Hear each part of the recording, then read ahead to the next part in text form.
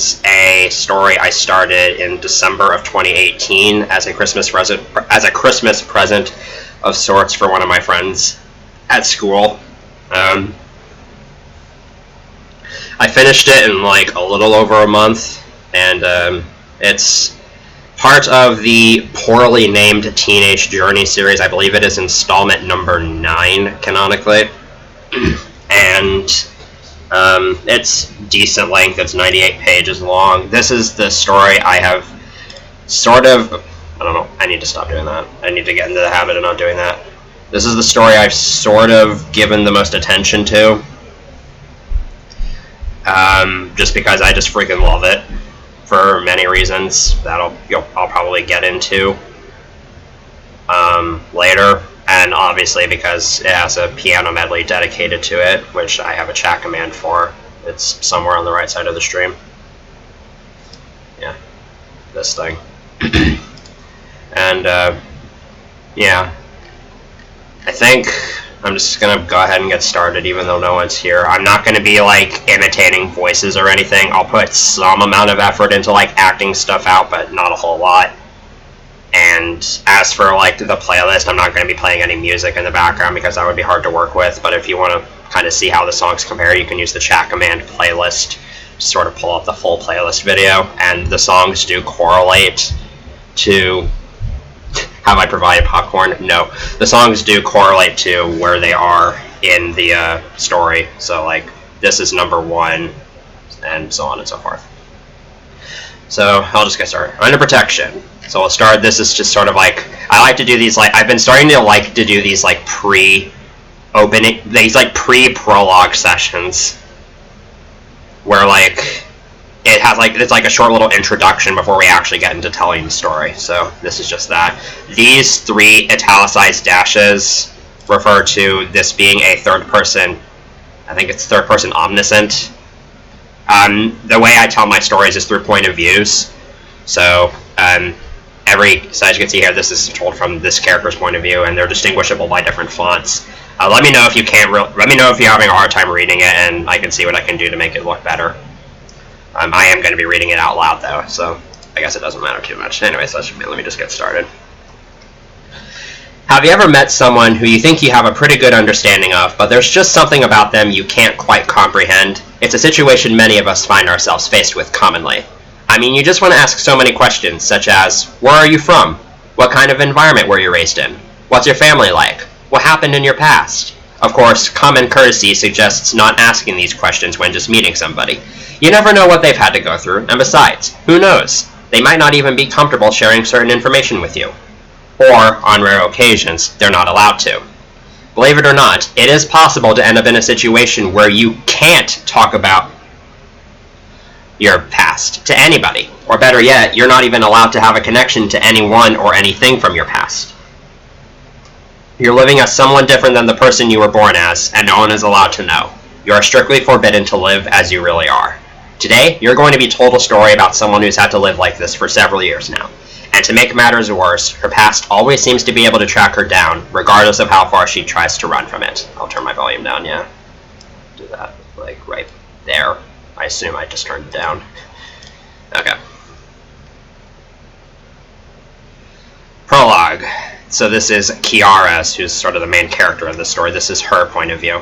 This is italicized because this is in past tense. This is sort of a flashback. Because I'm a Galaxy 2 runner, I always want to say flashback, but it's a flashback. The majority of the story will be told in present tense. Anyway. The day was like any other. I had gotten home from school around... I'm going to read... by the way, I didn't say this earlier, but if there are grammar errors, I'm just going to read it as is, because it's funnier that way. The day was like any other. I had gotten home from school around 2 hours ago, and was lying on my living room couch, chatting with a couple of my friends via email on my tablet. My older brother, by 10 minutes, we're twins, Ryan, was in his room, probably playing Xbox or something like that. The only thing that was even remotely off was that my mom was supposed to return at around 4:30, and it was 5 o'clock and she hadn't shown up. At the time, I simply thought that work was keeping her late again. Her pharmacy always seemed to want to keep her 10 to 15 minutes after her shift for whatever reason, and maybe today was just a special case. As for my dad, well, he's never really been around. I never got to meet him. Apparently he and Mom had a bit of a falling out, and he walked out on the family right before we were born. Mom finally got home at around 5:07 and looked rushed. She just walked in the front door, hung her coat up, and walked right past me into the kitchen without even stopping to say hi to me. I sent a goodbye message to my friends, powered off my tablet, and said, "Hi, Mom." "Hi," she replied, not even turning to face me. She opened up the kitchen cabinets and started throwing small utensils, cups, plates, and snack items into shopping bags. This was not in any way normal, but I've never been one to pry, so I decided not to ask. Instead, I asked, "How was work today?" "Not now, Kiara," my mom told me. "Go get your brother. You two need to pack up whatever you're able to in the next 30 minutes. This news took me by complete surprise. "Why?" "It's complicated to explain, honey. Now hurry. We don't have much time," she replied, finishing up the last of her packing in the kitchen. "Are we moving?" I asked, standing up. "Yes. But Shelby's birthday party is this weekend. I promised her I would be there." "I'm sorry, sweetie, but you're not going to be able to go." I sulked, but didn't fight any further. I didn't want to make my mom even more upset than she already seemed to be. "All right, I'll tell her that I can't go." "No," my mom told me sternly. "You can't tell her we're leaving. You can't tell anybody." "Why not?" "Honey, I'll explain everything when I can. Right now, go get Ryan and start packing." I'd never been more confused and worried in my entire life. I ran upstairs and knocked on Ryan's door. He yelled, "Yes?" "Mom says we need to pack up. Apparently we have to leave, and we can't tell anybody we're leaving." I heard what sounded like a sigh coming from the other end, but no further response. I then heard scuffling, so I assumed he was doing what he needed to do. With nothing left to do, I walked over to my room. I pulled out a couple of suitcases and a giant green bin from my closet and started throwing in clothes, school supplies, and a few other novelty items, such as photos of me and my friends, photos of family reunions, and a journal containing a story my friend Kathleen wrote for me in 3rd grade. I worked at a diligent pace, hoping to be able to pack as much as possible without wasting time. As I was packing, I heard a car pull up outside. I ran over to my window and looked out at my driveway. A large moving van was parked outside, and a couple of moving guys were walking up to the front door. I felt queasy at the sight. I had so many questions, but by far the biggest one was, what was going on? It's funny because they're not even teenagers at this age. Like, she would have been in 6th grade, I believe, during this period of time. Because this is like 2 years before the events of the actual story, and they're in the 8th grade during that period of time. This single dash just means a POV break. It basically just kind of separates the POV into 2 separate scenes, so that I don't have to like transition chapters or something. Anyways, so this is like way later in time. We had been on the road for 2 days now. Mom wasn't allowed to take her car, so we had to ride in the moving van. To make matters worse, Mom, Ryan, and I weren't even allowed to sit in the front. We had to sit in the back of the van where all our stuff was. It was cramped, dark, and hot. Hardly anybody spoke for the entirety of our time in the van. Every time Ryan or I would ask a question, we would just get a sigh from Mom. At this point, we were spending our 2nd night in a crappy motel that was just the right size for the 3 of us.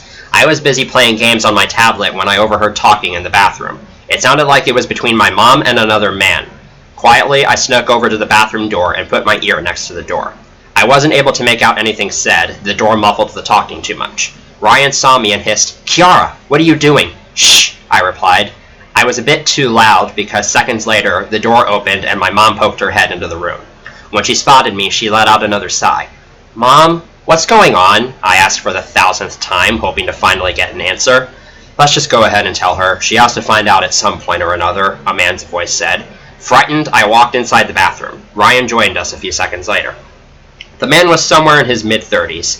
He was dressed in a light blue vest with dark dress pants, black shoes, and a black tie. A badge was hidden in his vest pocket. He looked like a slightly less formally dressed man from those shows about the FBI. Great description there. "What's happening? Why are we just moving all of a sudden?" Ryan asked. "John, you'll need to listen carefully," Mom replied. Both Ryan and I paused on her statement. Did she really just call Ryan John? "Mom, his name is Ryan," I told her, rolling my eyes as if it were a joke. "It's not anymore, Lily," was Mom's response. Before either of us could ask, the man started explaining stuff to us. "I'm Agent Gerald Williams. Your family is being initiated into the Witness Protection Program. Your mother has to testify against your father and his drug trafficking organization, and we have to make sure your family stays safe until we're able to initiate the trial." "What does that mean?" Ryan asked. Until further notice, you all have to take on completely new identities, including changing your names. You are also strictly forbidden to have any connections with anybody from your former life, Agent Williams explained. Why? I asked. Lily, these are very dangerous people we're talking about. They don't want me to testify against them, and they're willing to do anything to keep me from doing so, my mother answered. I got the message. Agent Williams added, so we have to do whatever it takes to keep them from finding you until then. He pulls out a folder and reads through one of the papers. Randomly switches to present tense for some reason. Right now, we're relocating you to Helen, Georgia. We should be there by tomorrow, and you should be settled within the week. Ryan and I just stood there, processing the information. I used to think stuff like this only happened in fictional novels, but now it was happening to my family in real life. And I didn't even want to have to think about the fact that they said my dad lead this drug dealership. Was that where he was this whole time? Is that why he left? There were just so many things I wanted to know, but I did know one thing for certain.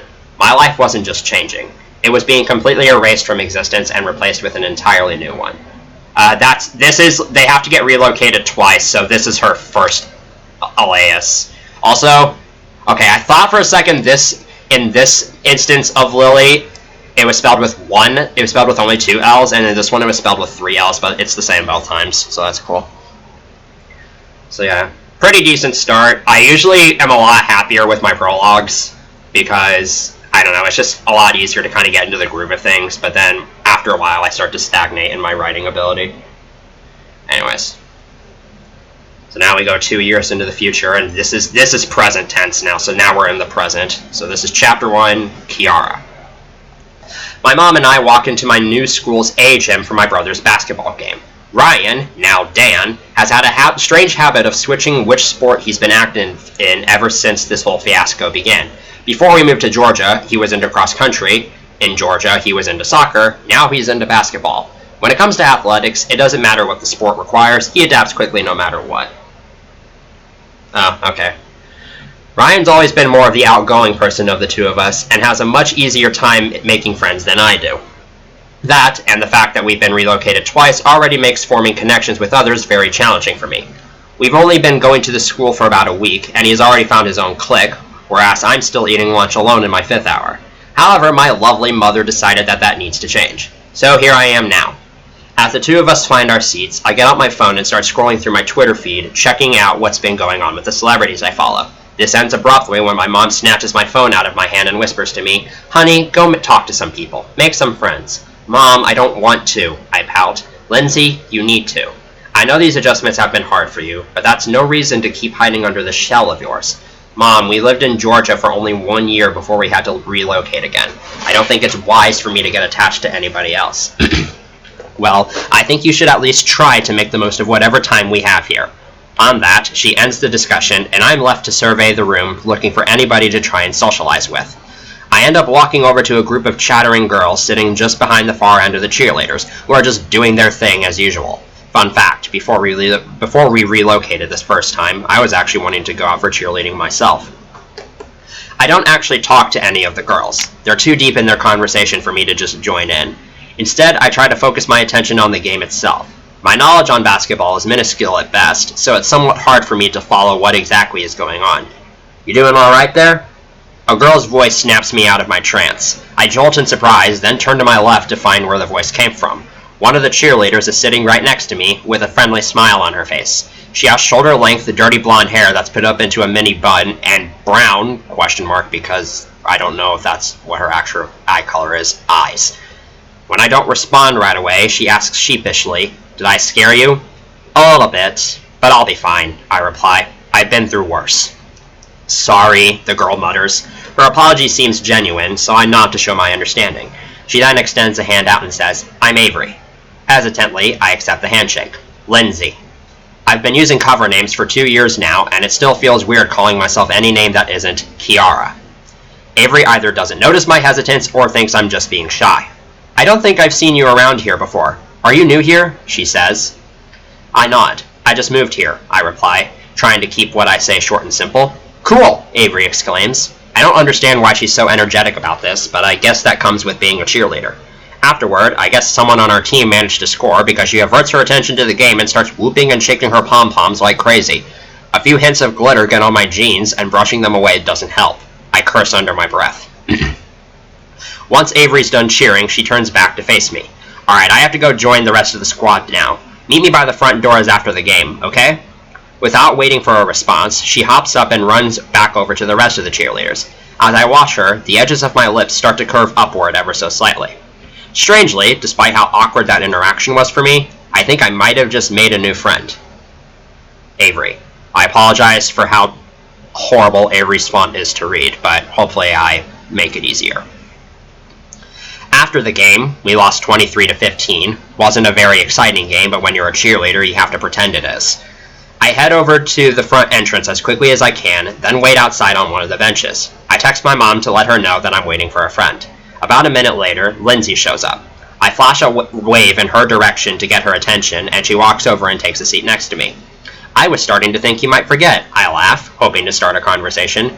Lindsay forms a small smile and rolls her eyes. I don't forget things very easily. The way she says that sparks a little bit of curiosity in me, but I know better than to push for more. The two of us then just sit silently for a couple of minutes or so. I keep hoping that she'll be the first one to speak, but she just keeps gazing around the premises. I finally decide to try and start a meaningful conversation. You don't talk much, do you? Lindsay shakes her head no. I add, well, you know, talking to strangers could save your life someday. I'd beg to differ. Again, this statement makes me suspicious, so I decide to start prying a little bit. So tell me about yourself, I request. Lindsay's eyes widen in surprise. She was clearly not expecting me to ask this question. Well, I just moved here from Pennsylvania about a week ago. My mom works for a nationwide business, so we have to move a lot. I have a twin brother, Dan, who also goes here. That's basically the gist of it. I notice a couple of things about this statement. First of all, she stumbles through it a few times and fidgets the entire time. Second, she seems to make a point of making eye contact with me, as if she wants me to believe her. I decide that it's not a good idea to get too suspicious over the first impression of a girl who definitely has a shyness problem, so I don't ask any further questions on the subject. Interesting. You involved in any activities yet? I ask. She shrugs. Haven't had much time to browse. Well, we have a lot to offer here. I'm sure you'll find something. Yeah, hopefully. Her voice is starting to trail off, but before I can say anything else, my phone buzzes. It's a text from my mom telling me she's ready to go. Hey, I've got to go, I tell Lindsay, grabbing my bag and getting up. I'll catch up with you later, okay? Okay, she replies, giving me another shy smile. Bye. I give her my best friendly smile and a wave, and then start walking to my mom's car. Bye, Lindsay says, again staring off in some random direction. Something is definitely up with Lindsay, and I want to figure it out eventually. But for now, I'll let whatever her deal is slide. Hold on 1 second.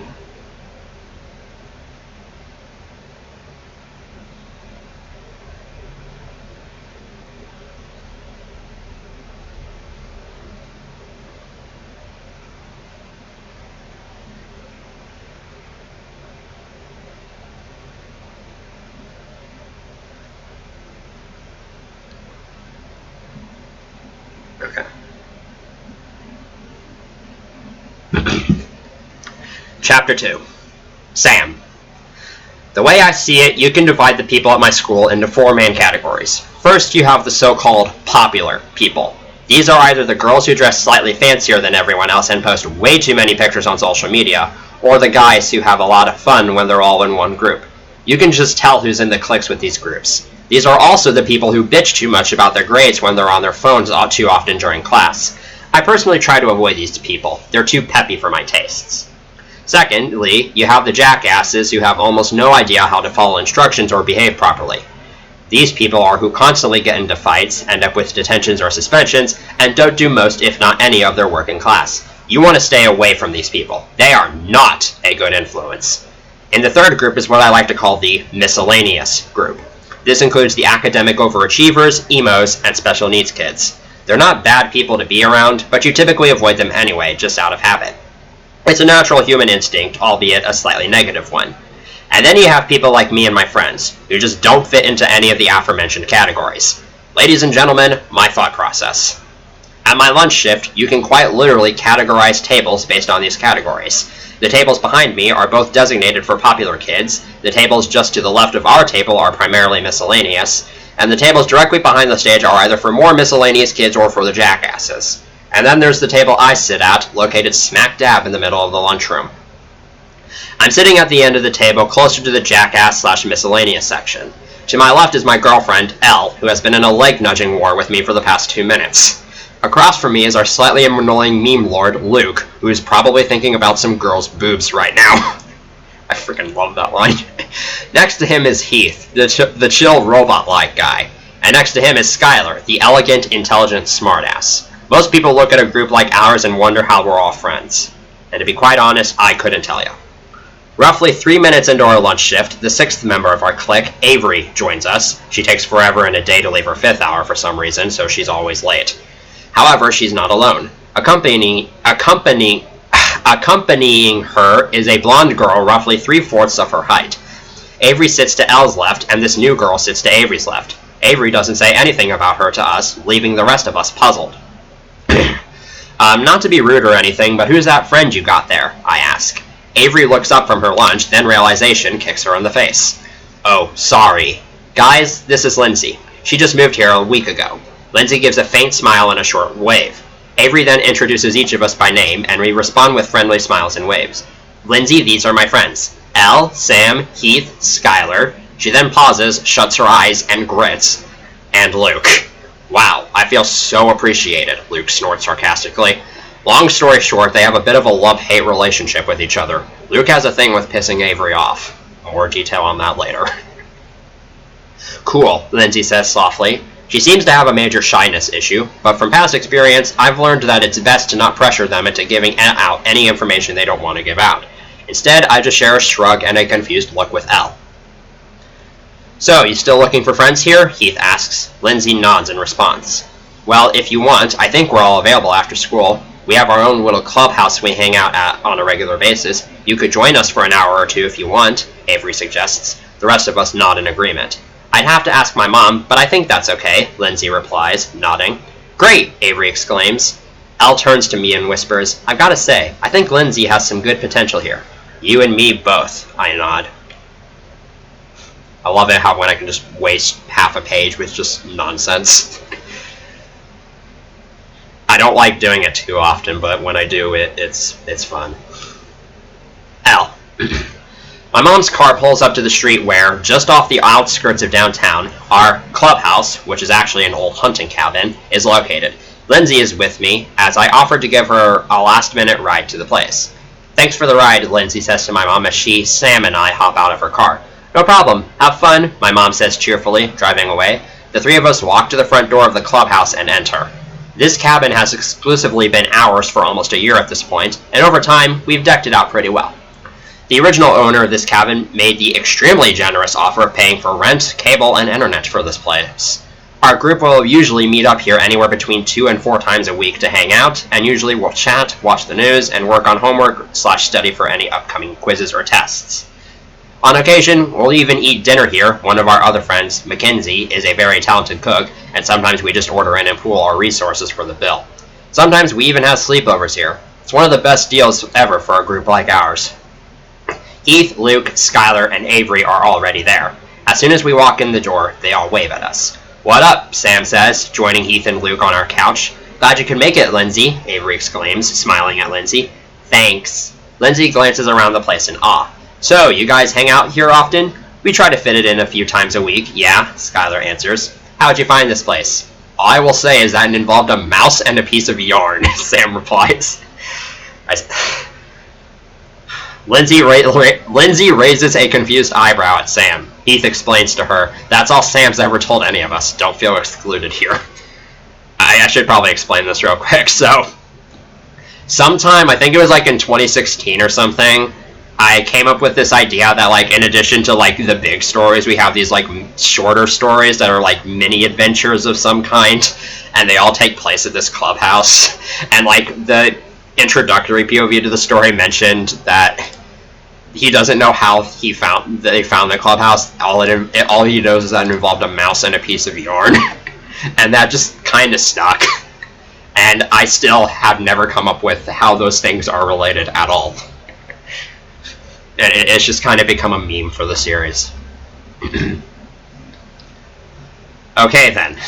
Lindsay sits on the floor next to Avery and starts looking around some more.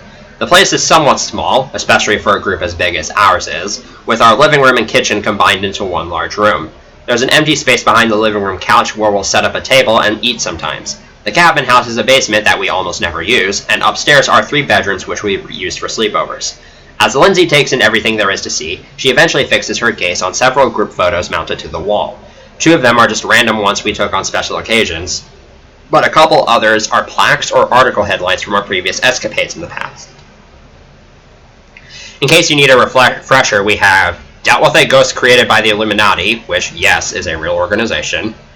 Dealt with the Illuminati on 3 other separate occasions, 2 of which involved kidnappings. Been separated at sea and reunited, taken down a worldwide human trafficking center, and much more. This section just kind of referencing past installments in this series. So this is Ghostly Quest. This would be Dare, Stolen, and The Wanted. This would be Separated. Obviously, this would be Operation MIA, Missing in Action. And Treasure Hunting 101 and Chasing the Past did also happen before this story. They're actually the 2 stories that happened after Operation MIA. I just didn't list them here.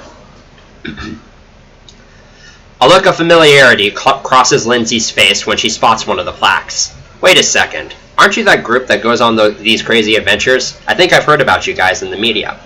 Nobody expected her to come to that conclusion as quickly as she did, but she seems like a trustworthy person, so we play along. Yep, that's us, Heath boasts. Oh my god. I never thought I'd actually get to meet you guys, Lindsay says, like she can't believe it. Believe me, we have a lot to explain to you. Maybe someday we'll have the time, I chuckle. Yeah, Lindsay says, laughing for the first time since we've met her. At that point, I catch sight of Sam's hoverboard 8500, a hovercraft with artificial intelligence, its own personality, and way too many gadgets and accessories, just don't ask why it exists, hiding at the top of the stairs. Sam eventually notices it too. He lets out a sigh and tells it, "Fine, you can come down here." The hovercraft flies down to the living room and settles down next to Sam, completely taking Lindsay by surprise. It takes her a few seconds to find her voice after seeing it. "No way. Is that a..." "Yep, it's my hoverboard 8500, Sam answers, patting the hovercraft. "You own one of those things? How?" "His uncle knew a guy," Luke answers. "Wow, that's cool." "Yep, it's even got AI, Sam adds. The hovercraft waves at Lindsay to demonstrate this, and all Lindsay can do is stare. "I've got a lot to learn about you guys, don't I?" she asks. "You don't even know the half of it," Avery smirks. Heath. After only half an hour, we've already got Lindsay involved in one of our favorite pastime activities, Would You Rather. Every time we play, it's a fresh new experience, as our questions often provoke a good deal of discussion. We've been playing for the last 10 minutes. It's my turn now, and I've been thinking of my question for the past 3 turns. Alright, would you rather find out you're a distant blood relative to Hitler, or have to owe $20,000 to the Mafia? Does the $20,000 come from exponential requests, or is this your first time? Skylar asks. They've already asked 5 times. They're about ready to blast your face off. Raise your hand if you'd also rather be related to Hitler, Luke says. Everybody except Lindsay raises their hand. What's keeping you, Lindsay? Elle asks. I mean, if you knew the Mafia was coming after you, couldn't you just go into hiding? That saved you from being killed, therefore you would never have to pay, she explains. The rest of us consider her thought process for a moment. That's actually an interesting way of going about that, Sam says, nodding. Where'd you come up with that? Avery asks. It takes Lindsay a second to answer. Just a thought I came up with, that's all. It doesn't sound like a sincere answer to me, since she mumbled it and kept her gaze on the floor while answering. I get the impression that she's hiding something, but before anybody can ask anything, she changes the subject and says, This has been a lot of fun. Thanks for letting me join you guys. Oh, no problem. We're glad to have you, Avery replies, smiling. I make eye contact with Luke, who seems to have caught onto the same conclusion that I have. I gesture toward Lindsay and raise an eyebrow at him. He just shrugs in response. Then, a buzzing noise comes from Lindsay's pants pocket. She pulls out her phone and turns it on. Oh, shoot. My mom's here to pick me up, she tells us, getting up and walking to the front door. I'll see you guys tomorrow. She's out the front door before any of us can even say goodbye to her. I know one thing for certain. Lindsay is keeping something from us. And I have a feeling that she has a specific reason for doing so. What up, Felix? Kiara. As soon as I enter the car, the first thing my mother asks me is, So, how'd it go? Actually, it went really well. Avery and her friends are actually really fun people, I answer, smiling. That's great to hear, Mom replies enthusiastically. And just to make sure, you didn't say anything about, "No, Mom, I didn't tell them about the whole being undercover thing," I respond, rolling my eyes. This is actually a half-lie. While I didn't actually speak explicitly about our family being in hiding, I'm almost certain I hinted to them about it when I brought up going into hiding if you owed money to the Mafia. However, I don't want Mom to irrationally worry about it, so I don't bring it up. Okay, just making sure. Because after all, you did, yes, Mom, I know. I made a big mistake back in Georgia. You don't have to remind me, I sigh. Don't take it too hard on yourself, honey. My mom's always been a super forgiving person, regardless of the circumstances. People make mistakes all the time. Besides, you've learned your lesson, haven't you? Oh, believe me, I have, I snort, rolling my eyes. Yeah, I don't think you're going to pull that kind of stunt again, Mom chuckles. I stop talking after that. 6 minutes later, we arrive back at our house. It's a simple 2-story house with enough space for each of us to have our own bedroom and bathroom. It's only a little larger than the clubhouse I was just at. We have to eat dinner in the living room due to the lack of space for a dining room table. The program wasn't provided with enough time to find a more luxurious space like our house back in Georgia, so this was the best they could afford for us. It's not horrible by any means, but there's room for improvement. Dan's laying down on the couch, watching some gaming stream on his laptop. When we walk in the door, he asks me, "So, has my little sister finally found someone to keep her company?" Despite having to change our identities twice now, our small sibling rivalry has kept intact, and I roll my eyes and smile. Oh, shush it. And as a matter of fact, yes, I have. Good for you. Just don't screw up like you did last time, okay? I shut my eyes tightly and clench my fists. My mother senses my frustration and sternly tells Dan, "Now, Dan, let's not get on Lindsay for what happened back in Georgia. It was an honest mistake, one that any of us could have made." Dan's soft side, just like always, prevails. Right. Sorry, sis. It's fine, I mutter. I then walk over to my room, flop down belly first on my bed, and open up the group chat I made with all my new friends today. I send them the message, "You guys don't think I'm weird or anything, right?" I saw a few of them give me odd stares earlier today, and the last thing I want is for them to have suspicions. Over the next 10 minutes, I get a few replies. Heath, no. Sam, if you're weird, then I'm royally fucked up, lol. Luke, up arrow. This was directed at Sam's message. L, absolutely not. Skylar, why would we think you're weird? Avery doesn't respond. I assume she's gone to dance by now. In response to Skylar's question, I simply reply, just making sure. Okay, good start. Now I've just got to make sure this lasts long enough. So this is still Kiara's point of view, but this is now a flashback. So we're going back to past tense for a little bit. And again, and as implied, this takes place a while before this story. I had just finished up going to the bathroom at 54th Street. That's a restaurant. My family had chosen to take a booth on the complete opposite side of the restaurant, meaning I had a semi-long walk to go through. Ever since we relocated, I became very uncomfortable with wandering through a public space.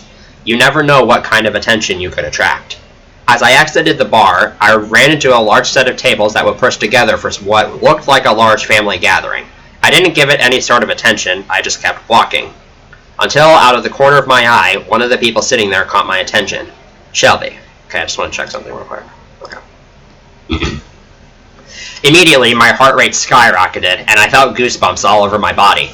I started to regret not taking my brother's advice to dye my hair black. I started to speed up my walking, trying to keep myself out of her line of sight until I could make it to the table and warn Mom and John. Didn't work. Her eyes widened and her jaw dropped as soon as she saw me, and my stomach took an immense drop. I tried to look for an escape route, but there wasn't any that wouldn't get me spotted by my family. Shelby whispered something to her mother and then got up and joined me. "Kiara, what are you doing here?" she asked. I let out a long sigh. "Shelby, can we take this somewhere private?" I requested, darting my eyes back and forth to make sure nobody was watching. "Sure," she nodded joyfully. The two of us walked to a corner of the restaurant and took a seat. "Why are you here?" I asked. "I was just down here to visit some family we had here. I was not expecting to find you here too," she replied, wrapping her arms around me in a hug. "What happened to you guys anyways? You just left without warning. I was very surprised when you didn't show up to my birthday party." "Shelby, I don't think I have the time to tell you. In fact, I don't even think I'm allowed to," I answer. I start to get up. Shelby gets up too and places a hand on my shoulder. "Whoa, hold it there, Kiara. I'm your best friend. You're supposed to be able to tell me anything. Why are you being so secretive?" She seems a little irritated. I really wish I could have told her, but I was given specific orders, with very specific consequences for breaking the orders. Shelby, I'm not even supposed to be talking to you right now. Just go back to your family and forget you saw me, please, I pleaded. But Kiara, Shelby stopped talking abruptly, and her eyes were now wide open in fear at something located behind me. But before I could turn around to see what it is, goes back to present tense for no reason, a hand clamped around my mouth, and I felt myself being dragged away by somebody. I'd never been more terrified in my life. I thought for sure I was going to die. As I was dragged out of the restaurant, I saw my mother and John being held back by 2 other men. The 3 of us were then shoved into the back of a black van. I remember making eye contact with the 2 of them while we were being driven away. Both of them looked at me, confused. All I could do was mouth, "Sorry, that was just 2 weeks ago."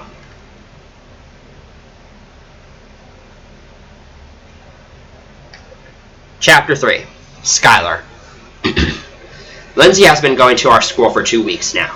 She has definitely evolved out of her shyness stage, mostly from hanging out with us every chance she's gotten over the past week. There's still some information about her that we would like to know, but whatever was bothering her before doesn't seem to be an issue now, so it doesn't really matter now.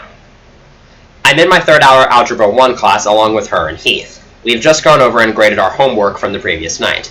As we're writing our total scores and percentages on the tops of our worksheets, I take a peek over at Lindsay's. A circled 100% is written at the top of her page. I missed 1 question out of 12, so I got a 92%, or 91.67%, if you want to be specific, which I do. Nice job, I tell her, giving her a thumbs up. Thanks, she smiles. The teacher then requests for us to pass our papers forward. After doing so, Heath whispers to me, "What'd you get?" 11 out of 12. I choked a perfect score to the last question. You? 10 out of 12. I brain farted on a couple of questions, he whispers back. I smirk at my superior score, then say, Lindsay got it 100%. He looks at Lindsay and gives her an approving nod. Impressive. Why, thank you, Lindsay smirks, doing a satisfactory hair flip. I don't know why. I've just always been good with math. Nobody else in my family is. Well, you just beat out the so-called smartest person in the class, so I'd say you know what you're doing, Heath snickers. I glare at him and throw a fist in his direction. Heath, shut up before I stab you, I growl. Whoa, Skylar, no need to go that far, Lindsay says. Lindsay, here's something you need to know about Skylar. If she doesn't threaten to kill you at least twice a day, she's not your friend, Heath tells her. I've been dating her for a year. I know this. He's not wrong, I add. Lindsay shrugs. Okay then, I'm gonna take a drink real quick. ASMR warning, by the way. What was supposed to happen next in the class period was we turn our attention back to the teacher and continue the note packet we got yesterday. What ends up happening instead is the intercom comes on and our secretary says, Students and staff, we are now going into hard lockdown mode. This is not a drill. In the background, I can hear a man yelling something that I can't quite make out. Well, shit, I mutter to myself. Everybody in our class gets up and scrambles over to any place where they can hide. Heath, Lindsay, and I choose to sit in the corner adjacent to the door. I get out my phone and find that both of my group chats are buzzing with messages. One message from another friend of ours, Sean, says, Angry parent yelling in the office. Yikes, which to me signifies that this is nothing to panic too heavily about. Adults are always about taking caution to keep us children from getting hurt. Knowing this, I just stay calm, and Heath's doing the same thing. Most of the other students are whispering to each other and theorizing what could be happening. Lindsay, on the other hand, is not taking this very lightly. She's having trouble breathing and looks to be on the verge of a panic attack. I can tell because Elle does the exact same thing when she's about to press her internal panic button. Lindsay, it's nothing. No need to get so worked up over this, Heath says to her, placing a reassuring hand on her shoulder. But what if that man's here for me? She hisses hysterically. Damn it, this place isn't safe either. We should have known. Both Heath and I give her an odd stare. What the hell are you talking about? I ask. Lindsay's panic attack suddenly stops, and she looks like she just made a big mistake. Nothing, she mutters. Why would you think that man is here for you? And what would make you think this place isn't safe? Heath asks. Lindsay doesn't respond. She keeps her gaze focused on her lap, and her face looks solemn. A few minutes later, the lockdown ends, and as we're making our way back to our seats, I decide to finally push further. Lindsay, you've been acting strange ever since we met you. What gives? Lindsay takes a deep breath. After exhaling, she tells us, Tell the rest of your friends to meet me at the nearby park after school. How long have I been going for? 40 minutes, Jesus Christ. This is going to take forever. ASMR warning.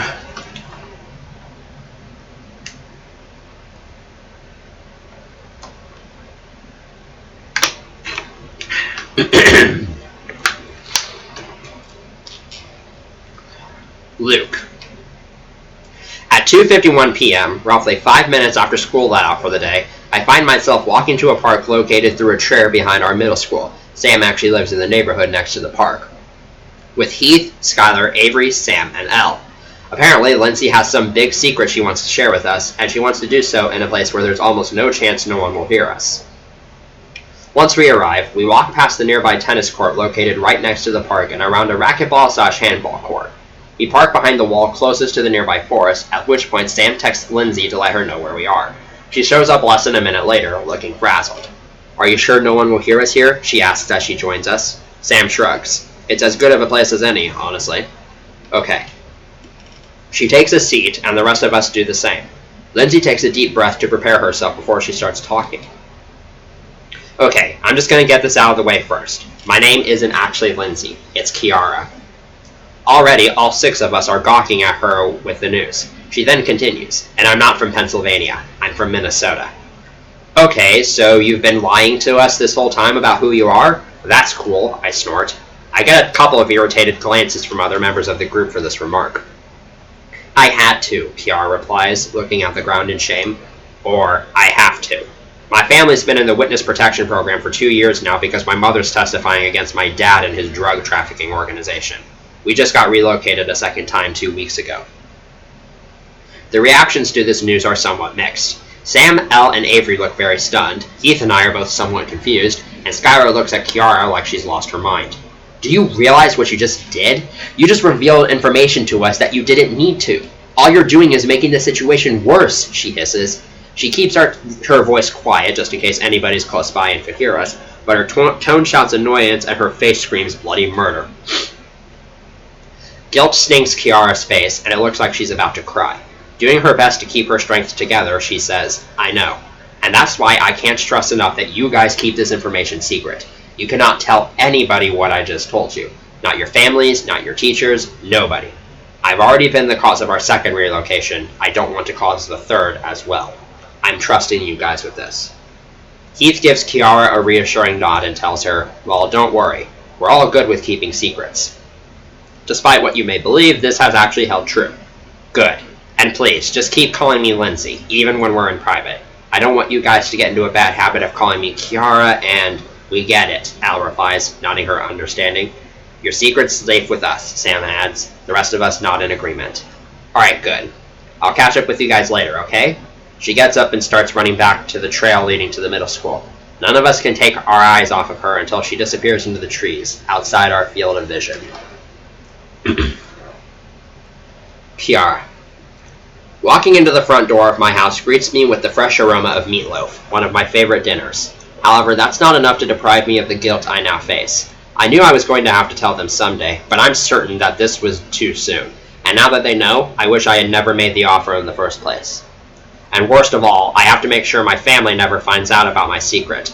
My mother's already said that if she ever finds out that I told somebody else, she's going to contact Agent Williams immediately. I'm giving my first test right away.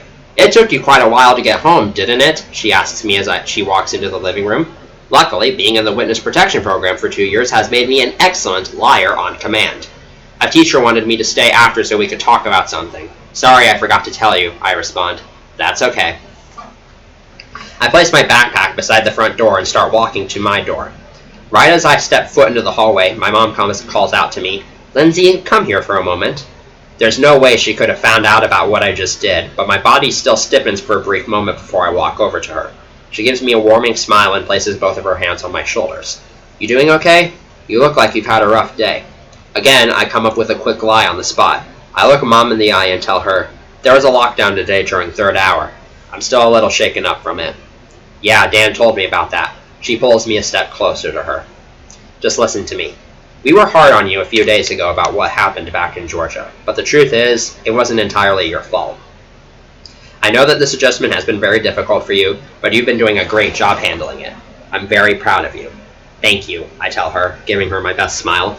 And I've got more good news. Agent Williams says that my trial should happen sometime within the next month. So with luck, we'll be out of this program before you know it. That's great, I exclaim, trying to sound as excited as possible. I give my mom a quick hug, then tell her, I'm going to go get started on homework now. Alright, hang in there, sweetie. She tosses my hair and then releases me. I rush back to my room and flop down on my bed. While it's a relief that I was able to slip my reveal past Mom, the fact that I basically just lied to her adds to my guilt. And besides, I just told 6 people information that I was ordered to keep classified. 1 or 2 people probably would have been fine, but 6? Yes, they all seem like trustworthy people, and I don't think any of them would intentionally spill the beans, but with that many people, one of them is bound to slip up. I lean my head back and groan, what have I done?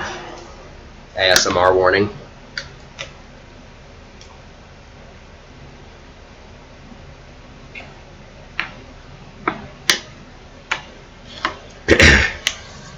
I do not think I'm going to make it through this, but I'll go for as long as I can. Chapter 4, Avery. So a couple weeks ago, our school decided to offer a scared straight field trip to a limited number of students. All 6 of us signed up for it, mostly just to get out of most of our classes for a day, as did Kiara, who we've known for a little over a month now. So far, keeping Kiara's true identity a secret has not been too difficult for us. However, I can't help but worry about the decision she's made. Every hangout session has gotten more and more somber ever since she told us. And while we've all been doing our job to continue calling her Lindsay, I, for one, always find myself tempted to say Kiara.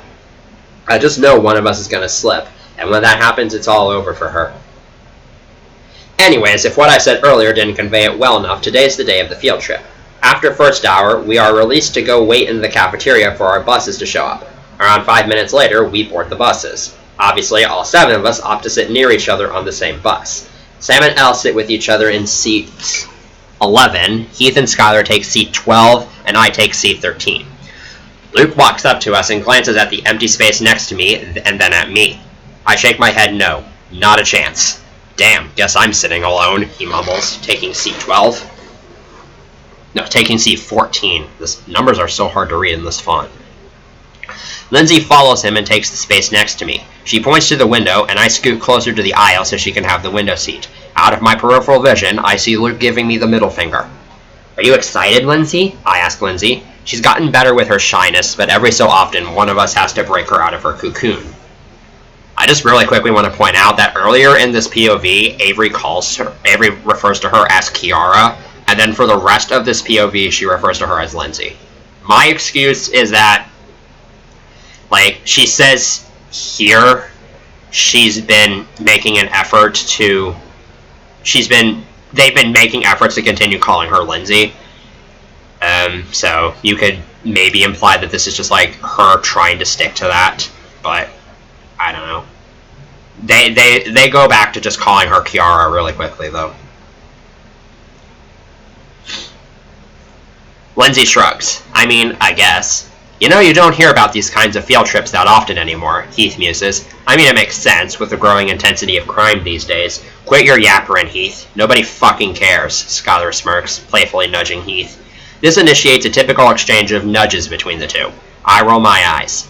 By now, the bus has already taken off, and the riders are partaking in the usual chit-chattering of God knows what. Lindsay then looks over at Sam and Elle and asks them, So, how long have you two been dating?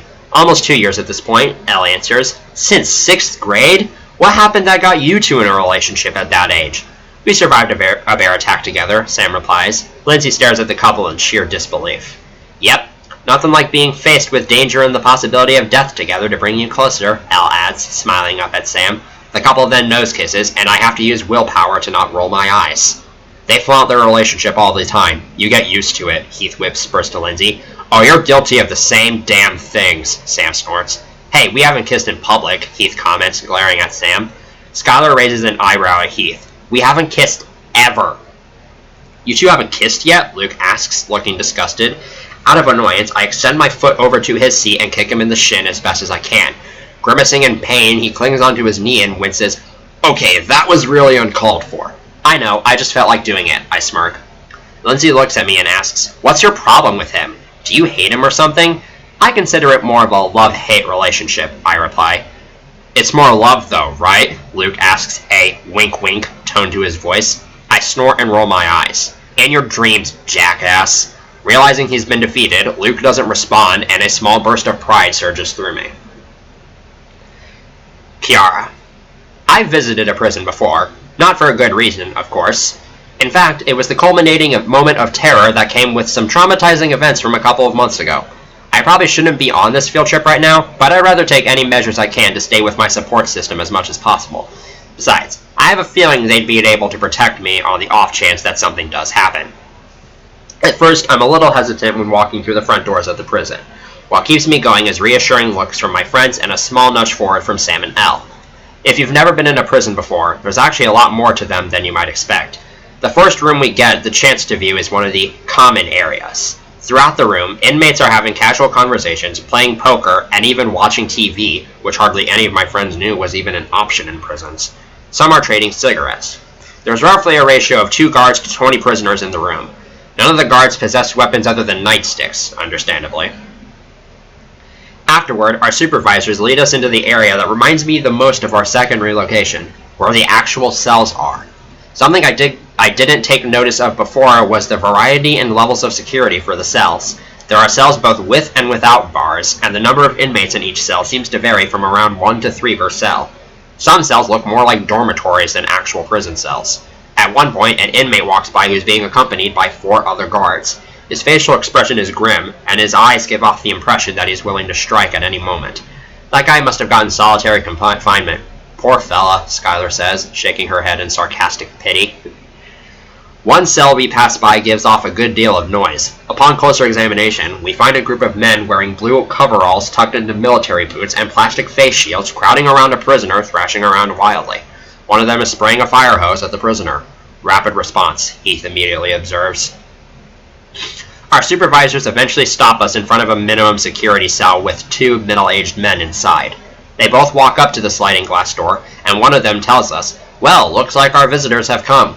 "Oh, finally, someone who looks like they didn't drop out of college," Sam blurts out jokingly. This causes a brief stir of laughter among the group and even both of the inmates. While this is happening, I feel someone tap me on the shoulder a couple times. I turn around slowly to find a familiar face smiling at me. "Agent Williams?" I ask, both surprised and happy to see him at the same time. "At your service," he replies, tipping his hat at me. I give him a quick hug and then pull him aside to have a chat with him. "Why are you working here? Lost your job as a marshal or something?" He laughs at my sarcasm. "Oh, if only."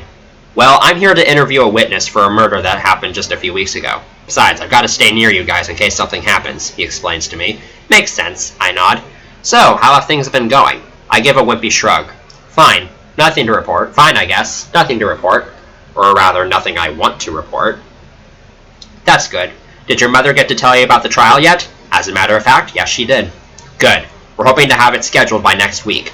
He gives me a few pats on the back before turning around and telling me, "I gotta go now. Call me if you need anything." "Hopefully we won't have to," I laugh. Agent Williams rolls his eyes and snickers before walking away. I walk back over to the rest of my friends, who seem surprised to find that I left and then returned without them noticing. "Where have you been?" Avery asks me. "Just talking with our family's agent," I whisper to them, verifying that Agent Williams is out of hearing range and making sure my voice is quiet enough so that nobody else can hear me. I just really quickly want to say, for like all of this detail about prisons, I actually talked to my dad because he knows a lot about like the criminal justice system, and I think he's visited a prison before, but I'm not sure. And I actually like took notes on what he told me, and I used that for writing this scene. It's one of the few times I've actually taken notes on for writing purposes. Anyways, we start our trek to the work area next. Right as we're about to leave the prison hallway, I feel a pair of eyes on me from behind. I turn around to look at the 2 cells at the end of this hallway. One of them is empty, and the other has an inmate that's got his eyes locked right onto me. At first, it's a stare that's just meant to intimidate me, which it does, but once I start walking further and further away, his eyes narrow into a squint, almost like he's examining me. I start to feel uncomfortable and quickly realize that I've fallen behind the rest of the group. I sprint forward to join them, breathing heavily both from how hard I pushed myself while running and from that creepy prisoner stare. The rest of the group senses my uneasiness right away. What's wrong? Luke asks, concerned. Yeah, you seem kinda frazzled, Heath adds. Should have put betwazzled there. One of the prisoners back there was just staring at me, like he was trying to figure out who I am, I reply, talking quickly and quietly. My friends exchange worried glances. Skylar asks, should we tell somebody? No. I don't want the supervisor to worry. Besides, we're never coming back here anyways, so I don't think I'll have to worry about him ever again, I answer. My friends nod and the conversation ends right there. But that man's stare never leaves my head for the remainder of the field trip, nor does the feeling in my gut that something bad is about to go down. This is another third-person POV, and it's in this for the rest of the story. I mean, it's in this for the rest of the chapter, not the rest of the story. There's still, what was that, 74 pages? Anyways.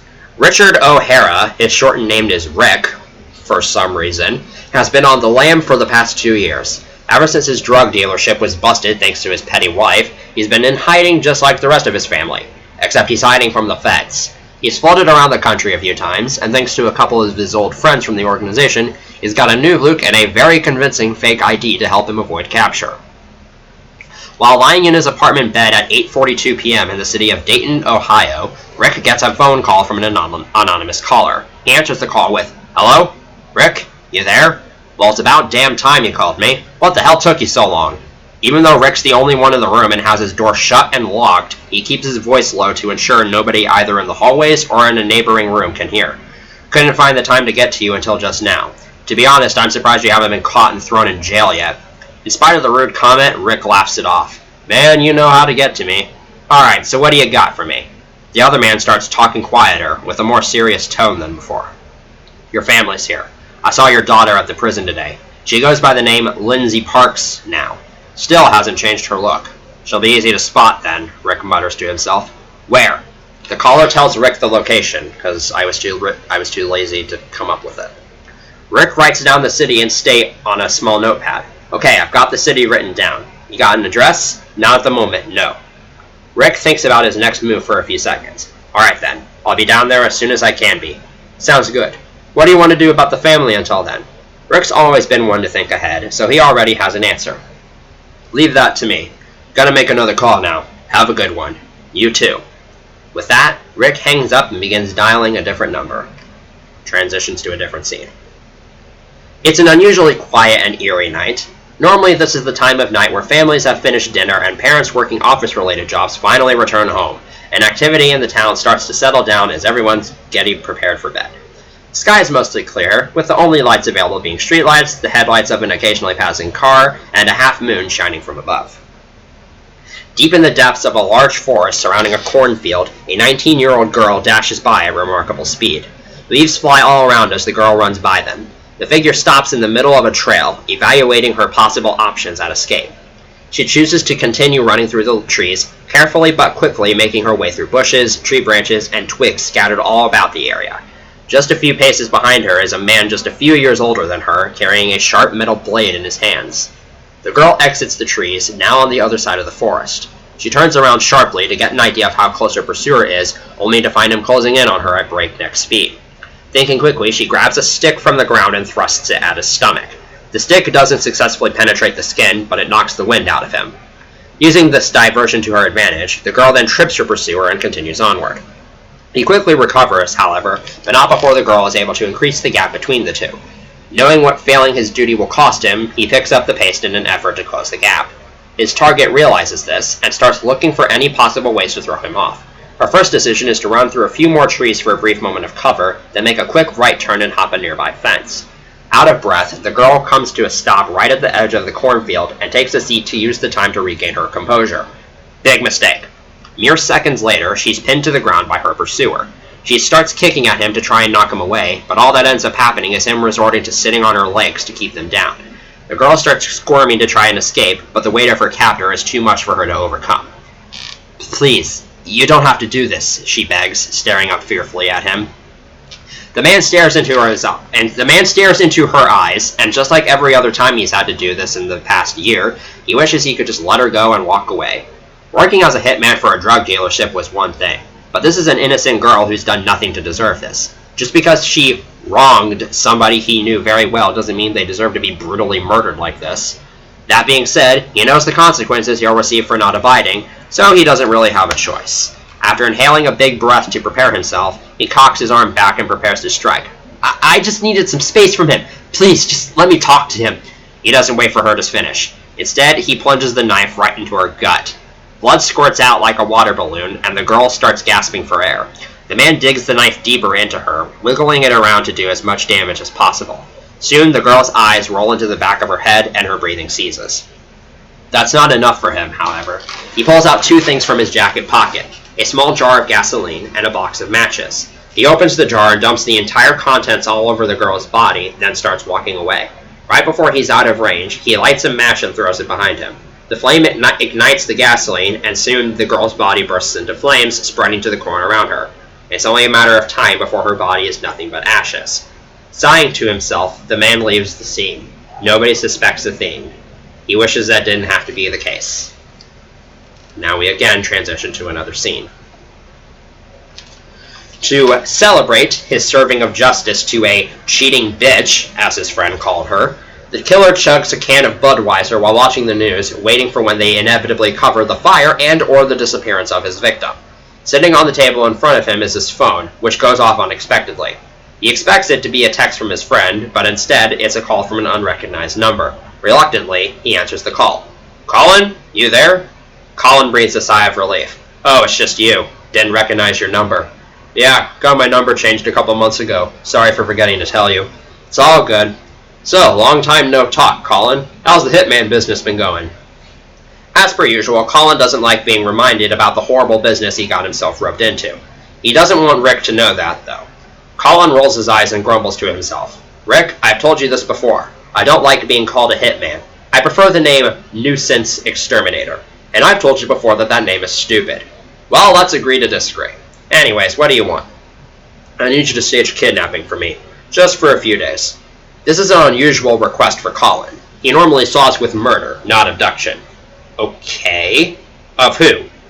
"My daughter, Kiara. She's going by the I never remember how to pronounce it. I think it's Alias? No, that's someone in the galaxy. Alias, I think is how she's going by the alias Lindsay Parks. I'll text you a picture in a little bit. I just need you to get a hold of her until I can get over there." "This isn't about your stupid family ordeal, isn't it?" Colin sighs. Colin hasn't exactly been 100% supportive of Rick's drug business, despite working for him for a few years. "Colin, I'm not going to argue with you about this tonight," Rick growls. "Whatever. What's in it for me? I'll figure that out later, but I'll make sure it's worth your while." "Fine by me. I'll get on it. You're the best, Colin. Don't mention it." Rick then hangs up, and Colin opens up his messages. 3 seconds later, a blurry photo showing a woman, a boy, and a girl being led out of a van by 3 other men pops up. Colin picks out Kiara right away. His next step is finding the school she goes to, which he figures out quickly by finding her Twitter. Now he has the basic fundamentals for his plan down, and once he figures out the nitty-gritty details, he'll be ready for action. So, a quick little thing about Colin's character is that my friend, I'll refer to her as her Wattpad name, SammyGirl101, she read through the story while I was writing it, and one of her complaints when reading it was that Colin seemed to kind of switch. I don't really want to spoil too much, but Colin just kind of switches sides too quickly. So what I did was I edited this chase scene so that he would seem a bit more reluctant and that he would hate his job, so that him being he's not necessarily a bad guy in the story. He's mostly just kind of a misunderstood antagonist or something, whatever the term would be. So I kind of established that from the get-go, because he used to be a lot more brutal and a lot more what's the term? A lot more heartless in this scene. Anyways. Chapter 5. Heath. It's been a few weeks since we've had a sleepover at our clubhouse, so we decided to schedule one for the weekend. Everybody's schedules happen to line up just right for Saturday night to work. This will also be Kiara's first sleepover with us. Sam, Al, Luke, Skylar, Avery, and I have been here for roughly 2 hours at this point. To make our lives easier, we just ordered in Papa John's for dinner. I'm happily munching away on a pepperoni pizza slice when there's a knocking at the door. Avery answers it, and as expected, Kiara standing in the doorway, with a sleeping bag in one hand and a bag wrapped around her other shoulder. Sorry I'm late, you guys, she mutters, walking inside and setting her stuff down. My mom got off late, and I wasn't able to get another ride here. You could have just texted one of us. We would have brought you here, Avery replies. Yeah, but I didn't want to cause you any trouble. It wouldn't have caused us trouble, I sigh. Oh yeah, there's a box saved for you over there, Sam tells her, pointing to a pizza box sitting on top of the kitchen counter. We weren't sure what your preference was, so we just ordered you a mixed. I already ate. Sam leans his head back and sighs. Well, that was extra money we didn't need to spend. Kiara joins Skylar and I on the couch. She grabs the TV remote off of the coffee table and turns on the TV, then starts channel surfing. I ask Sam, are the others going to show up for once? The others are referring to the other 4 members of our group. Mia, Mackenzie, Sean, and Shanna. The first 2 and the last 2 are sets of siblings. They've hung out with us a few times since Kiara came around, but Kiara has been somewhat iffy around them, especially considering they still don't know her secret and we do. So she prefers to stick with our side of the group. Nope. Mia and Mackenzie are out of town, and Sean and Shanna have family coming over tomorrow, Sam responds. I nod and change my focus to the TV. Kiara has the news on, where some stupid new security program is being adopted into an elementary school that in no way applies to any of us. Do we have to watch the news? Skylar moans. Why not? I find some of these stories interesting, Kiara shrugs, but it's day after day of the same old shit. Homicides, car accidents, fires, politics, stupid economic shit. Almost none of it will affect any of us, Luke grumbles. Well, I like knowing what's going on in the world around me, Kiara says, becoming a bit defensive. Hearing about stupid people doing stupid things makes me feel better about what my life has become. We all get what she means by that, so no one makes any further arguments. Instead, we just watch in silence, with the exception of occasional munching and chewing. Some people still haven't finished eating, listening to generic story after generic story, until a breaking news headline pops up in the middle of a commercial session. L. This just in, about an hour ago, the identity of a severely burned corpse found in a cornfield off of 5th and Joseph was revealed, a woman reporter says while live footage of federal officials examining the area is shown on screen. DNA evidence has shown the body to be that of Jessica Frensky, who went missing 3 nights ago. Local authorities deduct that she was burned to death in the field, as if we couldn't figure that out already, and have yet to find any suspects or witnesses. If you have any information on this case, we urge you to contact the TIPS hotline. This is the first time any of us have heard about this disappearance this week, but the fact that it happened at all doesn't surprise us at this point. The broadcast transitions to an interview with one of the investigators, and I mumble, whoop-de-fucking-do, another homicide. At this point, we just need to make a drinking game out of this, Heath snorts. Or bingo card, Sam adds. Nah, drinking games are a lot more fun, Luke says. Don't you guys get it? There was a homicide near us less than a week ago. Why do you think this is funny? Kiara exclaims, her voice much louder than the rest of us. Her sudden outburst catches us all off guard. So? None of us knew her, I tell Kiara. But still, they haven't found out who the killer is, so he's still at large. Kiara seems unnecessarily concerned. I mean, yeah, it makes sense to be upset, but once you hear about this kind of stuff enough times, you become somewhat numb to it. Geez, Lindsay, take it down a notch. It's okay to be concerned, but there is literally no need to panic, Skylar says. What if he's a hitman my father hired? What if my father figured out where we are? My whole family's screwed. Kiara starts breathing heavily, her eyes wide. Lindsay, it's gonna be okay, Avery says soothingly. Kiara doesn't listen to her, and instead gets up and storms toward the front door. Where are you going? Sam asks. Kiara replies without turning around to face us. I need some air, she says, opening the door. I roll my eyes. Lindsay, you're overreacting. Just take some deep breaths and calm yourself down. I know what this feels like, and I know how— Just shut up, Kiara yells, interrupting me. If you knew what I had to go through, you'd be acting the same damn way. Avery stands up and starts walking to Kiara. Lindsay, let me come with you. I can talk to you about this. Her voice is soft and gentle. I want to be alone, Kiara growls sternly. Her fists are closed tightly and her face is flushed with anger. You really think that's a smart idea? Heath asks, raising an eyebrow at her. Oh, so first you critique me for having anxiety, and now you're questioning my intelligence? Lindsay, please, Avery begs. Before she can continue, Kiara walks outside and slams the door shut. I just really quickly want to mention that Mia, Mackenzie, Sean, and Shanna, who they reference as the other 4 members of the group. This is one of those stories where they're just kind of not main characters, and it really only focuses on IMO, my preferred side of the group. I just like these 6 characters a lot more. Kiara. This is one of my favorite sections of the entire story, writing-wise. I don't stop walking until I'm in the forest located right behind the clubhouse. Frustrated, I sit down between a couple of bushes, burying my head in my arms. I just want to shout as loudly as I can to let out all of my emotions. They wouldn't understand, I muttered to myself, angry tears stinging my eyes. The past 2 years of my life have been nothing but dread, worry, uncertainty, and worst of all, pretending to be someone I'm not. I keep saying someone when it's somebody. None of my friends have any idea what it's like to want to express yourself but be unable to. I don't know who I want Lindsay to be, so I've tried to make her like me as much as I can. All I want is to be out of this hellhole so I can go back to living without having to constantly be stressing over revealing too much information. I already wish I hadn't told my friends about my real name and what's going on, and that's been a weight on my shoulders for the past 3 weeks now. The way I see it, last time, my family and I got lucky with how we got out of that situation. This time, my father could be more prepared. He could be ready for when the federal agents show up, or the federal agents won't be able to find us and will never show up. He could send us to another country and force us into labor, or he could just kill us right away. I don't consider any of these outside the scope of believability, and it's because of this that I can't just live life to the fullest, as my mother and brother want me to do. They just don't seem to understand that at any time, someone could just barge in and kill us all. Nobody does. It sounds depressing, but it's simply what my life has become. While these thoughts are going through my head, there's a sudden rustling from just a few feet away. My body goes into hyper-alert mode right away, and I'm up on my feet in a second. Who's there? I stutter. A sudden realization washes over me just then. I'm all alone, in a forest, at night. I've literally set myself up for what I've been trying to avoid. I regret not accepting Avery's offer to have her come with me.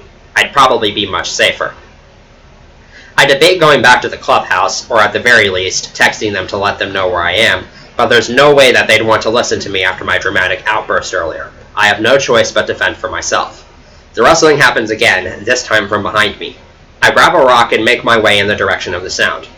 Whoever's out there, please show yourself. I don't want to cause any trouble, I say, keeping my voice as steady as I can. I don't think I've been this afraid since Shelby spotted me in the restaurant back in Georgia. Slowly, I brush through a few small bushes and find myself in a small clearing. In the middle of the clearing is a small brown squirrel. My breathing starts to ease again. Oh, it's just a squirrel, I sigh, relief washing over me. I bend down to be at eye level with the squirrel. You're not going to hurt me, are you? You're just an innocent little creature wandering about, I say to it, like a mother talking to her baby. The squirrel looks right back at me, either confused or curious, I can't tell which. ASMR warning.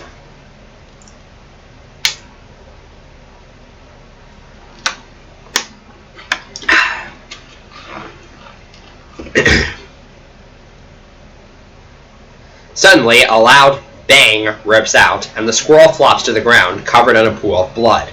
I freeze in place as I look for where the gunshot came from. A man then walks into the clearing and stares down at me. A hunting rifle is slung over his shoulder, and he's sporting a dark vest with jeans and light brown hunting boots. I stare back up at the man, more terrified than ever. Hey there, he says to me, almost casually. His tone and facial expressions convey that I should trust him, but I'm not one to take chances. I stand up and take off right away, but I only make it about 3 steps before he grabs my arm and pulls me back toward him. Let me go, I yell, struggling to free myself of his grasp. His grip is like iron, though, and I find myself having to resort to self-defense. I remember Agent Williams telling me that the shin is a good place to kick somebody, since that's where the bone comes closest to the skin. I do so, and the man's leg comes out from under him, causing him to fall to the ground and release me. I waste no time in getting away. I take off for the clubhouse, not daring to look back to see if he's going to get up and follow me. Unfortunately, I did not keep track of my exact path to here when I first walked into the forest, so I find myself blindly navigating through trees, bushes, sticks, and leaves while trying to find my way out. My foot gets caught on something, and I stumble forward, falling flat on my face. I try to get up and start running again, but I'm unable to. Somehow, my right foot stepped into a hole, and now it's stuck. I attempt to yank my foot free to no avail. Things go from bad to worse when I spot the man coming after me and I still can't get myself out. Eventually, I find that twisting my ankle allows me to make progress. Right as the man approaches me, I grab a fistful of dirt and hurl it at his face. It blinds him momentarily, giving me just enough time to free myself and start running again. My shoe falls off in the process, but I have better things to worry about now. Soon after, I make my way out of the forest. A quick glance behind me shows that my pursuer has not yet come out, so I think I have some time. I pull out my phone and open my group chat. As fast as I'm physically able to, I type the message, "Near the forest just behind the clubhouse. Someone's after me. Please help," ignoring any typos that I come across. I am about to hit send when hands grab me from behind and pull me away, causing me to drop my phone. I try to scream, but the man wraps duct tape around my mouth. At this point, I have no choice but to succumb. Even still, as I'm being dragged away by my captor, I'm kicking and fighting as hard as I can to escape, but all of my attempts prove futile. The man leads me to a dark Chevy Corvette located in a dark, empty street, opens the back door, and shoves me inside. While I have the chance, I rip the duct tape off of my mouth and shout, "What do you want with me?" at the man. Instead of answering, he pulls out a cloth from his pocket and shoves it right in my face. The smell of chemicals invades my senses, and I feel myself growing weaker and weaker each second. Chloroform. No, it's chloroform. Before I can fight it, my world has gone black. God, I love that scene. Chapter 6. Sam. Contrary to most teenagers, I have a bit of a love-hate relationship with sleeping. While yes, I understand it's healthy for your body to get rest on a nightly basis, I've always been the kind of person who likes being able to use the spare time in the mornings to do something productive, rather than sleep in. In other words, I see sleeping in as a waste of time, but that's just my opinion. It's even worse on those nights when you really want to fall asleep but just can't, and thinking about not being able to fall asleep doesn't help. Everyone else in the house will resent you if you get up and start doing something to entertain yourself, so you have no choice but to sit alone, with nothing but your thoughts to accompany you. That's why I take a nightly melatonin pill. Haven't had issues falling asleep ever since I started. Now, most teachers complain about getting less than 8 hours of sleep, and honestly, with the way school schedules work these days, I think they just need to suck it up and get used to it by now. Whereas for me, that's the standard. For instance, I usually go to bed at around 10:30 and wake up at around 6 to 6:30 on most school days. On weekends, anything goes. Another thing contrary to most teenagers, I have little to no trouble waking up. Take today, for instance. A loud, rapid knocking at the door brings me out of my slumber at around 8:45 in the morning. Heath and Luke, who are in sleeping bags on the floor, get up slowly and look as grouchy as ever. Ugh, what the hell, Luke groans, rubbing the sleep out of his eyes. I, in stark contrast, am already up and on my feet. "I'll get it," I yell. I run downstairs to open the front door, and when I do, I find Kiara's older brother, Ryan, aka Dan, standing there. He looks worried and is doing a miserable job of hiding it. "Dan, correct?" I ask, making sure I remember the alias Kiara told us. He nods. "Yes. Is Lindsay here?" I pause, thinking back to what happened last night. None of us had heard from here since she stormed out on us, and she never came back. The whole situation actually made things rather tense around the house for the remainder of the night, so we avoided talking about it. "No? Did she not come home?" Dan shakes his head no. A warning signal is sent to my gut. I'm soon joined by the rest of my friends as Dan explains to us. My mom texted Lindsay last night to get an update on how things were going, but she never responded. We figured she was too busy doing something with you guys or had already gone to bed, but she still hadn't responded when we woke up, and we were planning on taking her out to breakfast. Well, something happened last night and Lindsay stormed out for some alone time. She didn't come back, so we just assumed she called you guys and went home, Skylar tells Dan. Dan nods and then gestures to Kiara's sleeping bag sitting next to the front door. Then why is all of her stuff still here? The six of us exchange horrified looks. This is in no way a good sign. Shit, Luke mumbles. 5 minutes later, after we take time to get dressed, we're exploring the area nearby the clubhouse, calling out Lindsay's, and not Kiara's, name, in the hopes that she just fell asleep in the forest or something. You know, maybe nothing bad happened to her. Maybe she just ran away, I suggest, trying to at least provide blind reassurance to everyone else. Doesn't work. This is hopeless, Heath mutters, frustrated. She left 11 hours ago. Anything could have happened between then and now. I tried texting and calling her last night, and when she didn't respond, I just thought she was still angry at us, Avery says, glancing through the thick gathering of trees. Damn it, why didn't we send somebody out to look for her? Al shouts. She probably would have been pissed, but then we wouldn't be in this situation again. Dan looks at all of us funnily. Again? Look, less talking, more searching, Luke replies. Skylar then spots something in the grass and stops dead in her tracks, a terrified expression on her face.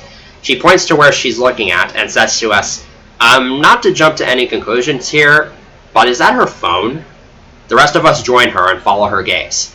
Sure enough, sitting right in front of Skylar is a gray iPhone, don't ask me the exact brand, I couldn't tell you, exactly like the one Kiara has. Oh fuck, Luke sighs. Skylar. There are 3 police cars parked near our clubhouse, and yellow police line, do not cross, tape is stretched all across the premises. Kiara's mother, brother, and a few federal investigators are searching throughout the forest, either for Kiara or any clues to her whereabouts. Each of the 6 of us have been questioned for any information, but all we're able to tell them is that once she left, she never came back, and we hadn't heard from her since. Heath, Luke, Avery, Elle, and I are sitting on our front porch while Sam's finishing up a conversation with one of the detectives. When he returns, I ask, what's their conclusion? Based on the evidence they found so far, her phone in one of her shoes, they think it's a kidnapping, but they're not 100% certain, he answers, sitting down with the rest of us. We let that information sink in. Silence follows for several minutes before Luke says what's on everybody's mind. Alright, we're all thinking the same thing. Someone just needs to say it out loud. This is our fault, Elle mutters. Oh, really? I snort sarcastically. We were way too hard on her, Heath says, looking solemn. If we had just been more gentle with her, or not even said anything at all, this wouldn't have happened. Or hell, we could have sent one of us out for her, Avery adds. It was wrong for us to just let her go out alone like that and assume that nothing would happen. I mean, come on, guys. We should know better than that. More silence follows as we take all of this in. A few minutes later, Ryan and his mother show up. Ryan looks more worried than ever, and his mother's eyes are red and puffy from what I would assume is a lot of crying. We all look at each other and pretty much decide right there that the best thing we can do right now is make any amends necessary. So the 6 of us get up and walk toward them. Once we have their attention, I decide to handle the talking. Listen, Lindsay saw something on the news last night and had an anxiety attack over it, and we pushed her to the point where she felt the need to get out. None of us ever thought about going out and looking for her, so we feel like we're to blame for all of this. We're really sorry that your daughter's missing because of us, Avery tells them. Kiara's mother sniffles a couple of times, and then says to us, this isn't your fault. You had no idea this would happen, and that's understandable. Don't worry too much about it. We should have known, Sam mutters just loudly enough for the rest of our group to hear.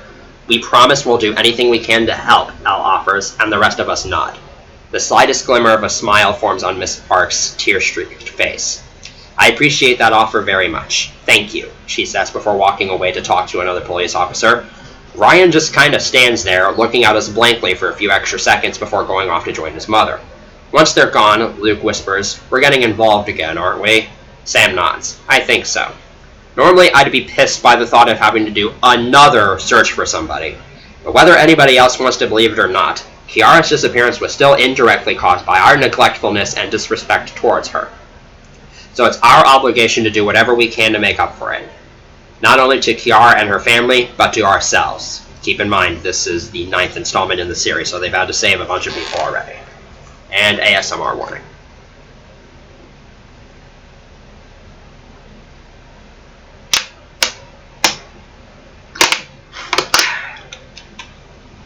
That's good stuff.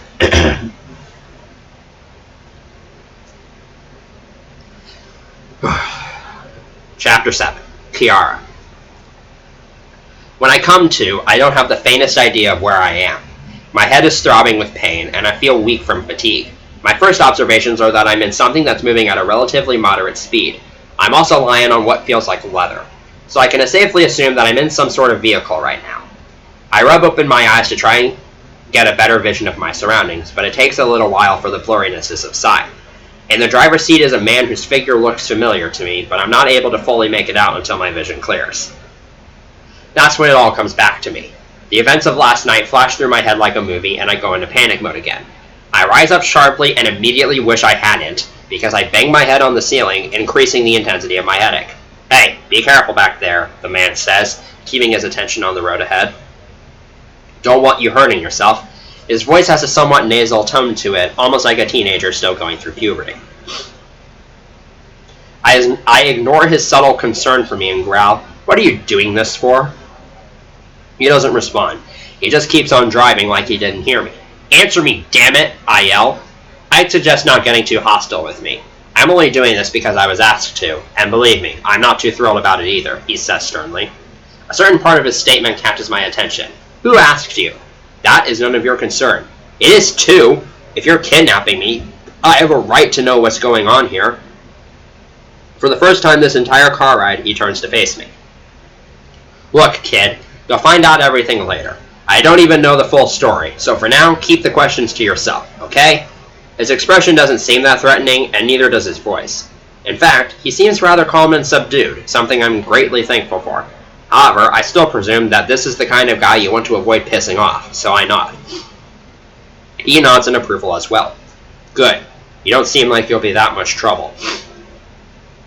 With that, he goes back to focusing on driving, and I stare out my window, looking at what's outside. Fields. Miles and miles of fields. I already know that it's going to be a long day in hell before anybody ever finds me out here.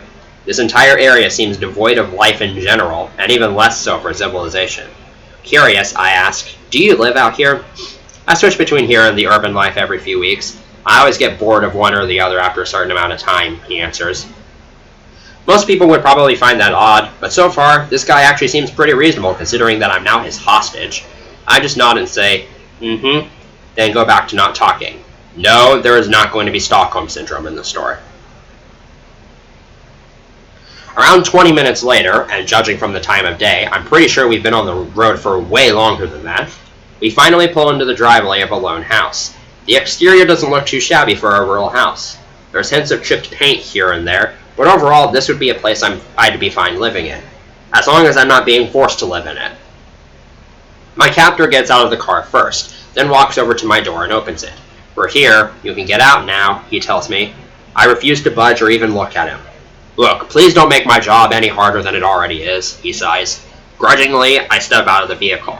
The man walks up to the front door, and I slowly trail behind him.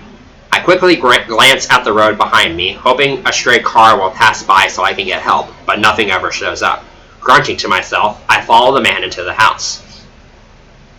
My expectations for the interior are exceeded by a large amount. When I think of houses where hostages are kept, especially in barren rural areas such as this, I think of dull-colored places with old, worn-out furniture that looks like it hasn't had sanitation checks in months to years. But that's not the case here. You walk right into a living room/kitchen area with a purple couch and a coffee table sitting in front of an average-sized HDMI television. I even notice a cable box and router present. The router is irrelevant, seeing as to how I'm probably not going to have access to anything that can get on the internet, which takes me by surprise. The kitchen looks well decked out, looking like it has been cleaned within the past week, and complete with a stove, microwave, refrigerator, and dishwasher. One small flight of stairs leads to a hallway where I'm assuming the bedrooms are, and another leads to what is most likely a basement. This place looks and even somewhat feels like an actual house instead of just a place to keep your victims. Not that I want to live here, but I'll take this over the alternative any day. While I'm looking around the place, my captor taps me on the shoulder and points towards the couch. Unsure of what to expect, I follow him to the couch and sit down next to him. "Listen, I know you probably hate my guts for doing this, but just understand that I'm going to aim to make your stay here as comfortable as possible," he tells me gently. "My name is Colin, and with a few exceptions, if you need anything, just let me know. What I want is for you to take me home." I know better than to say that, so instead, I look toward the cable box and router and ask, "How'd you get cable and internet set up here?" He snorts and rolls his eyes. Not as simple in a place like this as you'd think. Surprisingly, I find myself laughing at this. It's just a small chuckle, and it only lasts for a couple of seconds. But honestly, if this guy weren't holding me hostage here, I think I could get along with him pretty well. Colin glances toward the digital clock on the cable box. It reads 7:43 a.m. Wow, I must have been out for a really long time. "It's almost 8 a.m., and I'm feeling pretty hungry after 9 straight hours of driving," he says, getting up and walking back to the front door. "I'm gonna go get some breakfast. You want anything?" I'm stunned by the generous offer, but it's not enough to sway me. "I'm not hungry right now," I reply, trying to keep any irritation out of my voice. "Alright then. I assume you know better than to try to pull anything, do you?" I roll my eyes and nod. A small smile forms on Colin's face. Good girl. I'll be back in about an hour or so. Make yourself at home, I guess? He says that last sentence almost like a question, as if he knows that making myself at home isn't exactly feasible in this situation. After Colin leaves, I lay down on the couch and stare up at the ceiling. The TV remote is sitting right on the coffee table, and I could turn on the TV and watch something right now, but I don't have the energy to. Instead, I think about my friends, and how if I hadn't walked out on them like that, I wouldn't have ended up here. If only I had accepted Avery's offer to have her come with me. If only I had listened to Heath instead of yelling at him for ridiculing me. A bunch of if-onlys fly through my head, and I fight the urge to cry, even though nothing's stopping me. I remember that my friends have a history with rescuing captives, and use that as a reason to believe that I will be found soon. The question is, how long will it be before soon turns into before it's too late? Third-person POV. Just 3 minutes away from Colin's rural place is a small breakfast diner right across from a gas station. Whenever Colin's spending time in this region of the state, this is his go-to place for a good early morning meal when he's not in the mood to cook it himself. As such, the employees know him really well. While he's reading an article on his phone, one of the waiters walks by and asks, "Good morning, Colin. What can I get for you today?" Colin turns his head to face the waiter and raises an eyebrow. "Do you really need to be asking that question at this point?" He smirks.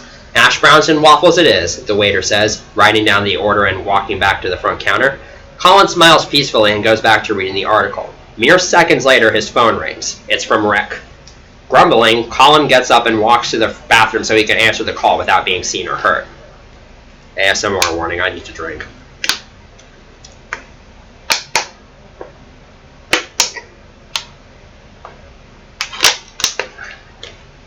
I'm almost done with one water bottle now.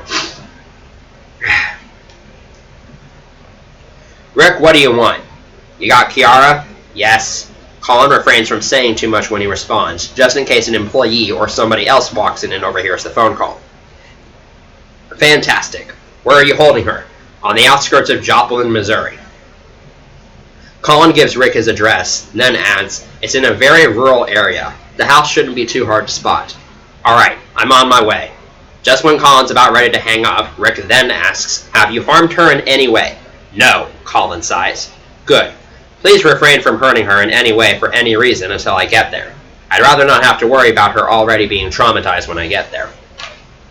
Colin rolls his eyes at how specific Rick's being. "Don't worry, I'll take good care of her. She's too young and innocent for me to want to hurt anyways," he tells Rick reassuringly. "Very well then. I'm putting my full trust in you, Colin.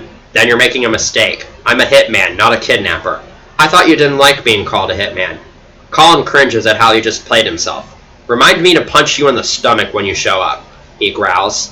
"We'll see about that happening. See you in a few days. You too." Colin then hangs up and facepalms, wondering what he got himself into. Chapter 8. Luke. Heath, Skylar, Avery, Sam, Elle, and I go straight to Kiara's house after school today. As we're walking up onto their front porch, Skylar asks, "Are we sure this is a good idea, guys? This is a pretty risky move."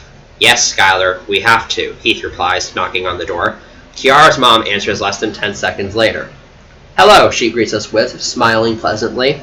I've got to say, I can't imagine how this situation is making her feel right now. But she's handling it super well. I've never seen a parent this calm after their child goes missing.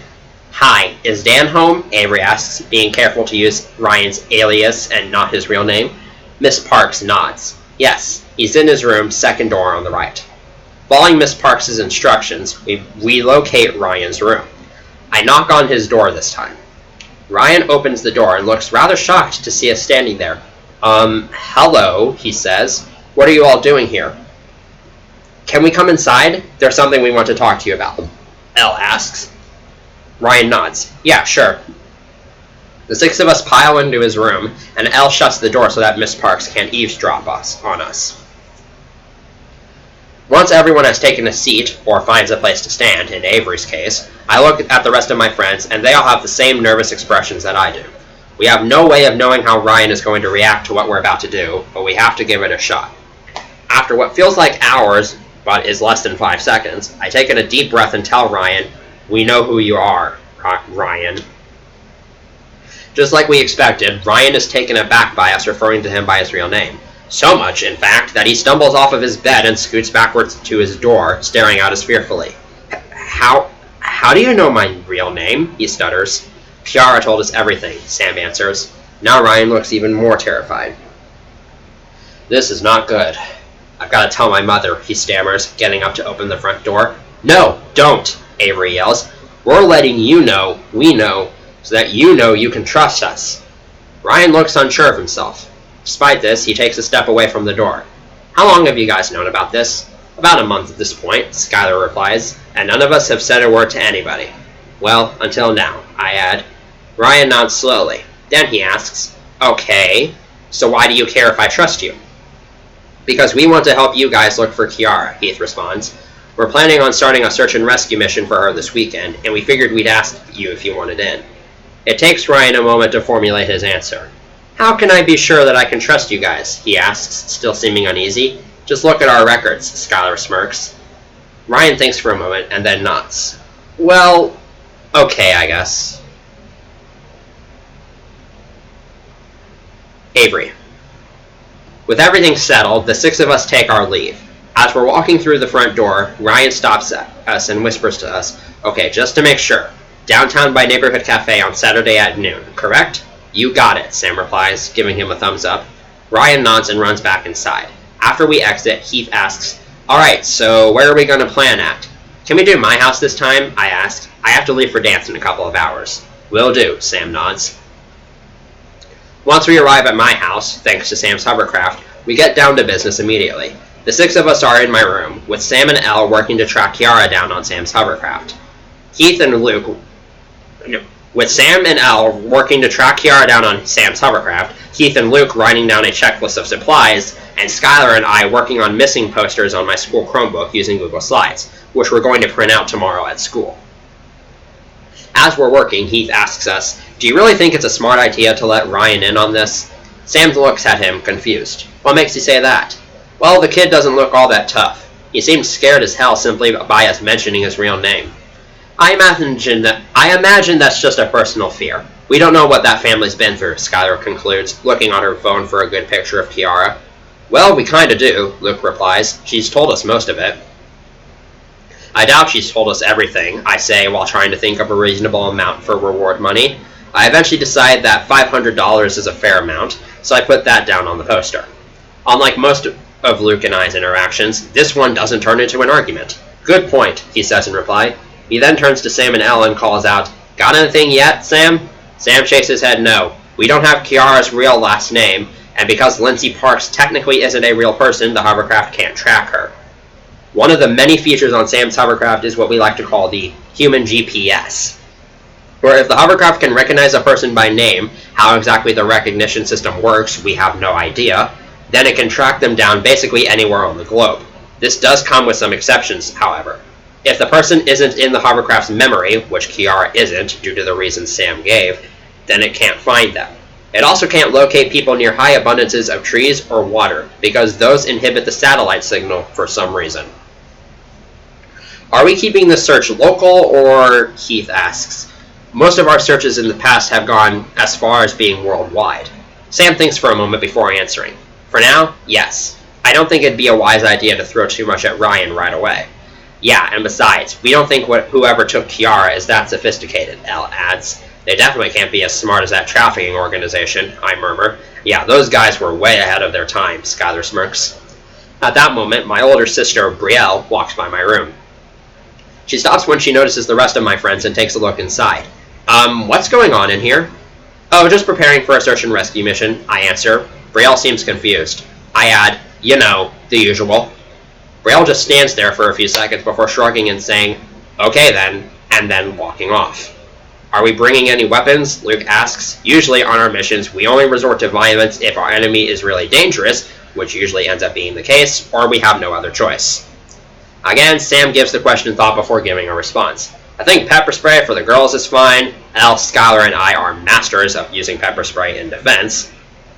But as for us guys, keep it to a bare minimum and no guns. The last thing we want is to risk making Ryan anxious by carrying guns around him. I'm starting to see why Sam and Girl decided that part really did not need to be there. Also, why Mia felt like that didn't need to be there. Yeah, I have a feeling he's still reluctant about this whole thing, Elle nods. I finish up the final touches to the poster and show it to Skylar. She gives me a nod of approval. So it's settled? She then asks the group. I think so, Sam replies. Looks like the time has come yet again. I'm going to take a little break to rest my voice for a little bit.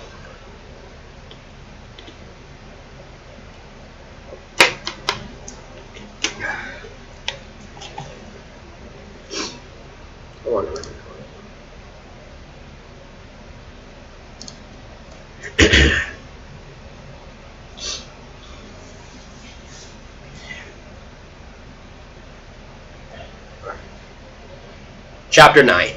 Wait, yeah, that's Chapter 9. Heath.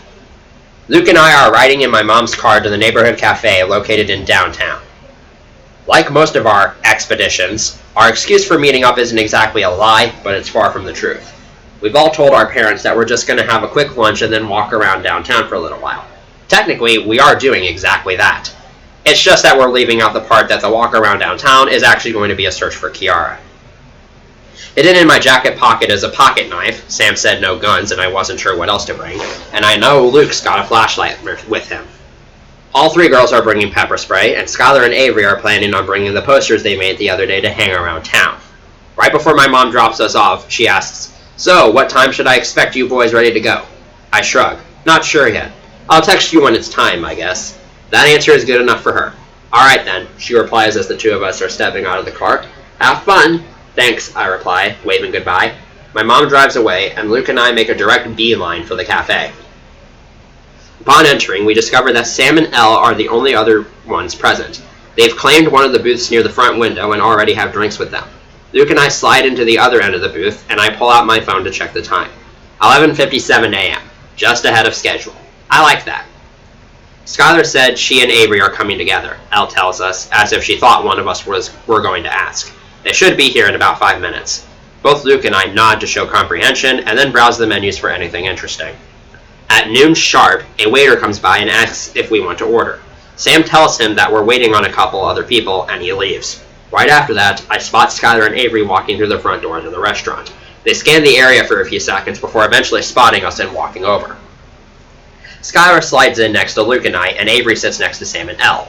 Both girls have a pretty hefty stack of posters tucked under their arms. Right on time, Luke says to them as they sit down. Oh, hush it. We're almost never late, Skylar responds, grabbing a menu from me and skimming through it. When's Ryan going to be here? Avery asks. He said he's eating lunch at home, and he'll be here at around 12:15.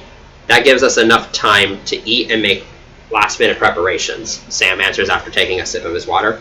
Alrighty. Just like Sam said, Ryan walks in at around 12:19 p.m. Most of us are either done or close to done with our meals by this point. Ryan looks to be very nervous. He's even a little shaky just walking towards us. Hey, he says after reaching us. We either wave or say, hey, back. We're almost done eating. Just wait out back and we'll be out there in 5, Sam tells Ryan. Ryan nods his understanding and runs back outside.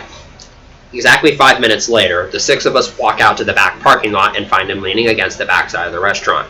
He spots us and runs to meet halfway with us. Okay, did you guys come up with any sort of a plan at all? Ryan asks. I'm just not sure how we'll be able to find Kiara by just searching around. She could be anywhere at this point. Leave it to us, I tell him, patting him on the shoulder. Trust me, we know what we're doing. Alright, Ryan says, fidgeting. So why are we starting downtown? Figured it'd be as good of a place as any to start, Sam replies. Then he starts explaining the plan to everyone. Okay, so we're going to start by splitting up and looking around the area. Look for anything suspicious, like a person who might be up to no good or a building that looks shady. We'll text each other if something comes up. Also pass these posters out to people and ask as many questions as you can, Skylar adds, handing each person a small stack of missing posters. They have a weirdly cropped photo of Kiara with the word missing above it and a $500 bounty below it for her safe return. Basically, think of a generic missing poster and there you go. Taking in this information, Ryan nods slowly. Okay, how are we organizing people? He then asks. Elle and I will go with you, and that leaves the 4 of them as the second group, Sam answers. Luke, Skylar, Avery, and I exchange glances as we evaluate Sam's group selection. Everybody good? Sam asks everyone. His response is a series of nods, mm-hms, or muttered sure whatevers. Alright, move out, he instructs. With that, him, Elle, and Ryan turn around and walk in the direction of the fire department building, and Luke, Skylar, Avery, and I walk around Neighborhood Cafe into the heart of downtown. Elle.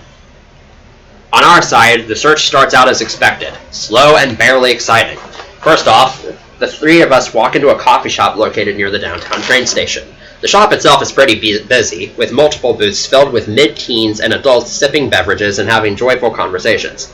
Some people have laptops with them and are working on projects or whatever. Sam asks the shop owner for permission to pass the posters out, and his request is granted. We each take a small handful of posters and hand one to each occupied booth or table in the shop. A few people say they're willing to help out in any way they can, which they probably won't, and others just take the posters without much of a desire. As we're walking out, Sam pulls out some sticky tack and uses it to hang one of the posters up on the front door. While walking across the street, Sam's phone rings. He groans and pulls it out to find that it's a call from Avery. He answers it and says, "There's such a thing as texting, you know." "Well, this is more convenient," I hear her voice say from the other end. "Be careful where you hang the posters. We've already gotten scolded by a shop owner for trying to hang one on their window." "Where do you suggest we hang them?" "Anywhere where you can get permission from authority, really. Just giving you a heads up." Sam hangs up and mutters to himself, "What a lovely waste of my time." I can't help but smile to myself. As we're crossing the train tracks, I notice Ryan's eyes go wide as he spots something from afar. "Guys, put the posters behind you," he tells us urgently. We only have half a dozen left at this point. Sam does what he's told, and as he's doing so, a casually dressed man walks up to us. I take immediate notice of the badge on his shirt. "Agent Williams," Ryan greets the man with. "Didn't expect to run into you out here." The man replies with a smile and a wave. "Gotta get out every once in a while. And please, in the future, just call me Gerald when we're out in public." "Sorry," Ryan mutters. "Have you guys been looking for Lindsay?" I take note of his inclination to call Kiara by her fake identity instead of her real name, even though by this point I don't think it matters anymore. "Yes, but we haven't landed on anything yet," this Gerald replies. "Whoever took her was very thorough about leaving no evidence. No DNA at the crime scene, no witnesses, and barely any evidence otherwise. This is going to be a tough case to crack." Being the talkative person he is, Sam opens his mouth, presumably to mention our assistance in the case. The feds are probably aware of our involvement in crimes such as this by this point. Ryan interrupts him before he can even blurt out a single syllable. "So, no leads?" "Not yet. We'll keep you guys posted, however. You're not trying to get involved with the case yourself, are you?" Ryan shakes his head. "No, sir. I'm just hanging out with Lindsay's friends. You know, to get my mind off things." He lies. Gerald buys it. A soft smile forms on his face. "Good. Let the professionals handle this. I don't want to risk your safety in case we're going up against somebody dangerous here." Sam and I are irritated by this remark, but since this is a man of authority who looks like he could strangle us with his bare hands, neither of us say anything. Ryan nods his understanding and tells Gerald, "Alright, have a nice day. You too." As Gerald walks away, I notice him staring at Sam and I suspiciously. Ryan doesn't notice this. Once his head is turned away from us, I nudge Sam to get his attention and gesture towards him. He nods. He gets it. "Who is that man?" I ask Ryan. "Gerald Williams. He's our family's main agent," Ryan whispers in reply. "I wonder if he knows who we are," Sam muses. "Based on that look he gave us earlier, I'd imagine he does." As we start walking away, Sam starts typing something on his phone. Seconds later, I feel my phone buzz in my pocket. It's a message Sam sent to our group chat. "Feds in the area. Keep an eye out." I imagine he sent this warning mainly because interfering with a police investigation like this is technically a federal offense, so we could get in some serious trouble if that happened. Hello, Magical Bee Banana. That is a name I don't recall seeing in my chat before.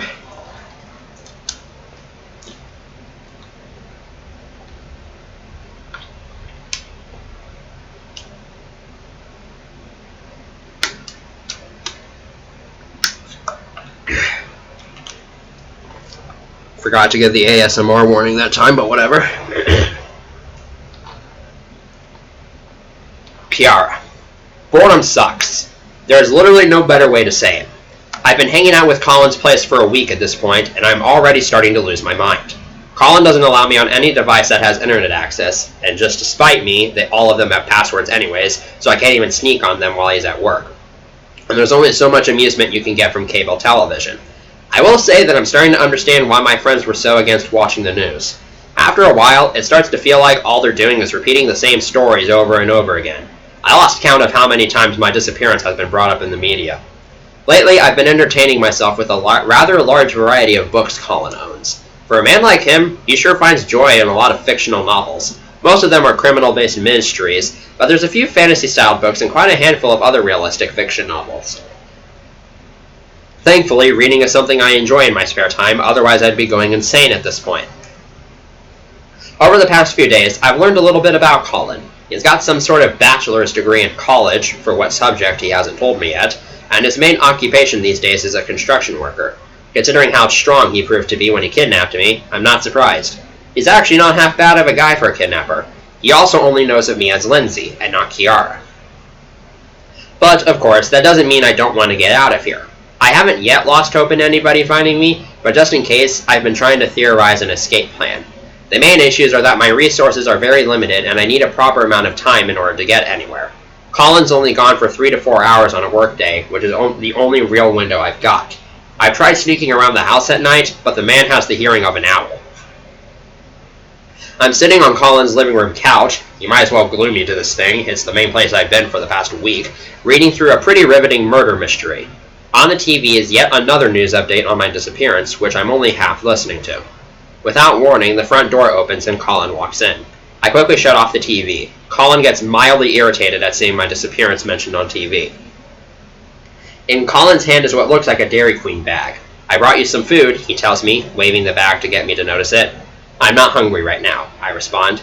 Colin looks at me funnily and then shrugs it off. Okay then, will you be hungry later? Probably. Colin walks into the kitchen and I get up to use the restroom. After I've finished my business, I walk back into the living room and spot Colin moving a giant cabinet back into place in the wall. He seems to be doing so in a rather urgent manner, which strikes me as somewhat unusual. So far, Colin has been pretty open about letting me explore all areas of the house, except for a room in the hallway directly across from the bathroom. He says that room is a private space for him. And the fact that there could be a room he hasn't told me about pokes at my curiosity. What are you doing? I ask, flashing a playful grin at him. Nothing, Colin answers, laughing sheepishly. I raise an eyebrow. Are you hiding something from me? He rolls his eyes and sighs. All right, fine. Colin then proceeds to push the cabinet to the side, which takes him little effort. Hidden behind the cabinet is a wooden door, which actually blends well in with the wall pretty well. I join Colin, and he opens the door, revealing a set of stairs leading into a dark basement. At the bottom of the stairs is a light switch. Turning on the light switch reveals the room to what looks like a man cave. A green couch sits across from a CRT television, with a lamp sitting on a table right next to the couch. In the back corner of the room is a mini kitchen, featuring another refrigerator, a microwave, and several cabinets.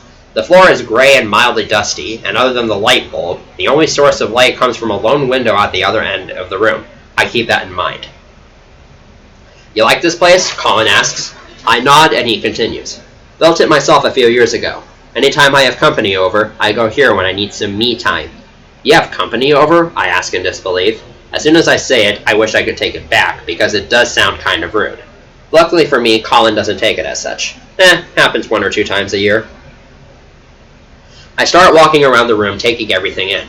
As I walk closer to the window, something that I didn't notice earlier catches my eye. It's a shelf containing 4 different guns and a couple of knives protected by a glass door. In the center of the shelf is a framed photo of a man I do not recognize. Who's that guy? And why do you have a bunch of weapons down here? I ask as Colin joins me. Oh, just the first man I was hired to kill. Also, I like hunting, he replies. I pause on the first part of his statement, and a queasy feeling broils in my gut. Hold on, say that again, I request. I like hunting. No, before that. That's the first man I was hired to kill. I really need to take that picture down soon. I don't need it anymore. As I realize what he means, my eyes open wide in fear as I stare up at Colin. You're a hitman? I prefer the name Nuisance Exterminator, Colin replies. I narrow my eyes on him. That's stupid.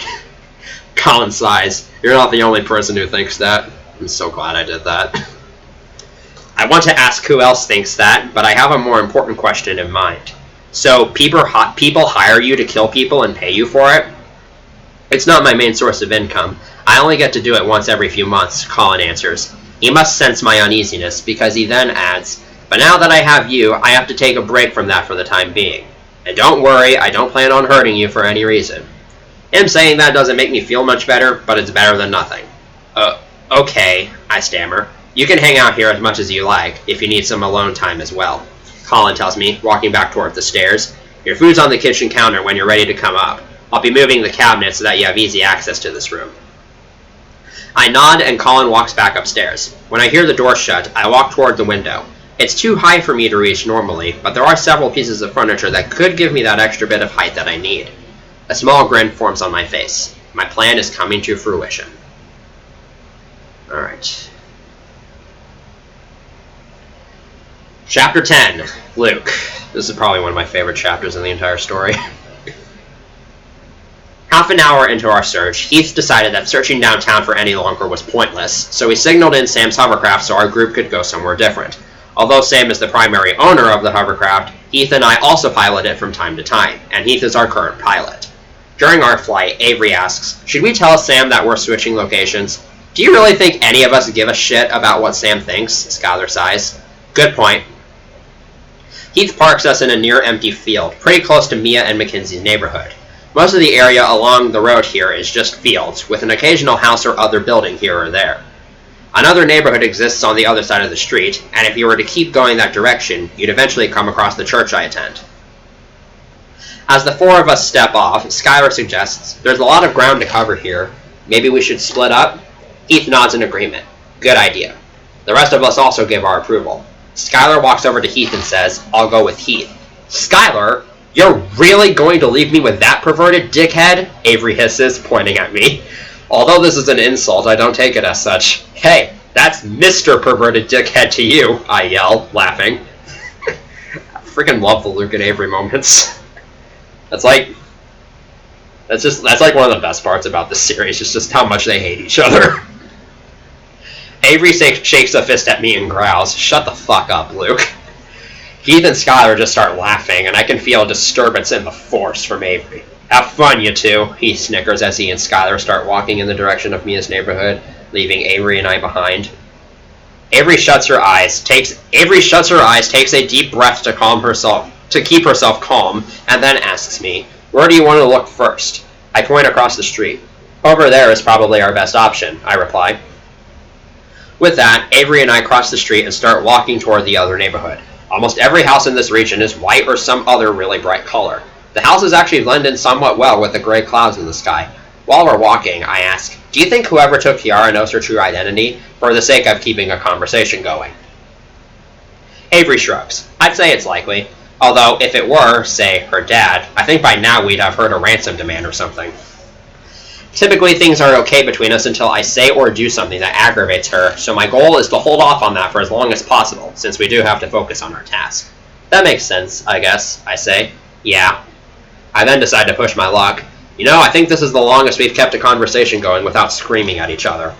Savor every moment you can, it probably won't last long." I'm about to start laughing, but then a red building off in the distance catches my attention, and I slow to a stop. "Hey, let's check out that barn over there," I suggest. "Luke, I doubt she's hidden there. Besides, that's probably private property, so we shouldn't even be searching there," Avery sighs. "Too late. I've already taken off in that direction." Sighing, Avery comes after me. I am going to head to the bathroom real quick so that I can rest my voice and take a break, because I am now halfway through this thing. I will be right back.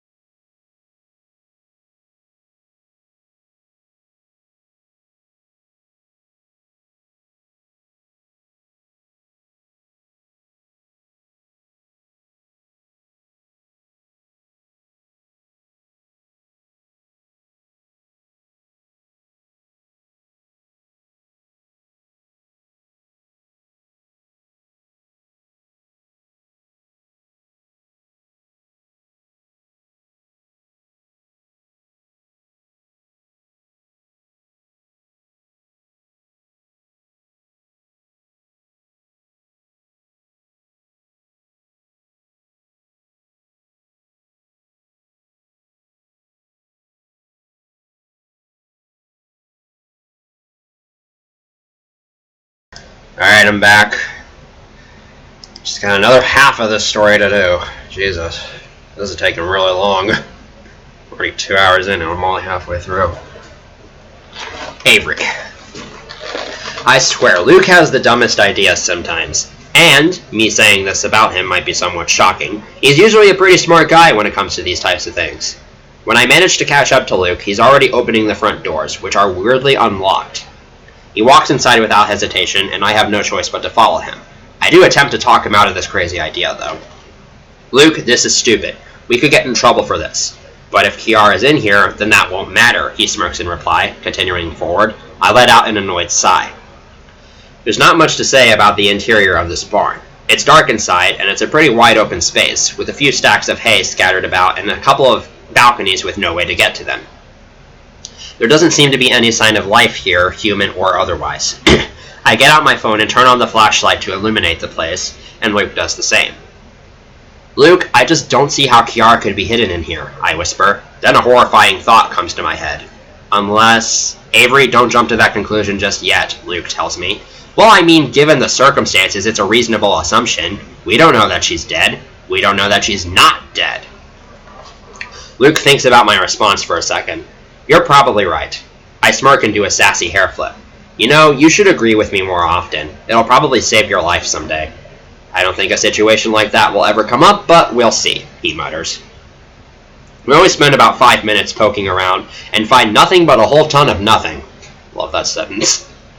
When we exit, we walk around the side of the barn opposite of the one we approached earlier, and I notice a green box-looking thing on the side of the barn. I initially think nothing of it until Luke sees it as well and walks towards it. As we get closer to it, we notice the doorknobs. Luke and I stare at the doors for a couple seconds. I wonder where this leads, Luke mutters, scratching his head. Luke, can we just go? I don't want to get in trouble for trespassing, I beg. And besides, they're probably locked anyways. As if to spite me, Luke grabs both of the doorknobs and pulls the doors open. He looks at me with a satisfied grin. I shake my head and growl, I despise you sometimes. Downstairs, it's even darker than it was in the barn. Luckily, I'm able to find a light switch with my phone's flashlight. This room is not something you'd expect to find near a barn. Rather than be filled with bales of hay, there are shelves filled with beakers, flasks, and all other sorts of unmarked containers. Some of them are filled with some sort of colored liquid. 2 tables sit in the center of the room, both containing a microscope, a face mask, and a book. It looks to be some sort of lab, and an eerie one at that. Luke asks the question that's on my mind as well. What the hell is this place? The two of us walk around and investigate the contents of the room. I pull one of the flasks off the shelf and examine it closely. The liquid inside is a very ugly-looking green, and I don't even dare to smell it. What are all these chemicals, I ask, not expecting an answer. And believe it or not, I get one. Avery, Luke calls out to me, picking up one of the books. Yeah, I think we just stumbled across a meth lab. Whoa. Now this I was not expecting. I peek over Luke's shoulder to get a good look at the page he's reading, and sure enough, on the page is a list of ingredients for crystal meth. That's peculiar, I mumble. Didn't Kiara say her dad owns some drug dealership? I think so, Luke answers. Kinda funny that her family got relocated near a meth lab, don't you think? Totally not foreshadowing. I nod in agreement, and then proceed to walk back toward the stairs. Somehow I thought that said aisles. Luke follows in suit, but also grabs 2 filled beakers. I turn around and give him an angry stare. Luke, what the hell are you doing? I hiss. Bringing back some chemicals so we can show people as evidence, he replies, like his answer was obvious. Well, don't do that. The last thing we want is to get caught on private property with the ingredients for meth. I reach for the beakers in his hands, and he backs away from me. I try again, and this time manage to get my hands on one of them. I try to pull it away from Luke, and he yanks it away from me, turning this into a tug-of-war match. We shout things like, "Give me that," or "Let go." What happens next is basically the God's way of saying, "Screw you." In our quarrel, Luke and I bump into one of the tables, causing the 2 beakers to go flying from our hands. They travel a pretty far distance, landing in a corner of the room. Both beakers shatter on impact with the floor, and a large puddle of chemicals forms on the floor. We're lucky that none of the chemicals splash all over us. Both of us stare at the spillage for a little bit. Then Luke turns to me and says, "Great, now look what you've done." As if I wasn't pissed off enough at what he did, now he has the nerve to accuse me like this? Me? You're the one who tried to steal chemicals from this place, I yell defensively. Luke shakes his head and sighs. Whatever, let's just get this mess cleaned up and get out of here. We then turn around to start looking for a mop or something that can be used to get rid of the puddle, but as soon as our backs are turned to the mess, a very unpleasant scent crawls into our noses. What's that smell? Luke asks. Both Luke and I sniff a few times before turning back around. It's definitely coming from the spillage of chemicals, which is starting to fizzle. It's at that moment that we both realize something. Neither of us knew what was in those beakers, and because of that, there's no way of knowing how reactive either material is. Luke, I've got a new idea, I stammer, backing away. Get the hell out of here? Luke replies. I nod quickly. Yeah, I agree, let's do it. With that, the two of us make a break for the stairs. On the way, we make sure to grab the two face masks on the table and put them on. When we make it to the doors, we find them shut. Luke tries to push them open and gets no result. I slam my shoulder into it a few times to try and help him, but it still won't budge. Luke grabs the doorknob and tries turning it, and that doesn't help either. It's locked from the outside, he says. Rationally, I start to panic. I can hear fizzling coming from downstairs, which is not a good sign at all. How? The doors were open when we came down here, I exclaim. Someone must have known we were down here and locked us in, Luke concludes. The very thought that someone saw us go down here is enough to make me shudder, but I have other things on my mind. I start banging on the doors as hard as I can and I yell, Help! Help! Somebody let us... I think it says, Somebody let us out! At the top of my lungs. Luke places a hand on my shoulder. Save your breath, Avery. They probably made this place soundproof. Realizing that he's probably right, I stop yelling. Well, they've got to do something. Can't you break through the wall or something? I ask. Luke shrugs helplessly. I didn't think to bring the rock with me. Short exposition. Luke found this weird rock a couple of years ago that, according to him, seems to be an altered version of a Philosopher's Stone. Whatever the hell that is. Something to do with alchemy. It gives off special powers when used properly, so Luke usually brings it with him on our missions. We've nicknamed it the Rock of Doom, or just the Rock for short. Damn it! Tears start welling up in my eyes, which doesn't stop me from seeing a dark green gas start to fill the room below us. It's only a matter of time before it reaches us, and these face masks probably won't do shit to protect us. Great. This is just fucking great. We're gonna die from chemical poisoning, and it's all your fault! I scream at Luke. It takes all of my willpower to not slap him or shove him down the stairs. Luke moves down a few steps, then sticks his leg out. Stand back, he tells me, winding a kick up. I roll my eyes at him. Luke, you're not going to be able to kick down the door. Maybe we should try calling somebody, or... Before I can finish, Luke charges his foot at the door. Miraculously, the door flies open from Luke's kick. Like earlier, Luke gives me a smirk. This time, I just mutter, oh, fuck you. We waste no time in getting out. I make sure to shut the door so that none of the gas leaks outside. Shortly after, we locate Heath and Skylar, who look rather surprised to see us in our current condition. There you guys are, Skylar exclaims as the two of them walk toward us. What the hell happened? Are you guys okay? Heath asks, concerned. Luke and I have to wait a few seconds so we can catch our breath. Avery and I just found a meth lab in that barn over there, Luke explains, and this jackass spilled some chemicals and nearly killed us, I growl, glaring at Luke. Hey, I deserve some gratitude for getting us out of there alive.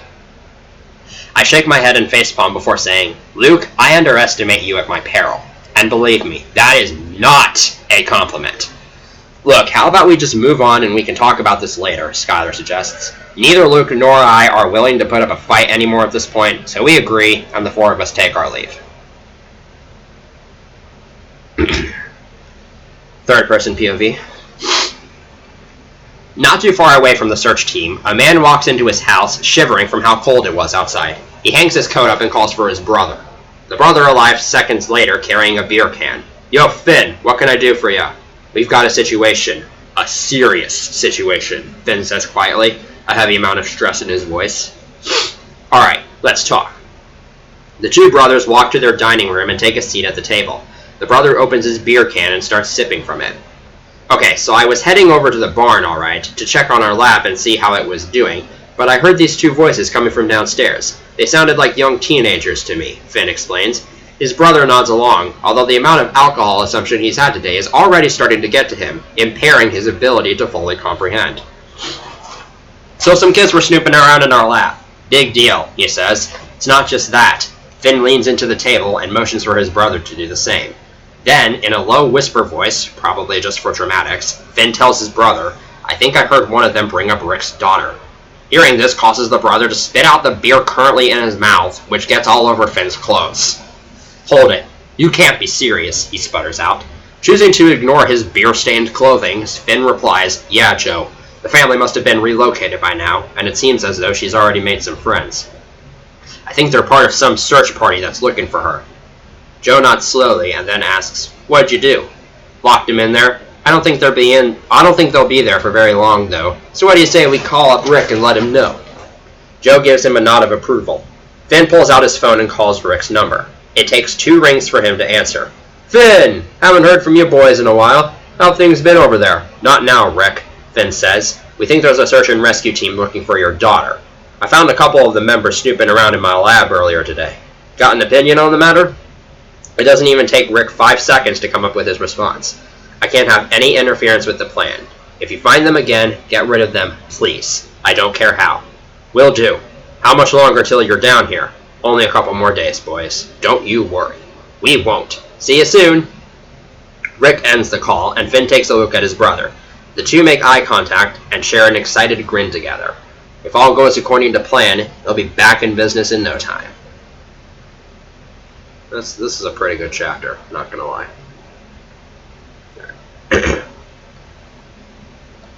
Chapter 11. Kiara. Today's the day. I have waited 8 days for this opportunity, and now it's in my hands. It's time to escape. Unlike most days, I'm awake before Colin is today. I want to give myself as much time as possible to make sure I'm alert and have enough energy for what could potentially be a very risky move, so I make sure to be up at 8 a.m. sharp. Of course, I end up oversleeping by 15 minutes, but that shouldn't matter in the long run. After waking up, I pour myself a bowl of cereal and eat it on the living room couch. Colin walks in at around 9, already dressed in appropriate attire for work today. He's got a long shift today, from 10 to 5. That gives me several hours of a head start. "You gonna be alright for today?" Colin asks me right before he walks out the front door. "Yeah," I reply. "I'll probably just chill in your basement for a little bit, maybe take a nap or something." The only true part of that statement is that I'll be in his basement at some point during the day, but not to chill. "Okay, and you're not gonna try anything?" He says this more playfully than forcefully, as he seems to have formed a good level of trust in me to not defy him. That's likely going to change after today. "Correct. Good. Have a good day." "You too." I wave to Colin as he walks outside and shuts the front door. I wait for about a minute until I can no longer hear his car in the distance, and at that point, I know it's time. I smile to myself at the thought. Diligently, I run to the basement door and run downstairs. Colin normally leaves all the doors and windows in the main portion of the house locked, and he brings a key ring with him, leaving me unable to open them myself. I also can't pick locks. However, I noticed yesterday that the one exception to this is the basement window. Guess he doesn't think anybody could use that to break in. Or, in my case, break out.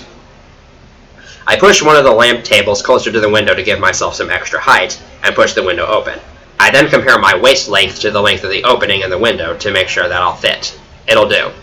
I leap up to the windowsill and start crawling through as quickly as I can. It takes a little bit of wriggling to get my hips through, but other than that, no complications arise. Yes, I wrote that, don't judge me. After I've made it all the way through, I shut the window and stand up. For the first time in over a week, I'm outside, and it feels great. I know I've got no time to lose, so I take off as soon as possible. While I don't have any idea how to get back home by myself, I know that a few miles in the direction Colin drove is a gas station/diner, and I'm sure someone will be there to help me. Plus there's a chance a car might drive by, and whoever's driving might be able to help. The hopes of either of these two things happening gives me the adrenaline I need to keep pushing forward as I run through acres upon acres of grass. For a while, all I'm doing is running alongside the road, hoping for a car to come by and stop for me. Most cars that pass by just drive by me without stopping, which to mean signifies that they probably assume I'm just running for the sake of running. I know better than to hitchhike, and flagging down cars doesn't seem like the smartest idea either. So I just keep going at it until finally I reach an intersection. One path just continues with more fields, and the other is lined with trees on either side. I deduct that the path with trees is more likely to lead to civilization, so I choose that one. I can't believe this, I think to myself. I'm finally free. I anticipate the looks on my mother's and Ryan's faces when they see me arrive home, and how happy my friends will be to find me home. My chest is aching and my legs feel like rubber at this point, but I use my hopes to keep me going. And these hopes soar when I spot the gas station in the distance. Despite how exhausted I am, I speed up to go as fast as I possibly can. Victory is within reach. When I'm within a few feet of the parking lot, I slow down to a slow jog and start brainstorming what I'm going to say to the workers. Hello, my name is Lindsay and I've been held hostage. No. I shake my head in frustration and start over. Hello, my name is Lindsay and I've been kidnapped for the past week. Ugh! Neither of these sound right to me. I'm sure they're believable, but I want the message to get across as clearly as possible. At this point, I'm just killing time and it kind of sucks. As I enter the parking lot, I notice that 4 of the slots are already filled with vehicles. I find the closest person I can and stop, panting heavily. This person is a young woman who's in the process of putting gas into her green van. While I'm still trying to catch my breath, she eyes me weirdly and asks, "How long have you been running, girl?" Still breathing heavily, I manage to get out, "My name is Lindsay, and I need you to call the police, please." "Why?" "It's a long story. You see..." Before I can continue, I spot a figure walking toward us from afar. Colin. I turn around and prepare to flee once more, but Colin's already approached us. "Hey, where do you think you're going?" he asks, not sounding pleased in the slightest. The amount of aggression in his voice is nerve-wracking, but I'm sure he's only doing it for dramatics. "Who are you?" the woman asks, looking at Colin suspiciously. Her uncle, Colin Phibbs. I tried to signal to the woman that this is not true, to no avail. "She just told me to call the police. Is there something wrong?" Colin rolls his eyes and lets out a fake chuckle. "Well, teenagers, you know how dramatic they can get sometimes," he laughs. The woman joins him in laughter. "Ah, yes, I've got 2 of them back home," she replies. "They sure can be a real pain." Colin smiles and nods slowly. I just continue to stare at him, terrified of what he will do to me once he takes me home. "Come on, let's go home," he says, grabbing me by the arm and pulling me along with him. I want to scream for help, but the fear of how Colin would react keeps me from doing so. Knowing that he's a hitman and could kill me on the spot doesn't help. He definitely seems like the kind of guy who would do it in public with little remorse. Colin practically shoves me back into his car, albeit gently, and starts driving back to his house. The first couple of minutes of the ride are in complete silence. I break it by quietly asking, "What are you going to do to me?" "Since this is the first time, I'm going to let you off with a warning," he answers after taking a deep breath. Like the first car ride, he doesn't even turn around to face me. But trust me when I say this better not happen again. You must have expected me to nod or say, "It won't," or something, because next he mutters, "Alright, I'll make sure it won't." From there, all I can do is stare out the back window and watch as my freedom slowly fades away from me. Now, any chance I had of checking out early has been crushed. I'll take a short little break here to look at some stuff.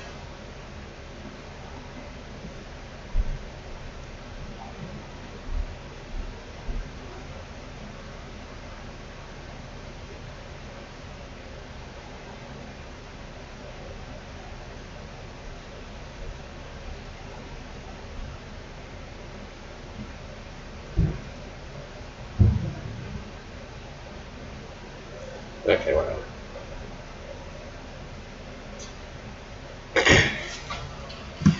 Chapter 12. Avery. Yesterday's search ended shortly after Luke and I's meth lab fiasco. Other than the meth lab, nothing had been found that could help us track Kiara in any way. However, I myself think the meth lab might be all that we need. We've agreed to continue where we left off today. Sam, however, wanted to meet with all of us except for Ryan to come up with a plan for today, seeing as to how eventful yesterday ended up being. Well, for most of the group. Brielle offered to give me a ride to the clubhouse today, and since I haven't gotten a chance to spend time with her recently, with how busy I am to begin with, not to mention everything that's gone down with Kiara thus far, I accepted. As we drive onto the street where the shack is, Brielle asks me, "Hey, do you mind if I ask you something?" I look up from the group chat conversation on my phone to reply, "Yeah?" "Don't take this the wrong way, but why do you still hang out with these people?" I smile to myself. "I'll be honest with you, I don't know."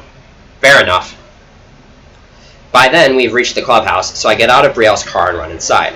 Considering I woke up 10 minutes past my 10 a.m. alarm, it doesn't surprise me to see that I'm the last one here. Ethan and Luke are watching some dumb anime show on TV, Skylar is reading a new book she got into about a week ago, and Sam's going through something on his phone, probably his Twitter feed, while Elle's looking over his shoulder. Normally, people take this as rude, but knowing Sam, he either doesn't notice her or doesn't care. When I walk inside, Sam's head snaps up, and when he spots me, he says, "Alright, cool. We're all here now. Let's get moving." Heath and Luke turn off the TV, and Skylar closes her book. Then the 6 of us walk over to our table, and we each take a seat. Once we're all seated, Skylar starts the discussion with, "Alright, let's go over what we found yesterday." "A whopping pile of nothing," Sam replies. Skylar nods slowly. "Okay, not the best start. Luke and I found a meth lab yesterday," I say. This news surprises Sam. Apparently no one told him about Luke and I's adventure yesterday. "All for the love of dicks, Luke. You found a meth lab and didn't tell me?" he asks jokingly. "Yeah, we had a pretty good time, didn't we, Avery?" Luke smirks, nudging me playfully with his elbow. I grimace. "First of all, touch me again and I will skin you alive. Second of all, I would prefer if we didn't talk about that." Luke turns his head away to signify that he's done with the conversation. Elle takes this time to ask me, "So why do you bring that up, Avery?" "Because while Luke and I were down there, someone came along and shut the door on us, locking us in. And I have a feeling it was intentional," I answer. The others seem to be catching along to my idea. "We have reason to believe that the lab belongs to someone who used to work for Kiara's dad," Luke asks. "Well, what do you want us to do about it?" Heath inquires. "We can't exactly go back down there after your chemical leak." The reminder of yesterday makes me grimace again, but I brush it aside. I think the person who locked us down there was the owner of the lab. If they came once to check on it, they'll probably come again. And something tells me they'll be able to lead us to Kiara. Already, the others are showing skepticism at my idea. "Are you sure about this?" Elle asks. Me, uncertain. I think that's supposed to mean Sam. Oh, never mind. Sam answers for me. "Personally, I think it's our best lead so far. I say we go with it." After a few seconds of silent pondering among the group, everyone else gives their answer via a nod, a okay, or a shrug. For us, that's about as close to a unanimous decision as we can get. And ASMR warning.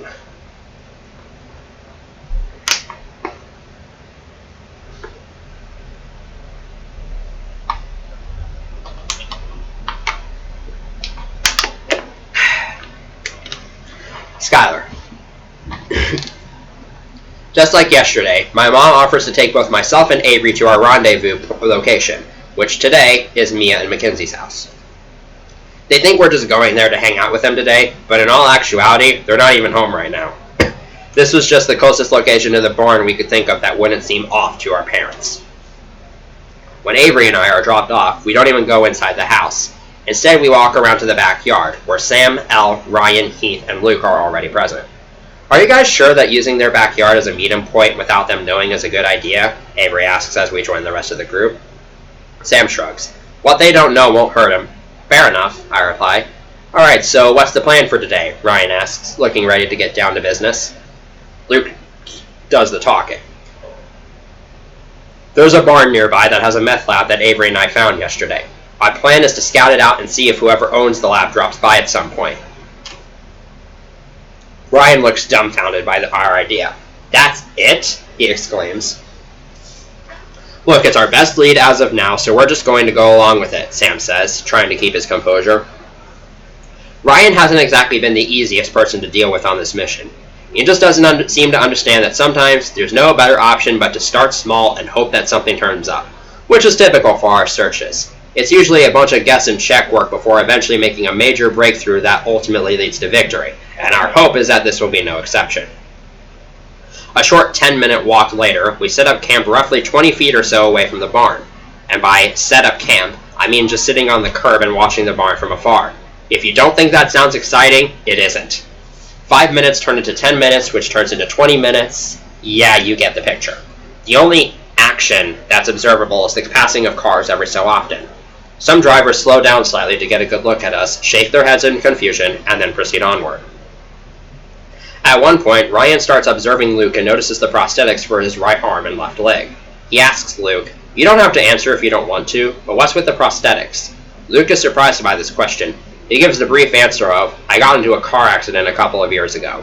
"It's a long story," I whisper to Ryan. "I won't go into detail here, but let's just say that the full story, as always with us, is a lot more complicated than that." After about 35 minutes, give or take, people start to get impatient. "You know, maybe this wasn't the smartest idea after all," he says, standing up. Exactly. We're just wasting time when we could be actually looking for Kiara. Let's just go, Ryan sighs, getting up and walking away. The rest of us get up and proceed to do the same, except for Avery. Hang on, you guys, she tells us, getting our attention. I think I've got something. Heath. A man wearing a black hoodie and jeans has started walking from the nearby neighborhood in the direction of the barn. Avery signals the rest of us to come closer, and we observe the man closely. He stops in front of a pair of storm shed doors. That leads to the lab, Luke whispers to us. The man opens the door and takes a few steps inside the room. A few seconds later, he walks back out and shuts the doors, then starts walking away from the barn. Let's follow him, Ryan suggests. Before any of us get a chance to object, he's taken off and started running after the man. The rest of us run to catch up to him, and then Sam grabs him by the shoulders and pulls him back. You idiot! If you're going to follow somebody, don't make it obvious, Sam hisses to Ryan. Yeah, and besides, we probably shouldn't even be following him anyways. If he catches us, we could get in trouble for stalking him, Avery adds. This information seems to be going in one ear and out the other for Ryan. Well, if you guys are right, and this man knows where my sister is, I want to see it for myself, he tells us, determined.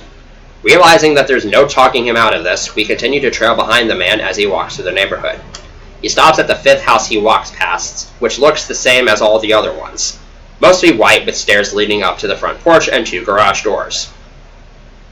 Sitting in the parking lot is a blue/gray BMW with another man sitting in the passenger seat.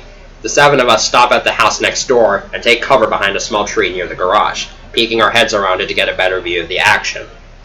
Although we're relatively far away, the men talk loudly enough for us to be able to hear them. How's the lab looking? The man in the car asks. Still smells pretty nasty. I say we give it a couple of days, the other man replies, opening the passenger seat door. You ready to go? Yeah, sure, the driver answers.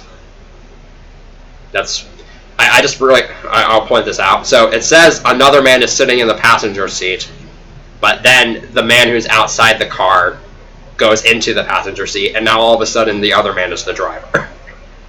I have big brain. The door's shut and the car exits the driveway, driving away from where we are.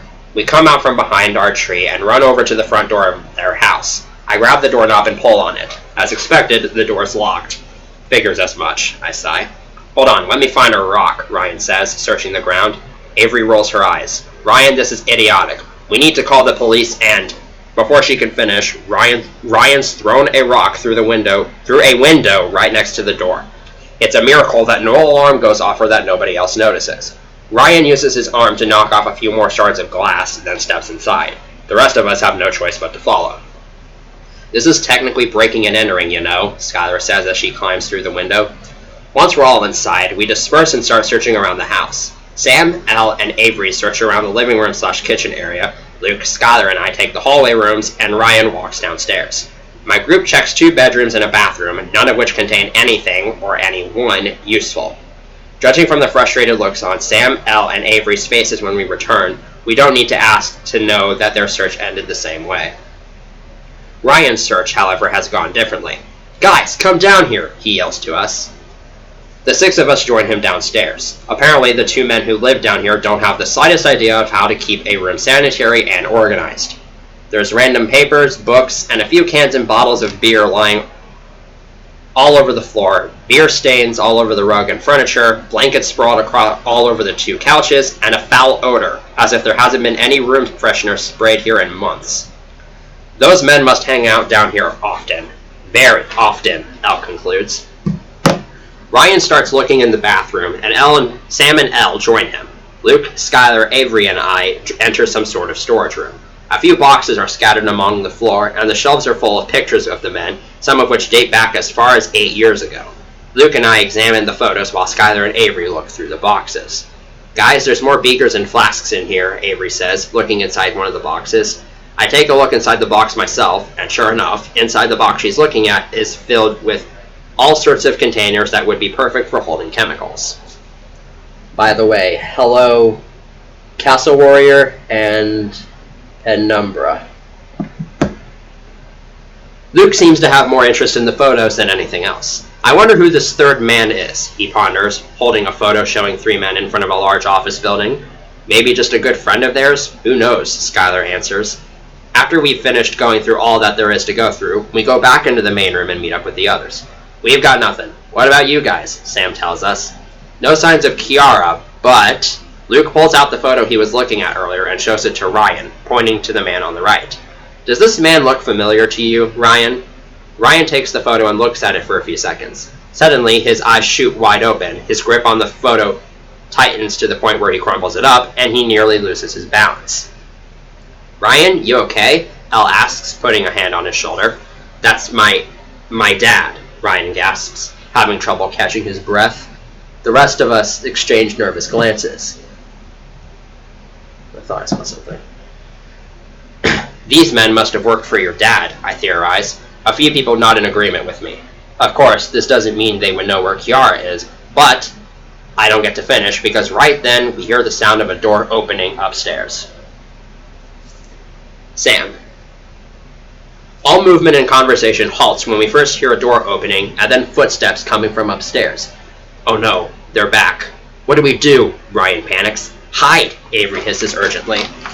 Elle, Avery, and I run into the storage room and pull the door almost all the way shut. Heath, Luke, and Skylar run to the bathroom. Ryan, being the Nimrod that he is, chooses to hide behind the TV. I motion for him to come join us, but I am too late, for the two men have already entered the room. The man we were following earlier has a phone in one hand and a bag of food in the other. His companion is just behind him, sipping from a can of what I assume is beer. Yeah, sorry for not calling you earlier, boss, but we had some important work to attend to, the first man says. Important work, my ass, I grumble. Avery elbows me into ribs as a way to get me to shut up. Needless to say, it works. You're alright, Finn, a man's voice says from the other end. Elle gets out her phone, pulls up her camera, and starts recording. She sticks her phone out just enough to get a good view of the men. How much longer till you get here? The other man asks. I should be at Kiara's holding place in about 3 hours from now. You guys can meet me there if you want. At the sound of Kiara's name, all three of us freeze in place. That man has to be Kiara's father. Where's she at? Finn asks, pulling out a burger from the food food bag, super sorry about that, and taking a bite of it. Kiara's dad recites off an address, and the other man pulls out his phone and writes it down on a digital notepad. Now, you've probably had a case of bad luck at some point in your life. Maybe you got nailed with a pop quiz you weren't expecting, maybe you happened to say the wrong thing in front of your parents on the one day they had a really rough day at work, maybe your power randomly goes out, who knows? In these situations, bad luck needs to be avoided at all costs if possible, since it's usually difficult to overcome. Why do I bring that up? Because at that exact moment, Elle gets a text from her mom, asking her when she wants to be picked up. Elle's ringer is muted, but the phone still buzzes in her hands. Elle quickly pulls her hand back into the room. I feel my body tense up, and Elle and Avery's bodies do the same. The buzz is just loud enough to get the attention of the two men, who snap their heads in the direction of the noise. Hold on, we just heard something buzz from the storage room, Finn says, putting the phone to his ear as they get up and start walking toward us.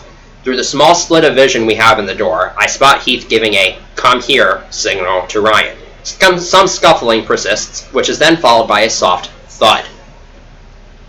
Now both men have their attention averted to Ryan, who evidently tripped on his way to the bathroom and is now lying face down on the floor, right in plain sight. I facepalm.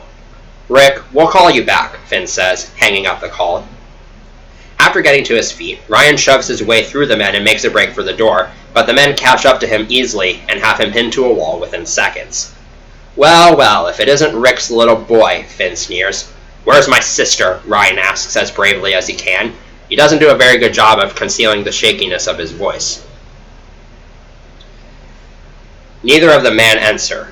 That sounded weird to me. Instead, they look at each other while the other man asks, What do you want to do with him, Finn? I don't know, Joe. What do you think Rick wants us to do with him? I like your thinking. Joe grabs Ryan by the collar of his shirt and slams his back against the wall. I poke my head outside the door and make eye contact with Heath, who has exited the bathroom along with Luke and Skylar. I nod my head toward the conflict, and he shrugs, as if to say, screw it, let's just go for it. So the six of us exit and form a line behind Finn and Joe. Our only defense, aside from strength and numbers, is pepper spray for Elle, Skylar, and Avery, and that's it. I imagine these two men won't be too tricky to deal with, but looks can be deceiving. I clear my throat to get Finn and Joe's attention. When they turn around to spot us, both of their eyes widen in fear. Oh shit. Finn, we're outnumbered, Joe sputters out. Let's just get out of here while we can, Finn urges. Both men then run upstairs. This unusual fear from them takes us by surprise for a moment before we eventually follow them outside. Finn's already in the car, and he says to Joe, "We need to get out of here. Get in the car." "But they're just children. Maybe we can fight them off for—" "I said get in the fucking car!" Joe does what he's told. After doing so, Finn starts up the engine, and right as we all make it outside, he's driven the car out of the neighborhood. "Yeah, run away, you cowardly bastards," Luke spits, shaking his head in disgust. That's a good scene right there. A lot of good moments.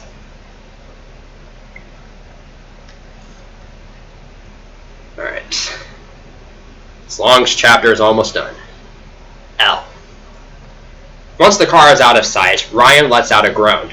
Ugh, they know where Kiara is. How are we supposed to track them now? Heath, Luke, and Skylar seem stumped as well. In response, I pull out my phone and boldly say, I may or may not have recorded the conversation on my phone. Everybody gives me proud looks, which gives me a huge confidence boost. Great thinking, Al, Heath tells me, smiling. Thanks, I beam. I then pull up the recording and play it back for everybody to hear. When it reaches the part where Rick gives them the address, Skylar pulls out a notepad and writes it down. After the recording ends, Ryan pulls out his phone and dials a number, then grabs the notepad from Skylar's hand. Hello, Gerald, he starts with. It's me, Dan. Again with him using his fake name, even though by this point it shouldn't matter anymore. Not now, Gerald's voice replies sternly from the other end. We just got a tip from an anonymous caller saying they spotted your sisters out in Topeka. This puzzles us, since Topeka is nowhere near where Rick said Kiara was. Well, we just found one too, Ryan says. Let us investigate this first. Want to come along? Ryan hesitates for a moment before answering. No, thank you. I'll be fine. Alright. Without saying anything else, Gerald ends the phone call, and Ryan puts his phone back in his pocket. Great, he grumbles. We know where Kiara is, but there's no way we can get there before those two men and my dad do. The news hits all of us hard, and for about a minute, no one's entirely sure what to do. Until Sam's face lights up in a, aha, sort of fashion. What are you thinking, Sam? Ryan asks. Oh, nothing. Just that there is a way to get to Kiara before they can, Sam replies slyly, grinning. Heath, Luke, Skylar, Avery, and I catch on right away. Ryan doesn't seem to know what we have in mind. The important thing, though, is that we do. Now I need to take another bathroom break, so I'll be right back.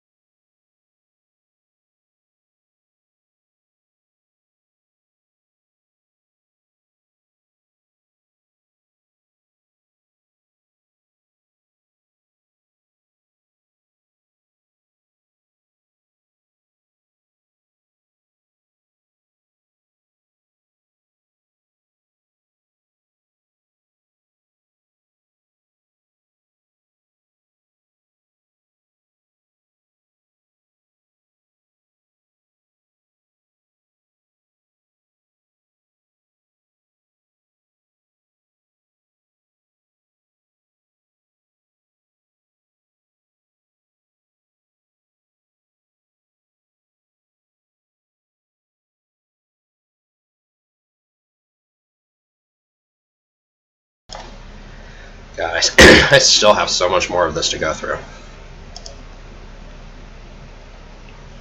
I won't be surprised if this goes over 4 hours. Chapter 13. Third-person POV. It's just another one of those days at the site for Colin. The team's current project is some new fast food establishment that purchased a small portion of land just a few feet away from a large shopping complex. Not exactly the kind of building Colin wants to help build, but as long as he gets paid for it, it's all good. Colin's taking his lunch break, which today is nothing more than a sandwich and a Mountain Dew. As a man of solitude, he prefers to spend his spare time at work alone, and rarely socializes with his companions. While he's eating, a lot of different things go through his head. First and foremost is Rick. He got a text from Rick earlier in the day saying that he's only a couple hours away from the place, and he's hoping to check out of work a few hours early to make sure he can be there when he is. He's also thinking about Kiara, and wishes there was something he could do to make sure she doesn't have to go with that man. Because while he doesn't know the entire scope of Rick's plan, he knows whatever he has in store for Kiara will not be pretty. At the same time, though, he knows that defying Rick in that sort of manner will only mean trouble for him. A lot of trouble. That man gets real serious about making sure his colleagues don't step out of line. He runs his business almost like a mafia, but with a little less violence. As he's about to finish his sandwich, flashing blue and red lights appear just outside the tarp. Police car lights. Colin recalls the time when Kiara told a woman to call the police, and his stomach tightens slightly. Going to jail wouldn't nearly be as bad as whatever Rick would do to him for screwing up, but it's a situation he would like to avoid altogether. Two detectives enter the tarp and have a short chat with the boss. They're too far away from Colin to be able to hear, but based on the movements and gestures from the men, he guesses that the detectives are asking the boss about something, and the boss doesn't have any answers. Then each of the workers are called up one by one to have a quick chat with the detectives. This puts Colin on edge as they go through 4 people before reaching him, and with every person that leaves, Colin becomes more and more afraid that they'll figure out where Kiara is. Luckily, the woman Kiara talked to didn't get a picture of him or his car, so he uses that as a reason to stay calm. I'm actually going to turn my heater on, so if there's some extra noise, don't be upset.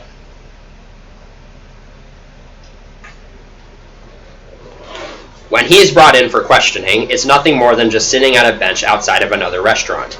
"How are you doing?" the first detective, a tall black man with glasses, asks. "A little nervous, but other than that, fine," Colin responds, trying to sound as casual as possible. "Don't fret, you're fine. We just want to ask you a few questions," the other detective laughs. The 2 agents then show Colin their badges, identifying them as Federal Agents Foley and Jefferson. "Where were you on the night of February 20th, Agent Foley asks. Colin recognizes this as the night he took Kiara. Fortunately, he was a major theater geek back in high school, so if there's one thing he knows how to do well, it's lying on the spot and making it sound convincing. Thank you, improv. "I was at home." "Where do you live?" Agent Jefferson asks. "About 20 miles west of here." The 2 agents look at each other, and then Agent Foley pulls out a photo and shows it to Colin. It's a school picture of Kiara. "Does this girl look familiar to you?" he asks. Colin pretends to examine the photo for a few seconds, and then shakes his head no. "Nope, never seen her," he replies. "This photo is of Lindsay Parks, who went missing about a week ago. We got a tip telling us she might be somewhere in this area. Have you heard about this? I don't pay much attention to the news, so no." The first part of this statement is true. The 2 agents decide then that Colin's probably not the person they're going to get a good answer out of, so they stand up. "Well, thank you for your time. Call us if you see or hear anything," Agent Jefferson says, handing Colin a card with their numbers on it. "Will do," Colin replies, heading back to the tarp. He debates telling his boss to get out of work early today, but before he makes a decision, his phone buzzes in his pocket. It's yet another text from Rick. "I'm less than an hour away, Colin." After darting his eyes back and forth, Colin quickly responds with, "Well, you might want to hurry up. The jig is almost up." He then puts his phone back in his pocket and lets out a long, exasperated sigh, wondering why the hell he even bothered to go through with this in the first place. I feel you. Kiara. Just when I thought my situation couldn't get any worse, it did. After I was returned home yesterday, Colin got some tracking ankle bracelet someone loaned him a few months ago, I guess I'm not the first hostage he's held here, and put it on me. Now if I step outside a certain radius of his house, an alarm will go off. Even though his work is about half an hour drive from here, that still won't be enough time for me to get very far without him catching me. And the worst part, it's my own damn fault. The past 24 hours have been nothing but misery and dread for me. Day by day, I feel like my chances of ever getting found and returning home are slipping away more and more. I figured that my friends would be able to find me by now, but it's been over a week already and I haven't heard anything. Everything I see on the news still says there's no leads in my disappearance, so who knows how long it'll be. Not to mention, I still don't know why Colin took me in the first place. He's never given me a definitive answer. All I know is that someone must have hired him to do this, but the question is, who? I've spent most of the day laying on the couch in Colin's man cave basement, just staring at the ceiling. As I get myself into a seated position for the first time all day, I look to the window I used for escape the other day. The window is now locked from the outside via a padlock, which means it's no longer a viable option for my escape. Not that it matters, because next my eyes travel to the tracking bracelet around my ankle. I try in agony for the 1000th or so time to yank it off, but just like every other time, it won't budge. Tears sting my eyes as I start to accept the fact that I may never see home again. Once again, visions of my family and friends go through my head, adding guilt to my list of painful emotions to deal with. I check the clock on the cable box downstairs. 3:56 p.m., it says.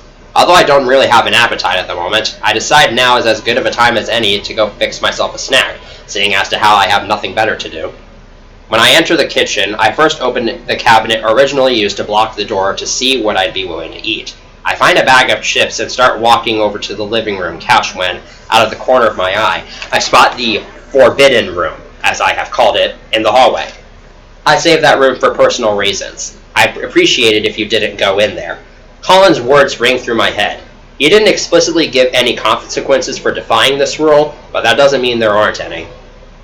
Nothing he could do would be any worse than sitting around bored all day, so I finally decide to see what's up with the room.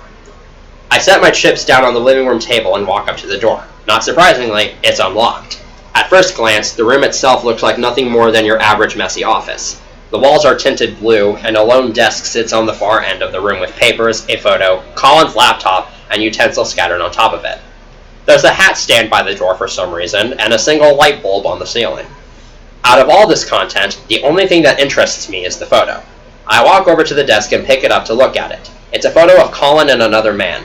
Colin's smile is barely existent at all, which makes sense, seeing as to how I've only seen him smile, like, twice ever. But the other man is boasting with pride. There's something about him that looks familiar, though. After looking at the other man more closely, I realize who he is. My hands start to tremble, I lose control of my breathing, and I nearly faint. No way, I stammer to myself. I set the photo down and look at everything else on the desk. It's then that I notice the plaque above his desk. Colin Ridges, respected hitman. Colin works, or at least worked, for none other than my father. That's the reason I'm in this mess in the first place. Colin must have hired him to kidnap me. But now I have to wonder why. Is Colin going to exterminate me? Is he going to take me to my dad? Is he going to come for Ryan or my mother next? All of these possibilities are frightening to just think about. So, found anything? The voice from behind me startles me, and I jump back in surprise. Turning around reveals to me that there are two men, dressed in rather dark, messy clothing, standing in the doorway. I don't recognize either of them, so for all I know, they're burglars and I'm standing in the middle of a home invasion. Who are you? I ask, hoping neither of them notices my fear. Never mind who we are. You're not allowed back here, are you? The first man asks, smiling eerily. That is none of your business, I snort. The other man elbows the first man playfully in the ribs. Ah, look at her, Finn. She's definitely changed a lot within the past couple of months, he laughs. The other man, Finn, laughs along with him. Now I'm just confused. What do you mean? The shakiness has returned to my voice, and both men pick up on this. I think your senses are just messing with you again, Joe. She's still very much Rick's daughter, Finn chuckles wholeheartedly. The words Rick's daughter give me all the information I need to know, and also tell me that I need to get the hell out of here.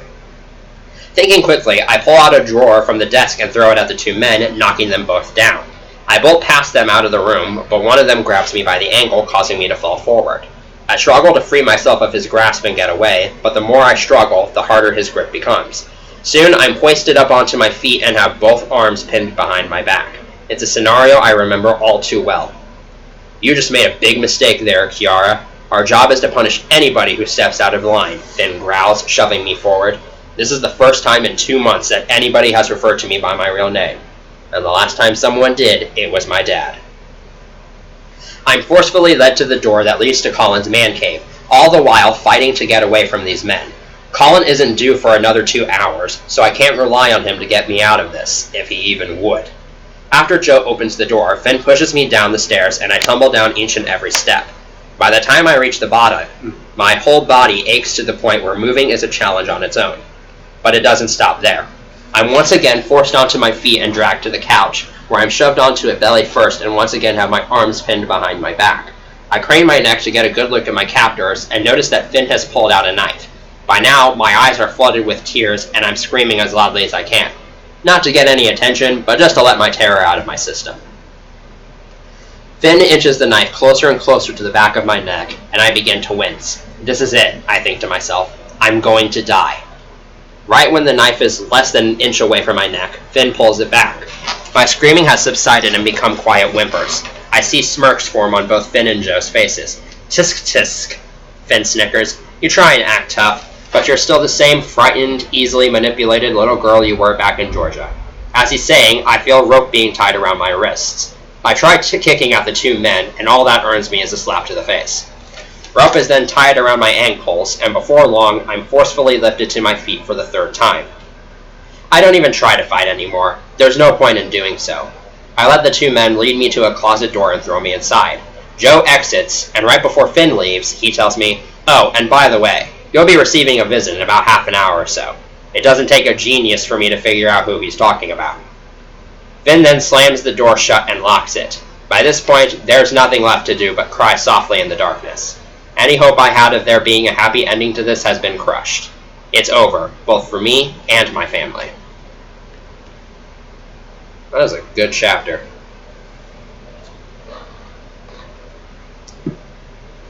I'm almost 3/4 of the way there, Jesus Christ. Chapter 14, Skylar. There are some people in this world who love flying and others who absolutely despise it.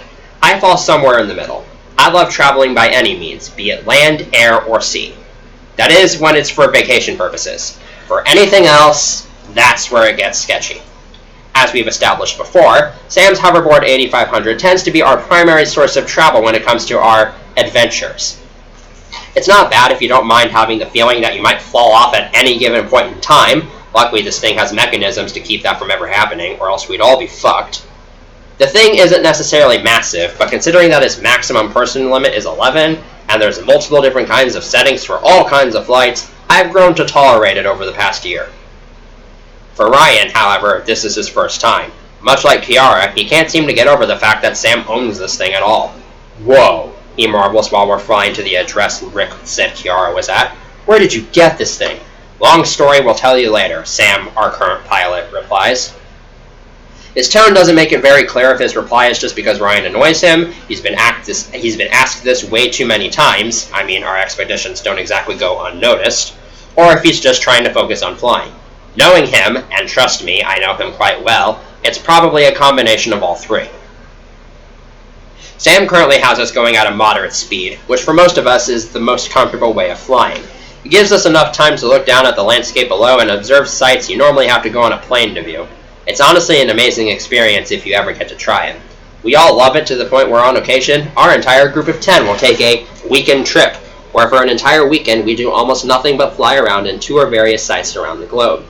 Not a whole lot of people get to experience this, so I'd say we lock down. Real quickly, I just want to interrupt here and say, I don't remember exactly if I ever established the limit as 11 or 12. Because in Operation MIA, that limit is pushed to 12, so I think I would need to change that. I won't change it on stream, but I'll change it later. After Sam's reply, Ryan notices the control panel and spots a red button, which normally activates the hovercraft's laser cannons. "Hey, what does that do?" Ryan asks, pointing to the button. I doubt he's stupid enough to actually press the button without permission, but Sam slaps his hand away anyways. "Watch it. And stay focused, we don't exactly have all the time in the world here." Right. Sorry, Ryan says, stepping away from the control panel. I can't help but snicker to myself. "How much longer?" I ask. "We've already been flying for about 5 minutes. Elle takes a look at the map on the hovercraft's monitor, where a large red dot, us, is making progress toward a smaller green dot, our destination, aka Kiara. Another 5 minutes, maybe? Man, I can't wait to see the look on my dad's face when we finally bust him," Ryan says determinedly. "I've waited years to see him go down." "Easy there, buddy," Heath tells Ryan. "If there's anything we've learned, it's that you never know what's going to get thrown at you. Yeah, as the old saying goes, it's not over till it's over," Avery adds. Traditionally, Ryan doesn't listen. He's messed with us one too many times. He's gotten sloppy, and he's going to pay for it. He gets more and more pumped up with each sentence, and the rest of us have to work hard to not yell at him to shut up. Oh, brother, Luke grumbles, putting his head in his arms. After 5 more minutes of this shit, we arrive at the location. It is a weirdly out-of-place house in the middle of a very rural area. Finn and Joe's car is present in the driveway, so we park on the right side of the building and peek around the corner, waiting for anybody to come out. I can't believe this. We're actually going to rescue Kiara, Ryan says, excited. Keep it down, will ya? Sam hisses. Ryan finally gets the message and stops talking. Immediately after, the front door opens, and Finn and Joe walk out. They enter their car and drive off, which is our cue to head inside ourselves. Thank you guys so much for this. We owe you big time for helping us, Ryan tells us as we run to the front door. Don't thank us yet, Heath replies, opening the front door, which is unlocked for some reason. Drink time, ASMR warning.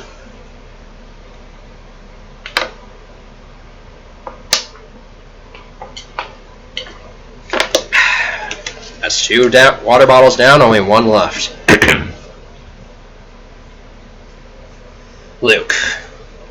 Whoever took Kiara, whether it was Finn or Joe or some other person, picked a really good place to hide her. The house looks like the kind of house an average middle-class family would live in. I would never have suspected this to be Kiara's holding place. Then again, I have seen crazier things. The 7 of us enter the house slowly, with Heath, Sam, and I at the front. Nobody is present in either the living room or kitchen areas, and the TV in the living room is shut off. It's a little too quiet. I've already got bad vibes from this place, Ella whispers, gazing all around her. She tends to be the person who can predict danger ahead of time, so the rest of us take her warning to heart. When we're all inside, Sam and Elle head into the hallway to check each of the rooms, while the rest of us stay in the living room, taking it all in. Man, I'm jealous of Kiara, Avery mutters, walking into the kitchen. She must have it made here. I nudge Ryan and whisper to him. We've had to rescue her from captivity before. Sad, am I right? This makes Ryan snicker. Sadly, Avery hears me. I love this part. She turns to face me, gives me a fake smile, and asks, Luke, would you like to lose your manhood? Not particularly. Then shut the fuck up. On that note, she goes back to looking around the kitchen, and I just stand there, unable to respond in any way. Ryan just walks away slowly, choosing to not comment. Smart move. In response to Avery's comment earlier, Skylar says, I know I'd like a place like this if I were ever abducted.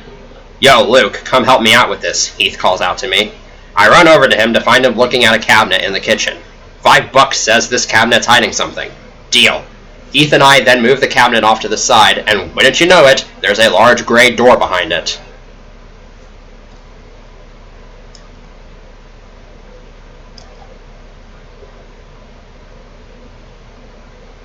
Where is it? Ah, here it is. Continuity.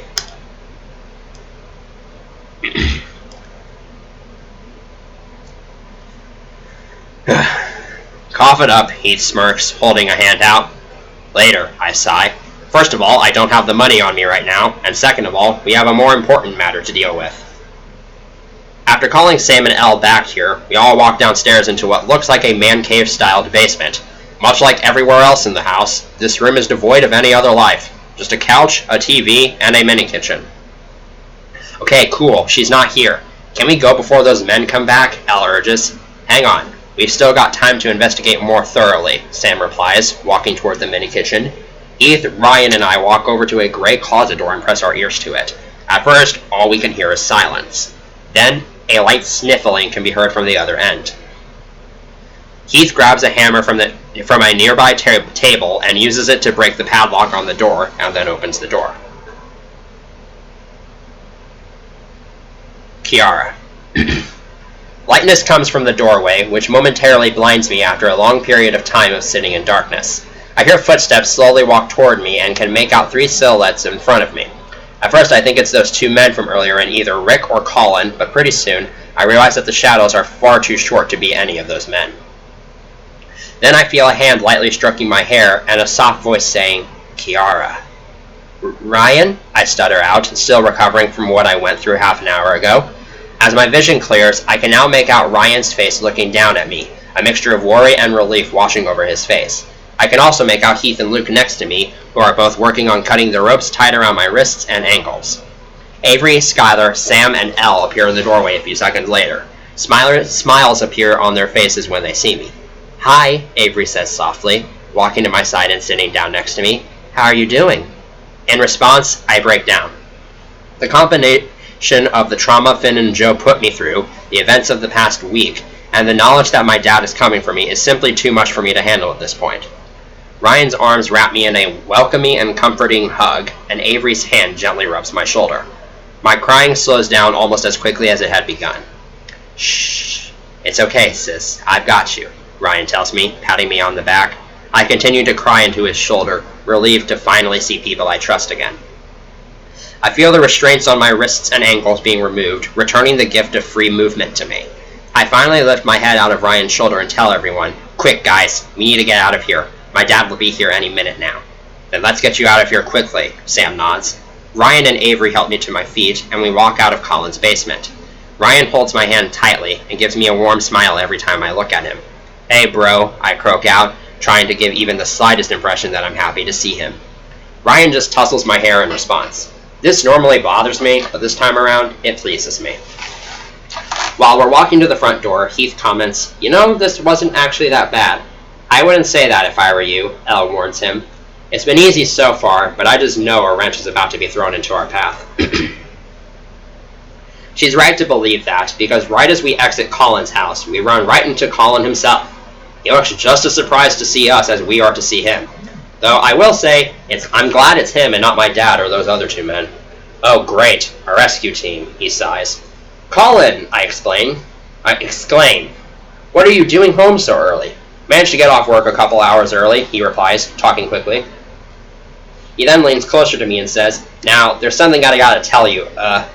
What cuts him off is two more cars approaching from behind us. In one of them is Finn and Joe, and the other one is my dad." Ryan and I both scream and hold on to each other tightly. Colin turns around to face the oncoming visitors and mumbles to himself, "I really want to do the right thing, but at the same time, I don't want to get killed." "Come on, let's get this moving," my dad yells, clapping his hands. I shiver simply by looking at him. This is way too soon for us to have to deal with him again. Colin ends up walking toward my father and assertively asks him, "So, you gotta pay me for my troubles?" My dad sighs and pulls a wad of dollar bills out of his pocket and hands it to Colin. Colin takes it pridefully and says, "Why, thank you."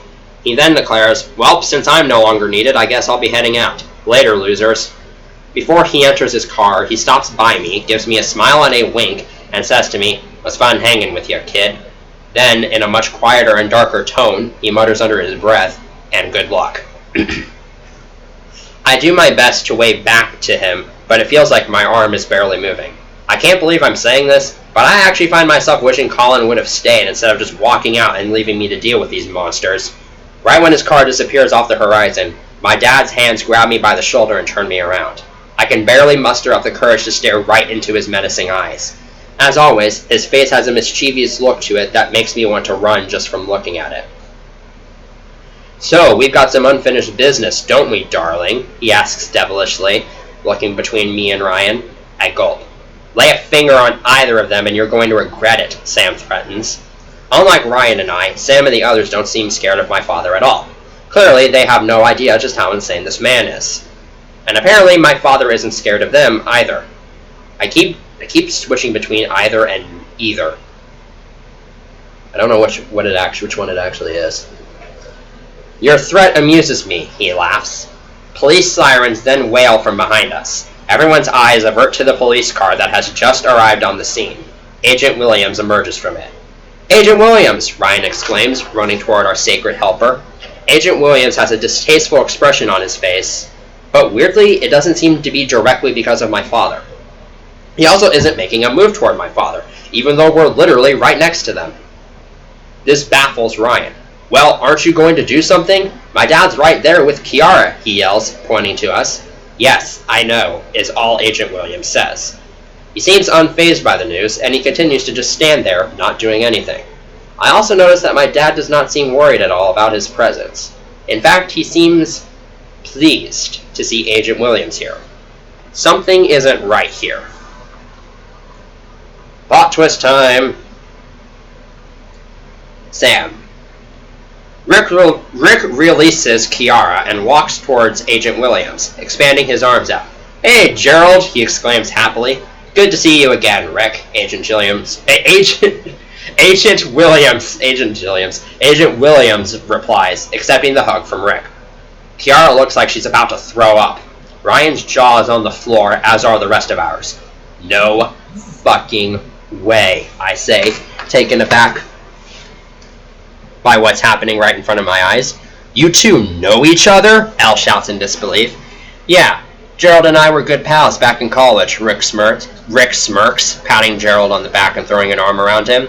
"Now, of course, our paths parted when he went to join the U.S. Marshals. For the past couple of years, he's been asserting me in my business and helping me get back on my feet." He then nudges Gerald, hands him some more dollar bills, and tells him, "Thanks for leading me here, by the way." "Anything for an old friend," Gerald replies, taking the money boastfully. Elle, Heath, Luke, Skylar, Avery, and I are unable to speak. The absurdness of this whole scenario is too much to bear. Kiara, however, points an accusing finger at Gerald and yells, "You backstabber! You're supposed to be helping our family!" Gerald takes it like it's nothing. "I'm just doing my job, Kiara." This must have been the first time he's referred to her by her real name, because she enters a state of shock where she can't move or speak. Seconds later, her eyes roll into the back of her head, and just like that, she's out like a light. Rick manages to catch her on the way down, and the smile on his face just gets even bigger. "Kiara!" Avery shouts as the six of us charge toward them. We're quickly stopped by Gerald, who runs in front of us and points his guns at us, yelling, "Freeze!" All six of us shoot our arms straight up. "I'll be taking Kiara," Rick says, throwing Kiara's limp body into the backseat of his truck. He gestures to Finn and Joe and tells them, "You two take care of the boy." Finn and Joe nod, and they each take Ryan by an arm and drag him toward their car. Rick then tells Agent Williams, "And I'll leave you with the rest." There's nothing we can do at this point. Even if we were armed with anything, it's not enough to overcome the power that is law enforcement. Our only advantage is that we outnumber him 6-1, but chances are he's far more well-trained in combat than any of us are. So we have no choice but to watch Rick's car drive off with Kiara, and Finn and Joe's drive off with Ryan. With just the 7 of us left, Gerald gives us a satisfied smirk and tells us, "As for the rest of you, you're all under arrest." "For what?" Skylar shouts, looking like she's ready to kill him. The confident agent narrows his eyes. "For interfering with the police investigation. Of all the cards that could ever be pulled on us, that's the one that we've least expected this entire time." I slump in defeat and mumble, "Well, I certainly didn't see that one coming." Still keeping his gun pointed at us with one hand, Gerald pulls out a radio and says into it, "I need some backup here. I got 6 children who were attempting to meddle with our Lindsay Parks investigation." As a muffled voice replies on the other end, the 6 of us exchange looks that all mean the same thing. Just as we were about to reach the victory lane, that should say finish line, we got completely and royally screwed. This is like one of the only stories where I've ever tried to incorporate like this kind of plot twist. And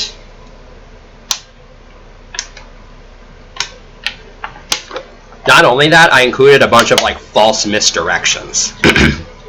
So let's go back here. Let's see, where is it? Here we are. So like right here, Rick gets a phone call from an anonymous caller, and I set it up so that this scene is right before this, so you would think that the anonymous caller is somehow this prisoner, so that it draws your attention away from Gerald actually being on the bad guy's side. When in reality, the person who's calling Rick is actually Gerald. And I even keep the name anonymous to like intentionally mislead the reader. But there are still signs you can pick up on. Where are some of them? I think there's one. Yeah, there's one in the Impregnable Fortress. Yeah, right here. So Gerald kind of like knows of them, you could say, but like he's sort of, how do I say this? He's sort of like wary of them looking for Kiara. He's sort of like eyeing them suspiciously here, because you could get the impression that like he's wary of them looking for Kiara because he knows that could foil his plans. I don't know, that wasn't explained very well. Right here was an obvious instance of foreshadowing, where, didn't Kiara say her dad owned some drug dealership? Well, yeah, they got relocated near a meth lab because this is where some associates of Rick's work, so obviously Gerald would relocate them here so that Rick would have an idea of where she is. And I think the last one is in the part with Intermezzo. Yeah, here we are.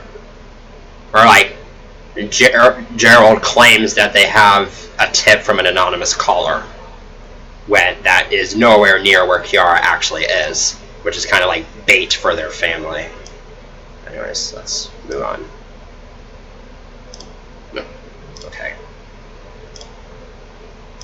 Oh my god. Just a fourth of this thing left. Chapter 15, Kiara. As I feel my eyes start to flutter open, I take a second to gather my bearings. It's still light outside, but the sun's beginning its descent in the sky. I'm lying in the backseat of some car, and it doesn't take me more than 3 seconds to remember whose car it is. I feel nauseous and weak, and if it weren't for the fact that I'm in a moving vehicle, I'd have mistaken this situation for being me just lying in bed, homesick. I'll tell you this much, I'd much rather be there than here. Rise and shine, sweetheart, my dad's voice says sarcastically. My hatred for him burns through me. This is the man who's caused me and my family grief for the past 2 years, and it sickens me to be anywhere near the same place as him. What the fuck do you want with me? I asked, still groggy from my unconsciousness earlier. This is the first time in my entire life that I've used the word fuck, but it's for a good reason. Oh honey, I just want to run my business, my dad fake pouts. Is that too much to ask? I decide that the best thing for me to do right now is to keep him talking. What did you do to my brother and my friends? I growl, resisting the urge to knock him senseless right here and now. Oh, relax. Your friends will be fine, he answers, shaking his head. As for your family, well, I can't promise the same for them. There is no remorse in his voice. He's never had remorse for any of us. It's disgusting. So is this what you've been doing for all my life? Is this why you've never been there for Ryan and I? Because you want to run some stupid-ass drug dealership? I ask, the frustration in my voice rising with every word I say. Kiara, sometimes in life you've got to make tough decisions, is all my dad says to answer me. What the hell is wrong with you? You abandoned your family to pursue an illegal career. Money talks, sweetheart, my dad smirks in reply, rubbing 2 of his fingers together in a make-it-rain motion. You're too young to understand. I snarl at my dad's corrupted nature. Not only has his business corrupted him, but then he proceeded to smear his corruption all over everybody who ever worked for him. He's the most extreme kind of workaholic you can think of, and then some. You're not going to get away with this, I growl, clenching both of my fists. I only say this to make me feel better. Whether it'll actually be true or not is another story. With Gerald on my side, Kiara, I already have everything I need for success, my dad says, chuckling to himself, including the perfect alibi. There's no point in trying to talk any sense into him anymore, so I stop talking. I gaze out the window and yearn to be reunited with Ryan and my friends again. Hell, I'd take being with Colin over this any day. At least he has some decency.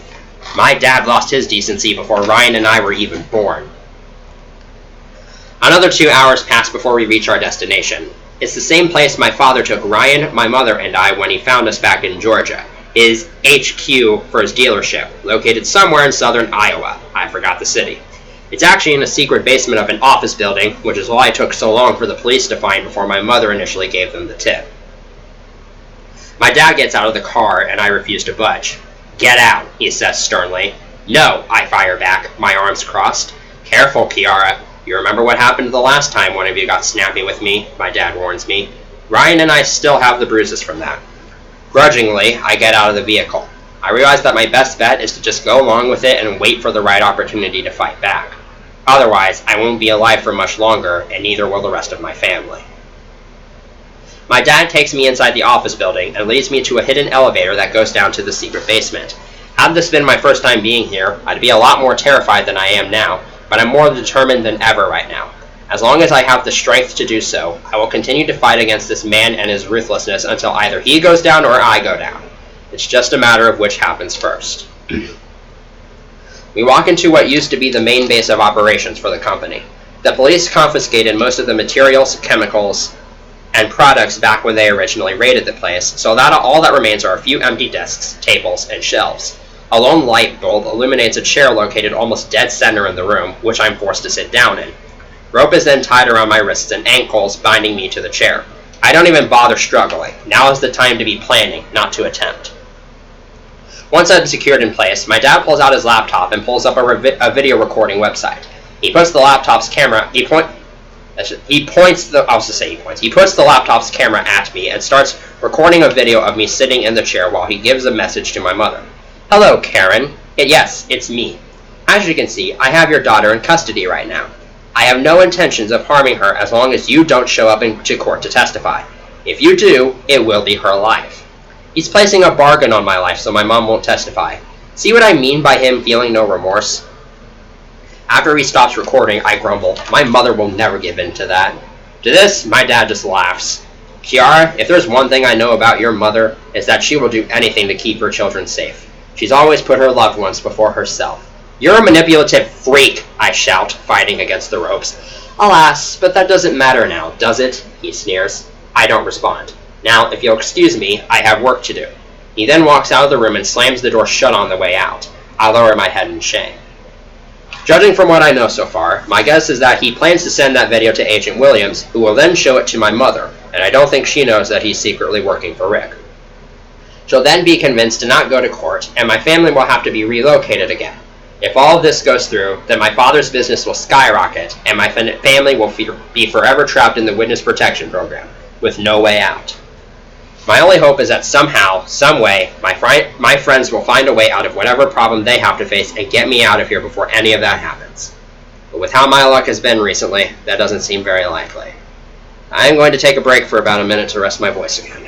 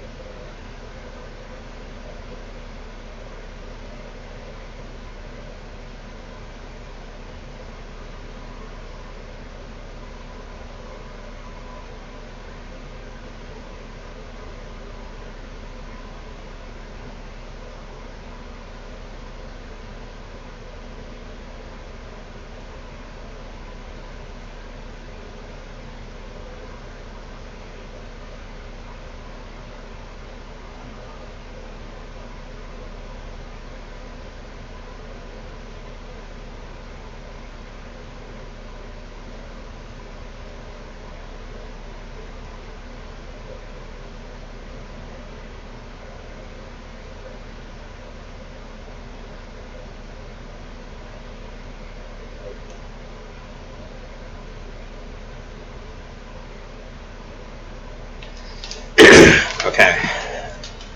I actually really like that chapter. It's one of my favorite chapters in the whole story. Alright. I have 20 pages to go. Let's just do this. Chapter 16, L. You ever been locked up in jail before? It sucks. The 6 of us have been sitting in a jail cell for about half an hour or so. Our parents have all been contacted and are coming to get us, so this isn't like the usual for us where we're locked up with no intent of ever being let out. Doesn't make it any better. We're sitting with our backs against the wall, and so far, nobody has spoken. It's one of those times where we all know we have the same thing on our mind, but none of us want to be the first to say it out loud. Instead, we've just been gazing around the cell, which, other than a bunk bed and a toilet, doesn't have much to offer, and occasionally making eye contact with each other. Sam's the first one to talk since we've arrived here. You know, it's funny how we've been in prison several times, but we've never been literally thrown in jail. These types of comments are typical from him when it's been silent for long periods of time. I can't fucking believe this, Heath grits. That dirty double-crossing bastard. We've had a lot of stupid shit happen to us over the past few months, but I don't think anything will amount to this, Skylar mutters. We were so close, too, Avery moans, leaning her head back. And now look where we are. My parents are going to kill me for this, Luke grumbles. You don't think the rest of ours won't? Avery yells. I don't want to have to go out there and face mine, Sam says, shaking his head. All this will do is convince them that this isn't safe for us. There's something I've been wanting to say this entire time, but I have held off on saying because I didn't want to bring us down. But now that Sam said that, I have to speak out. Maybe they're right, I mumble, just loud enough for them to hear. All 10 of their eyes are locked onto me after I say that. They all look rather stunned that I'd say something like that. What do you mean? Avery asks, looking nervous for what I have to say. Well, maybe this life just isn't for us, I say pitifully.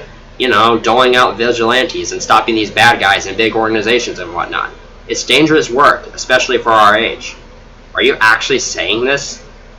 Heath asks, his face somber. Yes, Heath, I am. I mean, we shouldn't be trying to solve problems that the police wouldn't be able to handle themselves. Avery puts a hand to her mouth as she asks me, so you're saying we need to give up? Never in a million years did I think I would ever use the words give up during a mission like this. It pains me to be saying this, but someone has to set the record straight here. Avery, I wish we didn't have to, but nothing can stop the truth from being true. I take a deep breath to prepare myself for what I say next. No matter how much we act like we aren't, we're just kids. The silence returns after that. We just sit and process everything I've just said. Looking at my friends' faces, I see that they're coming to the realization that what I'm saying is right. And they all look just as hurt as I am. Because this means that we failed. We not only failed Kiara and her family, but ourselves.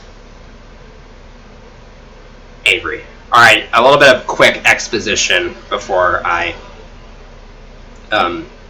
get into this POV, because this section does not make sense unless you've read Operation MIA, Missing in Action, and then you kind of understand where Brielle's coming from with some of this. So that's all I'm going to say. It gets sort of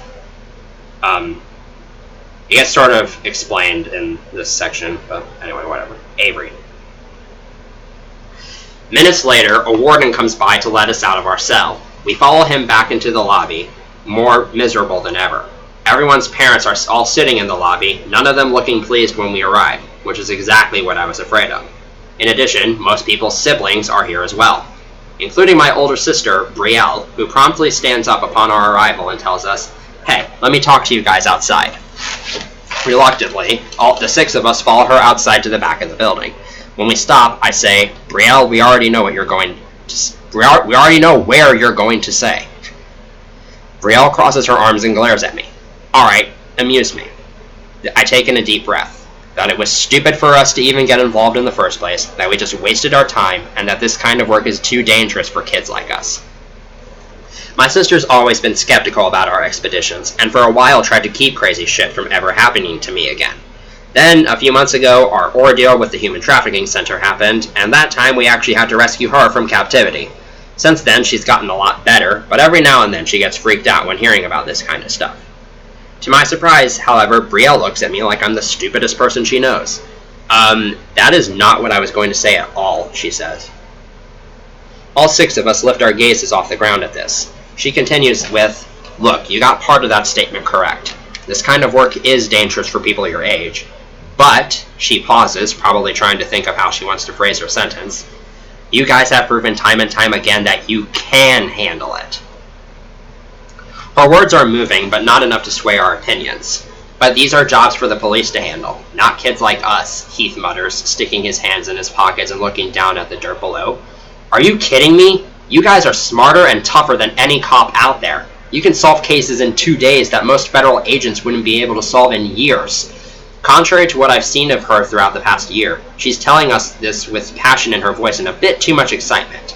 You know, your parents were actually talking earlier about how unfair they think it was that they imprisoned you guys for interfering. She obviously doesn't know why we really ended up in jail, but that's not relevant right now. Don't you think it's dangerous for us, though? I mean, we could have gotten killed doing this, Elle says. Brielle puts a hand on her hip and answers snarkily with, I don't see a scratch on any of you. We all briefly examine our bodies to verify that she is correct. Brielle, why are you telling us this? Isn't this going against what you've always believed? I asked softly. To this, Brielle gets down on a knee and takes one of my hands. Avery, that was before I realized that, first of all, you are more capable than anybody could ever imagine. And second of all, you guys are growing up. You're maturing, and it's showing. I have to let go at some point. And besides, if it weren't for you guys stepping up and taking action when no one else would, I wouldn't be here today. So I think I owe it you to give you motivation. To do what? Sam asks. A determined grin forms on Brielle's face. We want you to go right back out there and finish whatever it is you started. After she says this, a small whirring noise can be heard from behind Brielle. She takes a step to the side and lets Sam's hovercraft fly in beside her. Brielle then gives us all a wink. We all look at the hovercraft and then exchange shocked glances with each other. None of us were expecting this from Brielle. The shocked glances quickly turn into smiles, however. If Brielle's goal was to give us motivation, then it sure as hell worked. Another ASMR warning.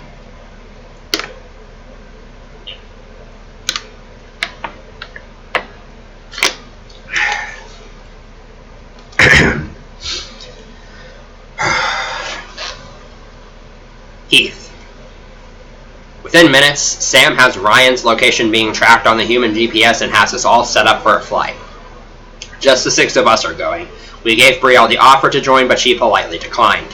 You guys ready? Sam asks us once we've all stepped on. Our response is a mixture of excited whoops and cheers. We're more than ready. Good luck, you guys, Brielle says to us as we lift off the ground. Before we blast away, Avery looks at Brielle and tells her, Hey, thanks for helping us out there. Brielle smiles and winks at Avery. Anytime, sis. Avery's face suddenly turns into a scowl. Don't call me that, she grumbles. I forgot that she has a thing against being called sis for some reason. Brielle rolls her eyes and playfully yells, Love you! Love you too, Avery mutters, turning her back to her older sister. Sam then puts the hovercraft on autopilot and sets us on a direct course for Ryan. We take off at a speed slightly faster than average. As we move further and further away from the Dale complex, I look down and can briefly spot our parents waving at us from the ground below. I exchange a quick smile with Luke and Skylar. We lock onto Ryan's location pretty quickly. Finn and Joe have taken him to a battered shack about a town over and are just now pulling up in front of it. Sam warns us all to hang on tightly and then steers the hovercraft right in front of the vehicle. The 2 men spot us just as they're stepping out of the car, and they immediately become horrified to see us. Run! Joe yells, and the 2 of them take off. Sam doesn't bother with chasing after them, and instead lands us right next to their car. Ryan gets out of the back seat and looks at us with a mixture of surprise and relief. Holy crap, you came back, he gapes. No time for any of that, I stress. Do you know where your dad took Kiara? Ryan shakes his head no. I don't know. Great, Skylar mutters, tapping her fingers on the hovercraft's railing, but I've got a pretty good idea of where he might have taken her. Well, hop on, Sam instructs, motioning for Ryan to get on the hovercraft. After doing so, Sam raises us back into the skies and lets Ryan take control of the GPS. He enters the location in, and the green dot on the map moves to a location in southern Iowa. Next stop, Kiara, Sam says with determination, taking control of the hovercraft once more. Don't worry, sis. We're coming, Ryan whispers to himself right before we blast off into the sunset. Have I said before that I love this story? Alright. We're approaching the end game here. Chapter 17, I think that is. Sam. The sky is completely dark and the moon is shining when we land at Kiara's new holding place. From the outside, it just looks like an office building, but according to Ryan, there's more to it than meets the eye. I park us just in front of the building. The 7 of us form a huddle once we're off the hovercraft. Okay, do we all know the game plan? I ask everyone. Sam, we never went over a game plan, Skylar replies. Well, you know the drill. We go in, get Kiara, beat the shit out of whoever's in there, and get the hell out. Simple, easy, done. Man, this is so exciting, Ryan says, struggling to contain his enthusiasm. Do you guys get to do this often? Once in a blue moon, Heath shrugs. Then he asks Ryan, where would Kiara be hidden in this place? There's a secret basement that was originally used for storage but later abandoned, which is where the main production base was. That's probably where he stashed her. Just follow my lead and I can get you there, Ryan answers. We all nod in response. Then I place my hand in the middle of the circle and say, for Kiara. The rest of the team places a hand on top of mine, and then we all lift our hands up and simultaneously shout whisper, because we don't want anybody to hear us, for Kiara. It's time. We run to the front doors of the building. Avery gets down on her knees and pulls a hairpin out of her hair to pick the lock. While she's doing so, Heath, Luke, and I stash small handguns, we're actually really good shooters, in our pockets. Ryan doesn't actually seem to be bothered by our possession of these handguns, contrary to what we believed earlier. Once Avery has the lock picked, she yells to us, got it, and Heath kicks the door open to let us in. With guns blazing, literally, we charge inside. So, what do we need to know about this place? Heath asks Ryan upon entering.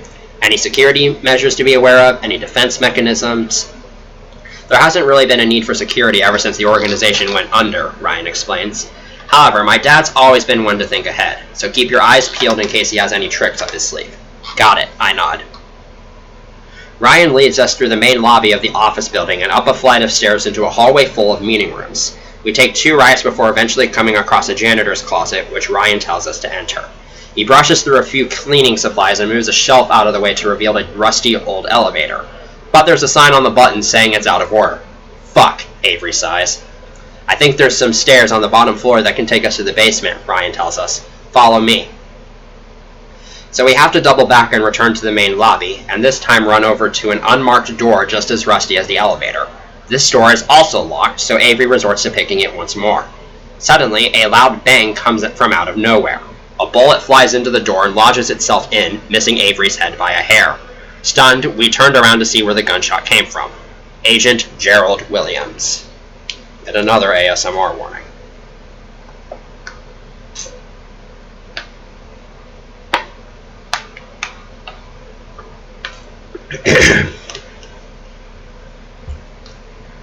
Alright. Luke.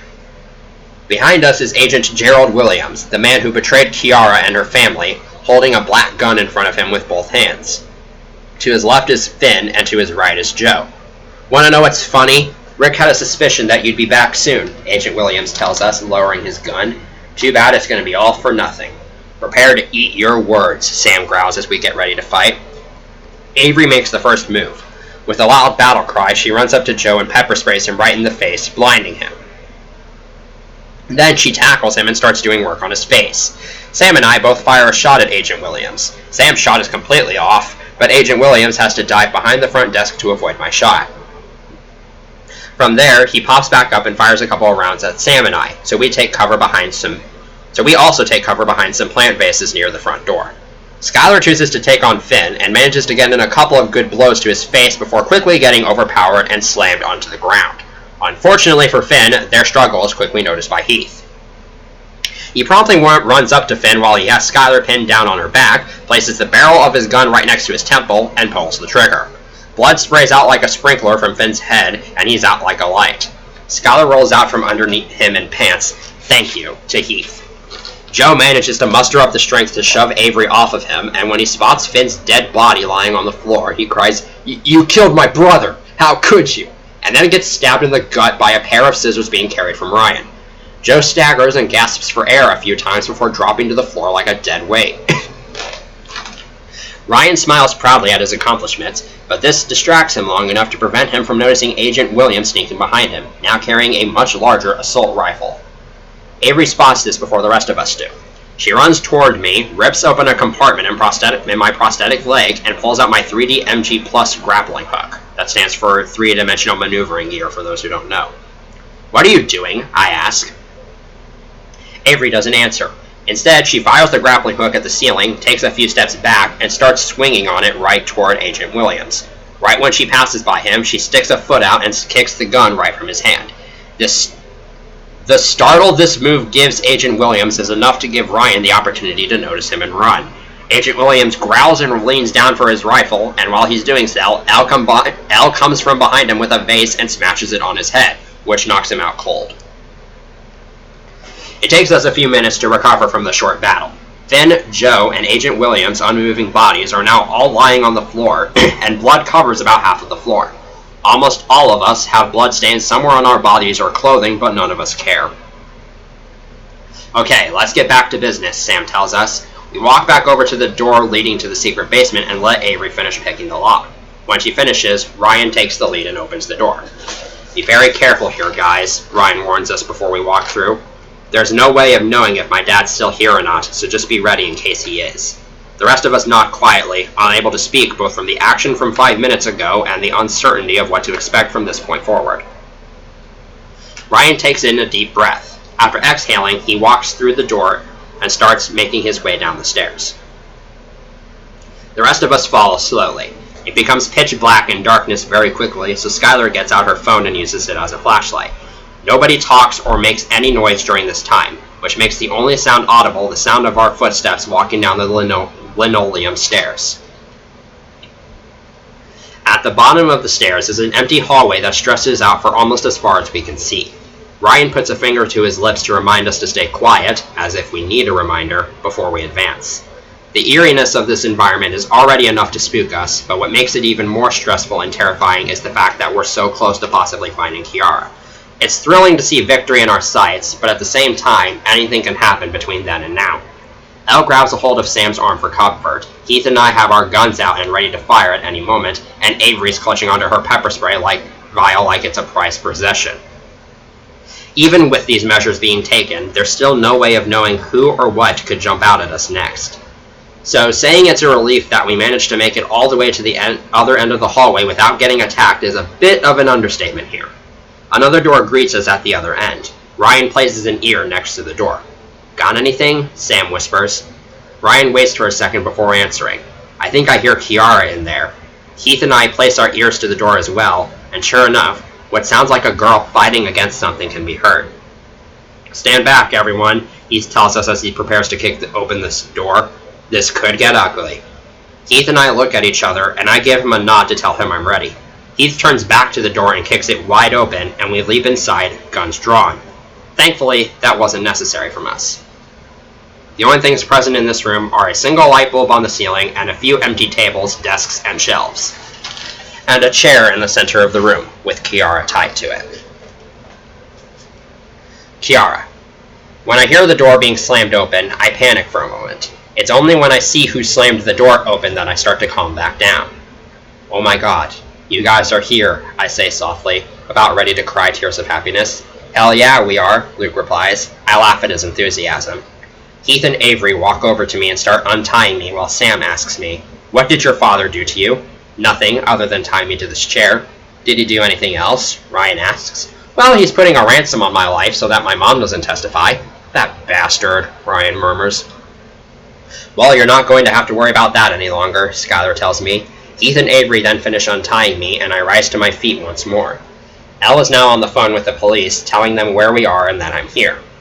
Quick, let's get out of here before my father comes back, I whisper urgently to the team. You've got it, Sam nods. With that, we leave the production room and start walking back through the hallway. You should have seen us earlier, Luke tells me while we're walking. We beat the shit out of Gerald, Finn, and Joe just a few minutes ago. Damn, I wish I could have seen that, I laugh. Yeah, those guys are pretty impressive fighters, Ryan says. Sam rolls his eyes and grins. Oh, stop it, he smirks, playfully shoving Ryan. We know we're good. Don't need any reminders here, Avery adds. Oh, but are you good enough? At the sound of the voice, all 7 of us stop dead in our tracks. By now, we're all able to recognize that voice immediately. My dad. Laughing to himself, he walks to the bottom of the stairs and stops just a few feet away from us. You know, I had a feeling we'd meet again, he chuckles. Give it up, Rick, Heath spits angrily. We've taken out your assistants and you're outnumbered 8-1. Rick looks defeated, albeit for only a second. Then, a sneaky grin appears on his face and he tells Sam and his team, That's what you think.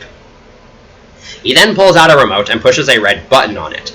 A giant translucent wall falls from the ceiling right in front of them, blocking them off from us. There are no holes in the wall for them to slip anything through, and Heath and Luke are unable to break through the wall despite their best efforts. This just leaves Ryan and I to fend for ourselves. Wow, talk about being in the wrong place at the wrong time, Sam snorts. Ryan and I turn back around and I yell, Dad! I can take the two of you out myself with just my bare hands, my dad sneers. If they were helping you out, it wouldn't be a fair fight now, would it? You don't deserve a fair fight, Ryan grumbles. Who cares? As long as I win, it doesn't matter to me. We then both realize that we have no choice but to take on this hideous excuse for a father on our own. Ryan puts a hand on my shoulder and whispers to me, remember what Agent Williams taught you in self-defense training.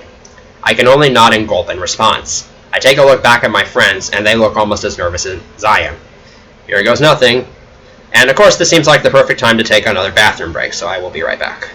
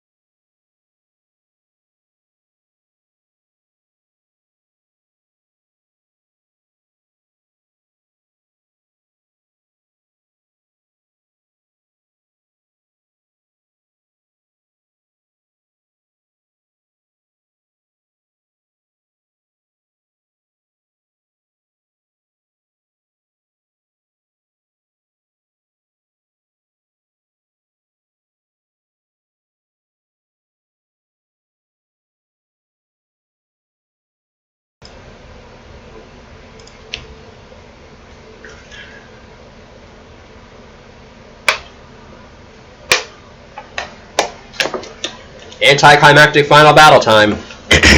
Seriously, this is like the most anticlimactic thing I've written. Chapter 18, third-person POV. Rick glances back and forth between the two children to decide which one to attack first, and also to make them unsure of who he's going to go after first. He decides on Kiara since he figures she'll be an easy first target, and then he can combat Rick. Rick combats Rick without too much of a hassle, that should say Ryan. Kiara just stands there as her father charges towards her with a fist out, paralyzed with fear. Ryan has to grab her arm and drag her out of the way. This snaps Kiara back into reality and enables her to stick a foot out as Rick runs by them. It's only enough to deliver a glancing blow. Good lord, you fight just like your mother, Rick laughs, preparing to strike again. He storms towards the two children, shoves Ryan out of the way, and pins Kiara to the wall.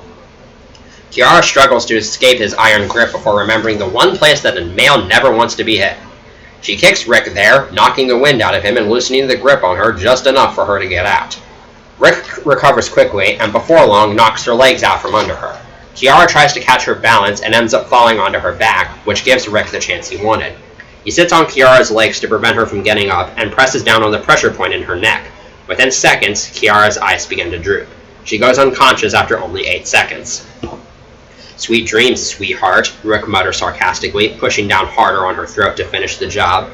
He would have killed her right then and there if Ryan hadn't come from behind and wrapped the man in a chokehold. With a short yelp, Rick jolts up to his feet and attempts to pry Ryan's hands from his neck. He succeeds in doing so and decides to focus on Ryan for the time being. So, you think you can take me, huh? Rick smirks. Listen here, Rick.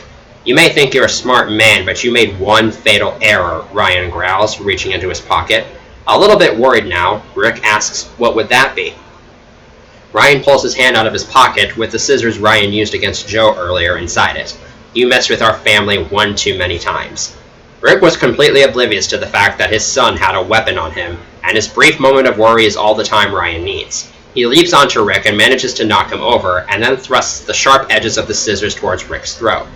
Rick grabs a hold of Ryan's wrist and holds it firmly, trying to push the scissors away. He is eventually able to gain the upper hand on Ryan, snatch the scissors out of his hand, and shove him onto his back. Now the roles have reversed, with Ryan helpless and Rick in the perfect position to kill him. And he totally would have, if Elle had not called the police just a few minutes earlier. The light from a flashlight comes from the stairwell, blinding everyone in the hallway for a few seconds. 5 SWAT officers storm into the hallway and point their guns at Rick. "Freeze!" one of the officers yells. Realizing that it's not worth putting up a fight, Rick jumps to his feet and throws his hands in the air, dropping the scissors in the process. They land just a couple of inches away from Ryan, who now lies in a shocked state. 3 of the officers tackle Rick and have him on the ground and in handcuffs in seconds. Another one grabs the remote from him and uses it to move the wall back into the ceiling, allowing Sam and the others further progression again. They waste no time in getting over to Ryan, who has now managed to get himself into a seated position. The officers who captured Rick are now dragging him out of the settlement, and the 5th one is now radioing for medical support for Kiara, who they determine is unconscious but still alive. Ryan makes eye contact with the search team who helped him and Kiara make it to this point and gives them a weak smile. They all smile back. Sam gives Ryan a thumbs up and a nod of approval. Kiara. Of the 3 times I've woken up from unconsciousness in the past week, I'm more confused this time than the others. The first thing I see is blinding white lights, and the first thing I hear is, well, there's quite a few voices talking in the background, so I can't exactly make out what I hear. One voice sounds like it belongs to Avery, another sounds faintly like Ryan, and I think I can even make out my mother's voice. Once my vision finally clears, I can make out a nurse to the left of me, and Ryan and my mother leaning over me from my right. Just seeing them again makes me tear up and smile peacefully. I have no way of knowing what exactly happened after my dad knocked me out, but judging from their facial expressions, it must have been pretty good. Hey there, sweetie, my mom says soothingly, rubbing the top of my head. I crane my neck to the side and spot Sam, Elle, Heath, Luke, Skylar, and Avery sitting or standing next to my hospital bed with the rest of my family, and I weakly wave at them. They all smile and wave back, reminding me of when I was first introduced to them. Some things really do never change. Hi, I croak faintly to everyone. Ryan takes my hand and Skylar tells me, we've got some good news for you. Nobody even waits for me to ask what the good news is. My mother explains, after your fight 2 hours ago, they took your father and Agent Williams into custody. Right now we're waiting on the judge to give us a specific date for the trial, but it should be happening within this week. She sounds like she's on the verge of crying, which makes sense given how impactful this news is. It's finally over, Kiara, Ryan adds. We did it. We won. I can't even find the words to express my happiness right now. All I can do is to let my mom and Ryan wrap me into a 3-way group hug. All 3 of us are in tears, relieved that our 2-year ordeal will finally be through. Bit of a short but sweet chapter there. Coming up on the end here. Chapter 19, 3rd-person POV. A week has passed since Kiara's abductions, and a lot has happened since then. Just 2 days after Kiara was returned home, the trial against Rick finally happened, now with the charges for kidnapping, assault on a minor, and hiding from law enforcement added to the mix. Agent Williams was also put on trial for his affiliation with Rick. Colin never came forward, nor was he ever accused of anything, though he was present at the trial, and Finn and Joe, well, they're dead. I won't bore you with the details of the trial, so let's just say Rick and Gerald were found guilty on all charges. All of Rick's assets were frozen, and Agent Williams was dropped from the U.S. Marshals. Williams was sentenced to life, and Rick got the oh-so-lovely death penalty. Today is the day where the sentences are carried out. Gerald Williams is led by 2 deputies to his prison cell. In an awkward twist of events, Gerald is now here as a prisoner, and he's being led by the people he used to work with. Just a few steps behind them is Rick, being led by 3 more deputies to what will become his room of demise. One of the deputies opens the prison bars to let Gerald through. When Gerald is inside, he shoots a deadly glare in the direction of his former acquaintance, Rick, as he walks by. Are you happy with yourself, Rick? Is this the end result you were hoping for? Gerald snarls. He has not been taking his punishment very well, whereas Rick has already accepted his fate. Oh, hush it, Gerald. You should have known that this would have been a possibility, Rick sighs. You promised me that this wouldn't happen. After that, Gerald's deputies work on getting Gerald under control, while Rick's deputies push him onward. Outside the jail cell, Colin and his new girlfriend happen to walk by the window of Gerald's jail cell. Colin pauses when he hears yelling that he recognizes as Gerald's and Rick's voices. He shakes his head and murmurs, Boy, I'd hate to be them right now. What was that? His girlfriend asks. Don't worry about it. Rick is thrown onto the bed where he is to receive his dose of lethal injection. Alright, boys, don't take too much time. I'm ready to go, he tells the deputies as the IV is stuck into his arm. Oh, we're not giving you the injection, one of the deputies says, smiling deviously. Well, then who is? Right on cue, Kiara, Ryan, and Karen, their mother, walk into the room. Hello, Dad, Kiara says, fake smiling at him and pretending she's happy to see him. Rick is aghast at seeing the rest of his former family here. What is the meaning of this? He asks demandingly. Oh, nothing. We just wanted to kill you off personally, Ryan smirks, walking over to the three buttons along with Kiara and his mother. You know, as payback. This is ridiculous! Why are you letting them do this? Rick yells at the deputies. None of them respond to him. As a last resort, Rick tells his ex-wife, Karen, honey, I know I've been difficult for the last 14 years, but you don't have to do this. He knows it's a long shot, but figures that it's better than not trying anything. If only you knew how much pain and suffering we've had to go through for 2 years because of you, then maybe you'd understand why I wanted to do this, Karen replies sternly. The three have their hands over each of the three buttons now. Trembling in fear, Rick sputters out, No, please don't. Right as all three of them smash their hands on the button at the same time. The button Kiara hits sends the small dosage of potassium chloride through the IV, which eventually travels to Rick's heart, causing it to stop. Rick's dead within 5 seconds of the button being pressed. And just so people know, yes, I am aware that you cannot could not normally do that, but artistic license.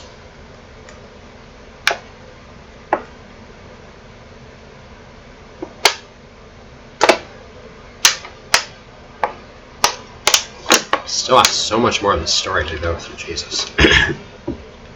Kiara. To most people, the idea of watching someone die, especially someone from your family, sounds like a sight they would choose to avoid.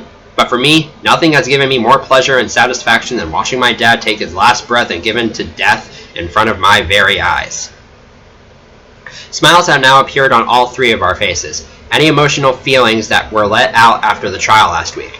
Now the only feeling we have is pride. Thank you, officers, my mom says to the deputies as we exit the room. Our pleasure, the chief deputy replies, nodding at us. Outside, my friends are all awaiting us. So, how'd it feel? Avery asks when we walk outside. Honestly, I never thought I'd be as happy as I am right now about killing somebody, Ryan laughs. This causes an eruption of laughter from all of us, including 2 of the police officers who escorted us out of the prison. After everyone calms down, my mother starts talking to the officers, and Ryan enters a conversation with Sam, Heath, and Luke.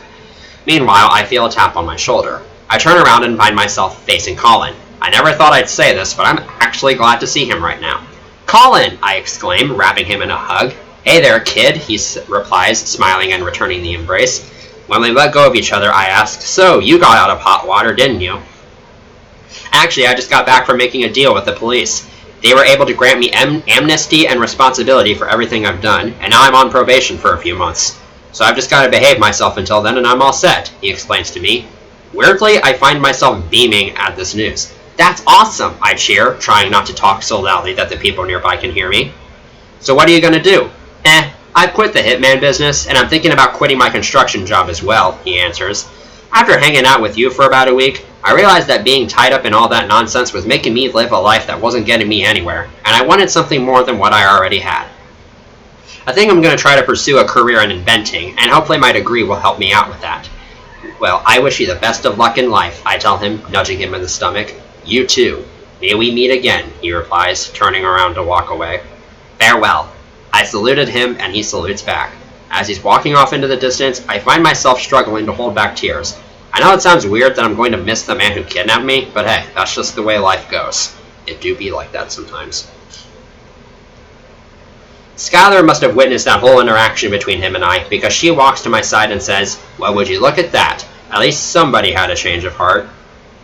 Yeah, I reply. We walk back to join the rest of the group, and Sam asks upon our arrival, So, are we going to celebrate this or what? Want to hang out at our place? Ryan offers. Hell yeah, Heath cheers, and everyone else approves of the idea as well. By the time my mom's car has pulled into our driveway, the others are already there, with the hovercraft as well. Really? I ask jokingly, stepping out of the car.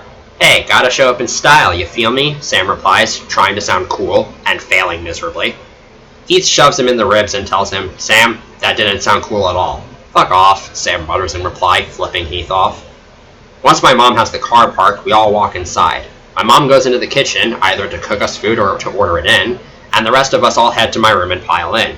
Ryan and I sit on the bed, and the others line up against the wall across from us. So, like, you guys have done stuff like that before, right? Ryan asks them. They all nod to answer, and then he asks a follow-up question. What exactly have you done in the past? This next portion is just kind of summarizing up some previous installments in the series. Aside from Treasure Hunting 101, I need to add that in at some point. Oh, where do we begin? Skylar replies, smiling and rolling her eyes. Well, it all started right before 7th grade, where we had to deal with a ghost created by the Illuminati. We've had to deal with them a few times since then, Sam adds. One of our close friends was actually the Illuminati leader's daughter before we found her, and she helped us take him down. Already, our mouths and eyes are wide open in shock. You're joking, Ryan says in awe. Trust me, we wish we were, Luke smirks. Last summer, we all got separated at sea and managed to reunite, and even took down a vicious militia in the process, Elle says. Yeah, those were fun times, am I right? Sam snickers, casting a glance toward Heath, Skylar, and Avery. All three of them look back at him with disapproving looks. Next, Heath says, a couple months after that, we took down an international human trafficking center. And later, we went after the guy who caused the car accident that gave my prosthetics, Luke finishes it off with. Ryan and I are more than impressed at all of this. Man, you guys are cool, Ryan gapes, mesmerized. Yeah, and now you guys can get in on it too, Avery exclaims, excited. Just wait until we take you guys on our weekend trip with us. Hearing her, the others act so excited about hanging out with us more in the future brings us a little bit of guilt. Ryan and I look at each other, and in that moment, we make our decision final. Ever since my dad's sentence, there's something we've held off on telling them, and now is the time to let it out. Heath. All of a sudden, Kiara and Ryan's faces turn solemn, and Kiara mutters, Yeah, I'm sure the next 48 hours are going to be filled with so much joy. Our chatter stops when she says this, and we look at the twins, puzzled. What's that supposed to mean? I ask. Kiara stands up and begins explaining to us.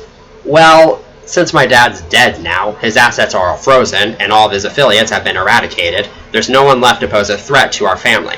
So we're able to leave the Witness Protection Program.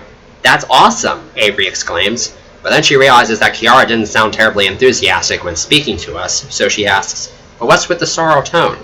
We're also moving back to Minnesota, Ryan answers. For a second, none of us move or speak. Our facial expressions are either shocked, upset, or confused. But why? Don't you like it here? Elle asks, sounding hurt by the news. Ryan stands up and takes Kiara's hand, and then Kiara answers, Listen, hanging out with you guys has been the only highlight out of everything that's happened to us since we went into the program. But, to tell you the truth, we haven't been able to live like ourselves for the past 2 years now. This was the life for Lindsay and Dan, not for Kiara and Ryan. Our true lives are back in Minnesota, where we belong. It's time to pick our lives back up again and continue where we left off. Like before, none of us are able to reply. Ryan then adds on to that with, We cannot thank you enough for everything you've done for us since we've arrived here. Without everything you've done, our family wouldn't be able to do this. We owe it to you big time for helping us out, and we will be forever grateful to you for saving our family. It takes a moment for anybody to find their voice after that, and that person happens to be me. Well, I guess we can respect that, I say, shrugging lamely. Please understand that we're not doing this against you or this town. This is for our sake, so we can finally get back to living our normal lives, Kiara pleads, looking like she's about to cry. Most of us are fighting our emotions as well. Avery nods, and a lone tear slides down from her right eye.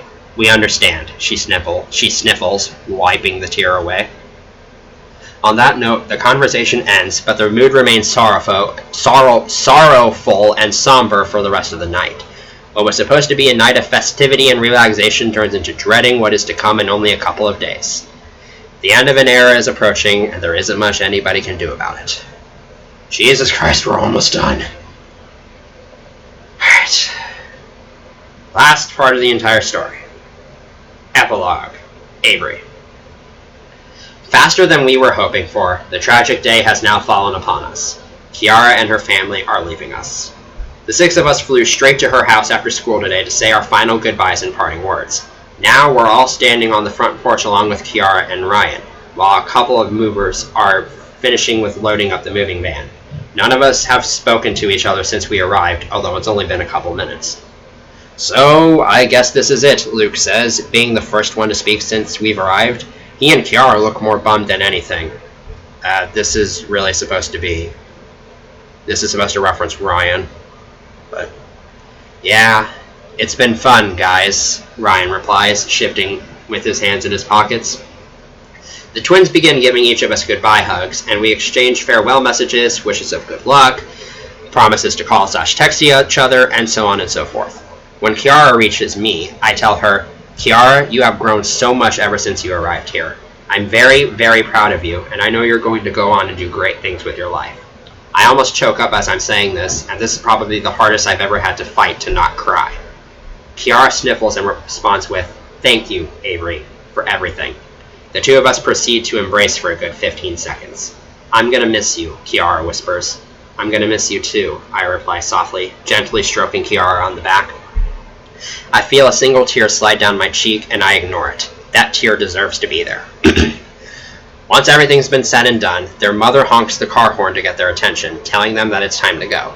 Kiara and Ryan run to the car and hop inside the back seat. The six of us gather up right behind the curb and watch as their car pulls out into the street and starts to drive away from the house, with the moving van in tow. Right before the car turns away from us, it stops. Kiara and Ryan look out the back window and give us one final wave. The rest of us wave back. And then they drive out of the neighborhood, and just like that, they're gone. Luke starts sniffling himself, and I can see water forming in his eyes. Heath notices and asks him, dude, are you crying?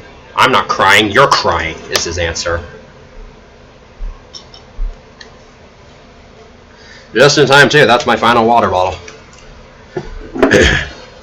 It feels like hours pass before anybody says or does anything after that.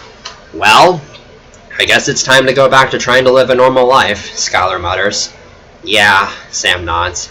This is the kind of feeling we always have to deal with after our adventures. We accomplish such an incredible feat, get media attention and popularity over it for a few days, and then things die down and we go back to trying to live as everyday teenagers, dealing with school, homework, activities, nonsense on social media, etc.